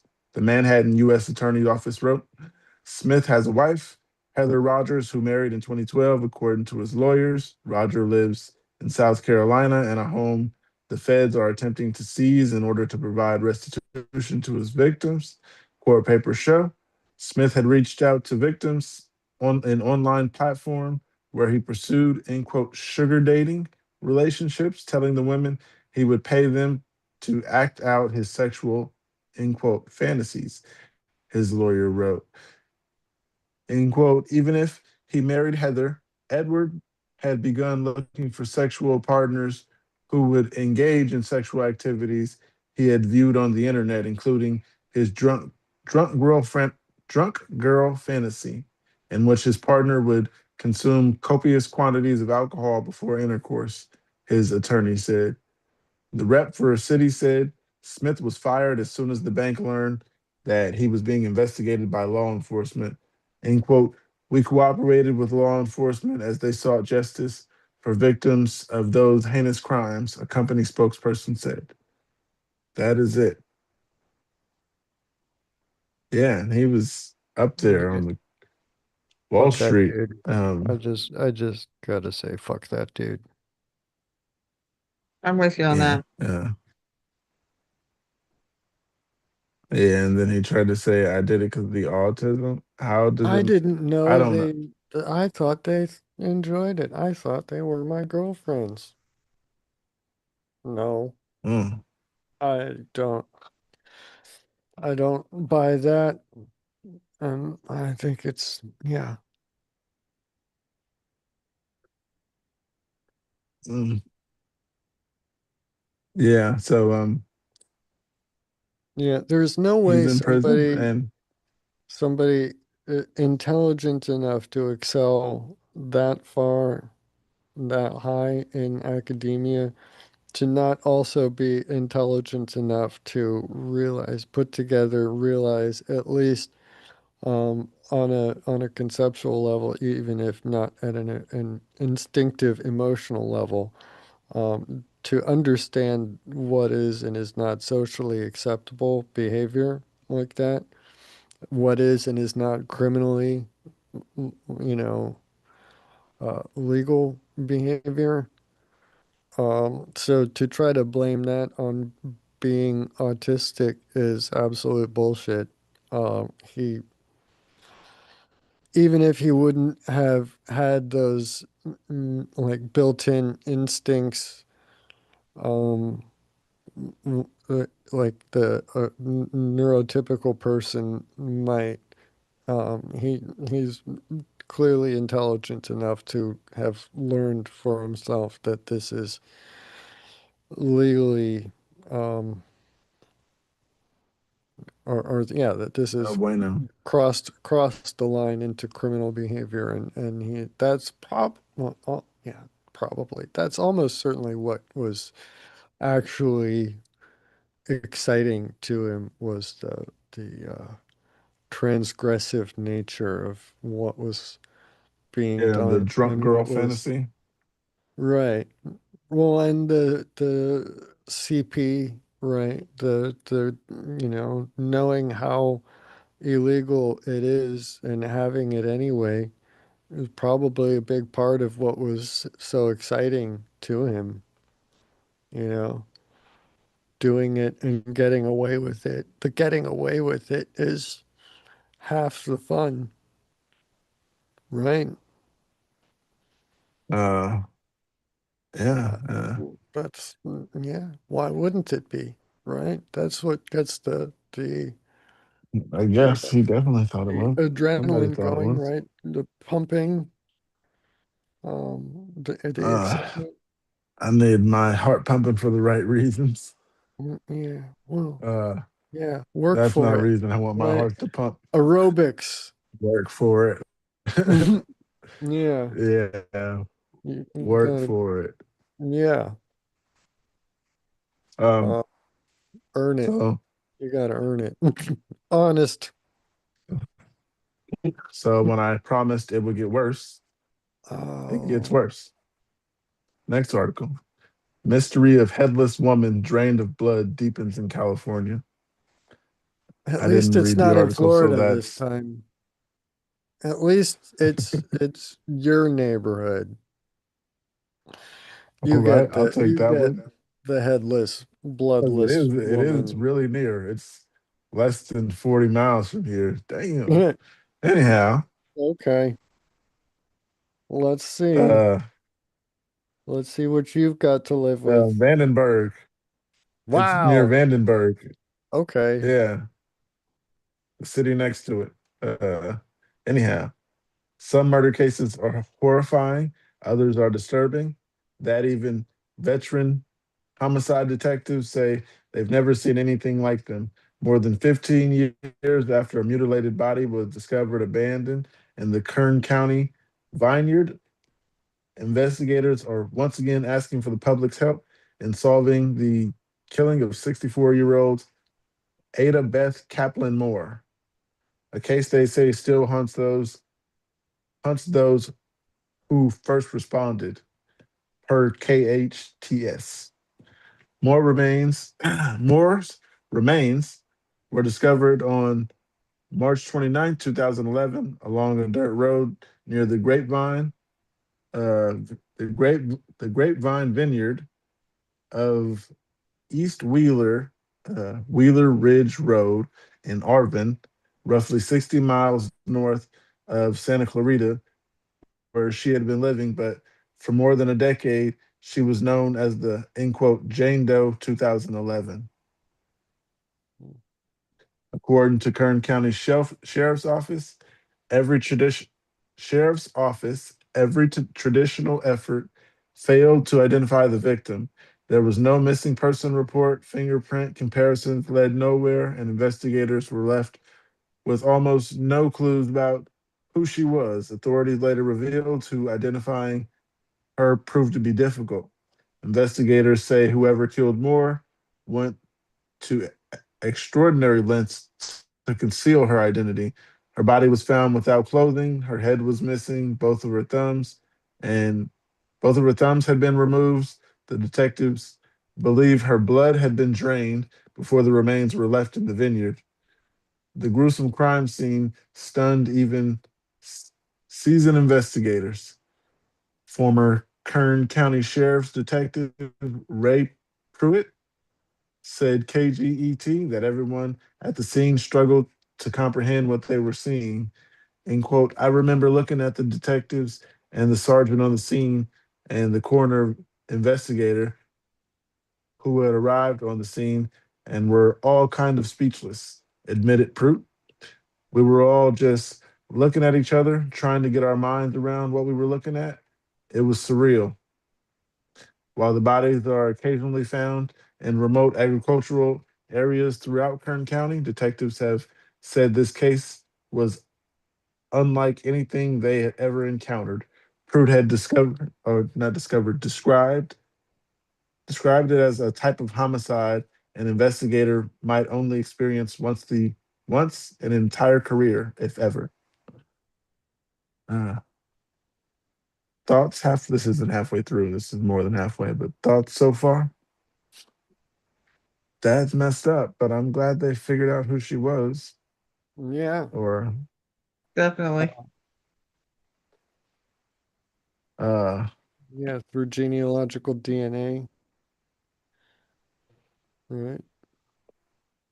They drained all of her blood. They did go through a amazing, extraordinary process to do all that. Yeah.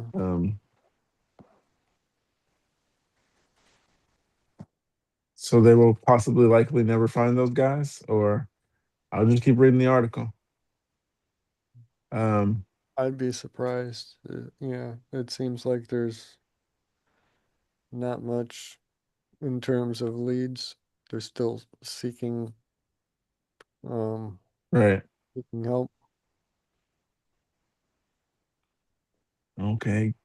Got the rest. KCSO, Homicide Sergeant David Hubbard agreed, adding, "Something this gruesome is very unusual. Authorities believe the killer deliberately staged the body after death rather than simply dumping it and leaving. Investigators have said the remains appear to have been intentionally positioned, suggesting the persons responsible wanted the body to be discovered. Detectives also believe significant effort was taken to destroy evidence and prevent identification. For years, the victim remained a mystery. That finally changed in January 2024 when Kern County Sheriff's Office announced that advances in, in the investigative genetic genealogy had identified Jane Doe as Ada Beth Kaplan Moore, according to KHTS.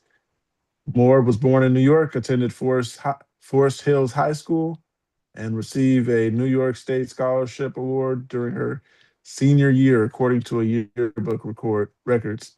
Um, she once dreamed of becoming a prima ballerina before eventually relocating to California and marrying. In August 2011, the letter to the editor published by Santa Clarita Valley Signal from Moore's estranged husband, who said they had separated in 2009, claimed she had left him for, in quote, a millionaire. Investigators have not publicly indicated whether that statement is connected to the homicide, despite finally restoring Moore's identity. The person responsible for the death has never been found. The Kern County Sheriff's Office is now urging anyone who knew Moore, whether as Ada Beth Moore or Kaplan, to come forward. Detectives say even seemingly insignificant details about her relationship, daily routine, employment, or acquaintances could provide the breakthrough of the investigation that it has lacked for more than a decade. That is all. Um, yeah, I'm glad they got those little tools to recognize everybody. Because yeah, because like they said, the person went through a lot. Um, Yeah, I mean, if it's and gone from 2011 until now, 15 years, and they've only managed to identify her name, and what else? What other? Basically, there's no actual forensic evidence there, right? It, I mean, right. like they said, it sounds like it was staged. It Not doesn't yeah, no sound too suspect either. different from the Black Dahlia murder in some ways. I don't know if you're familiar with that, but that was kind of there was a young woman who was found in a park over there in California, um, basically cut entirely in half, like right through the middle at the torso, and left there, and kind of almost looked like she was left staged for police to find. And it's never been solved. They've only managed to identify her name. Um, Here, let me need to look it up. Yeah, I'll look it up and look into it. Black Dahlia, Elizabeth Um, Short. That's right. Yes, posthumously known as the Black Dahlia, murdered in Leimert Park. Hold on. mm. um, so from the Thanks for FBI. watching. 1947 murder of a 22-year-old Hollywood hopeful in Los Angeles was never solved. Morning of January 15, 1947, a mother taking her child for a walk in Los Angeles. Wow, I didn't remember that part. Mother taking her child for a walk stumbled upon a gruesome sight. Body of a young naked woman sliced clean in half at the waist. Body was just a few feet Damn. from the sidewalk and posed in such a way that the mother reportedly thought it was a mannequin at first. Despite the extensive mutilation and cuts on the body, there wasn't a drop of blood at the scene, indicating that the young woman had been killed elsewhere. The ensuing investigation was led by the LA Police Department. The FBI was asked for help, and it quickly identified the body just 56 minutes, in fact, after getting blurred fingerprints. So, yes, FBI.gov is very proud that the FBI identified her name in only 56 minutes. Very specific, also. Yes. Very. Getting blurred fingerprints 56. via sound photo, a primitive fax machine used by news services. So the young woman turned out to be a 22-year-old Hollywood hopeful named Elizabeth Short, later dubbed the Black Dahlia by press for her rumored penchant for sheer black clothes and for the Blue Dahlia movie out at that time. Short's prints actually appeared twice in the FBI's massive collection. More than 100 million were on file at the time. First, she had applied for a job as a clerk at the commissary of the Army's Camp Cook in California, January 1943. And second, she had been arrested by the Santa Barbara police for underage drinking 7 months later. The Bureau had also had her mugshot in its files and provided it to the press. In support of LA police, the FBI ran records checks on potential suspects and conducted interviews across the nation. Based on early suspicions that the murderer may have had skills in dissection because the body was so cleanly cut, agents were asked to check out a group of students at the University of Southern California Medical School. And in a tantalizing potential break in the case, the Bureau searched for a match to fingerprints found on an anonymous letter that may have been sent to authorities by the killer, but the prints weren't in FBI files. So, who killed the Black Dahlia and why? It's a mystery. The murderer has never been found, and given how much time has passed, probably never will be. And the legend grows. Dot, dot, dot. The FBI. A little flair for the dramatic at the end there. Definitely. There's no way to figure out who you are with fingerprints, right? I mean, unless you've done something that has caused the police to have your fingerprints on file already. I mean, yeah, no, not really. My fingerprints are on file with law enforcement from applying for a concealed carry firearms license. So if I do anything naughty, they'll be able to catch me with my fingerprints there. So there's that. But had I not done that, then there would be no way for, no reason until you get, arrested for the first time, and then they'll have your fingerprints on file after that. But yeah, fingerprints are only helpful after the fact for the first crime that you commit or whatever else if you volunteer your fingerprints, you know. Or if, there's DNA and they do that, someone in your family I puts their mean, DNA into Ancestry or something, then they can do the genetic genealogy Yes, I stuff heard about now. that. they can get you, yeah, get you that way. So I don't heard even about have that. family if you want to be a successful murderer. Right. Yes, tips for the successful 21st century serial killer: have no family. Burn all your fingerprints off before the police can catch you the first time. Um, Make sure you shave all your body hair too.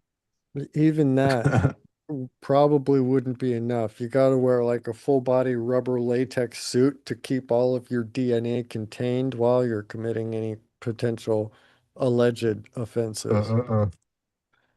Um, yeah, it's too complicated. Just don't go serial killing and your life will be a lot simpler. Kitty girl. I believe that. Kitty agrees. Oh, oh, lawnmower. Lawnmowers. I'm protecting Kitty from the lawnmower. Oh, oh, oh, she's leaning He into it. doesn't like lawnmowers.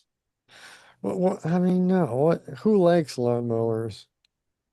I don't think even lawn people like lawnmowers. Well, no, some of them, like Hank Hill, Lawn people. just new season of I King of the seen. Hill just Did you came see it? online. I seen it. Uh, Yeah, you I like seen it the yesterday. reboot? I didn't Uh, watch it, but I seen the commercial yesterday to go watch it, and I yeah. seen that he now has facial hair. So Yeah. Did you yeah, see, his have you son went seen the away to first college. season of the first reboot season? No, No. Oh, but so then I'm gonna you're go check it two out. entire seasons behind. There's like 20 episodes. 10 Wow. episodes a season and two seasons have been dropped. The latest one was just dropped like this week, so or this past week. It's yeah, um fresh. I didn't I just happened to I'm gonna go go and check it out right now. open Hulu like right the day after it aired and I was like, "Oh, hey, I found what I'm going to be doing." Just binge Yeah. the whole thing. Hmm. I binged it in one sitting. Yeah. But I mean, 10 So you have episodes at like 20 minutes each, that's not a difficult binge. No. It's like three 3 hours and change. yeah, So it's a I've finished seasons in a comfortable day. evening once That's like you, watching the one Lord of the Rings movie. yeah, yeah. And So I had a not even a director's cut Lord of the Rings movie. Yeah. um Kitty's sticking her tongue out. Yeah. um. She's hungry. Do you have the Hulu Disney bundle? No. Mark said he had Hulu. I was I have Kitty. Let's Hulu too, but I don't have the bundle. She looks irritated. Mm, get the bundle. it's You'll get not what HBO and Hulu, like $11. she is Um, not pleased, not thrilled being held in this fashion. She is not a yeah, prop she to didn't be look too. displayed for our pleasure. Yes. Oh, oh, look at that tail. That tail's all kinds of angry. Yes. Okay. Definitely voicing her opinion. She's letting me have it. Okay, girl. Yeah. Oh, okay. Okay, I'm forgiven. Tail back up. Yeah. Um, Yeah. I mean, you done or I'm hungry. We got some chili in the other room leftover chili at this point. It's gone. I gotta go heat some up. Kid girl. gotcha. Uh, oh, thanks to everybody out there watching, and have a great day. Because Like, I share, and sure will. subscribe.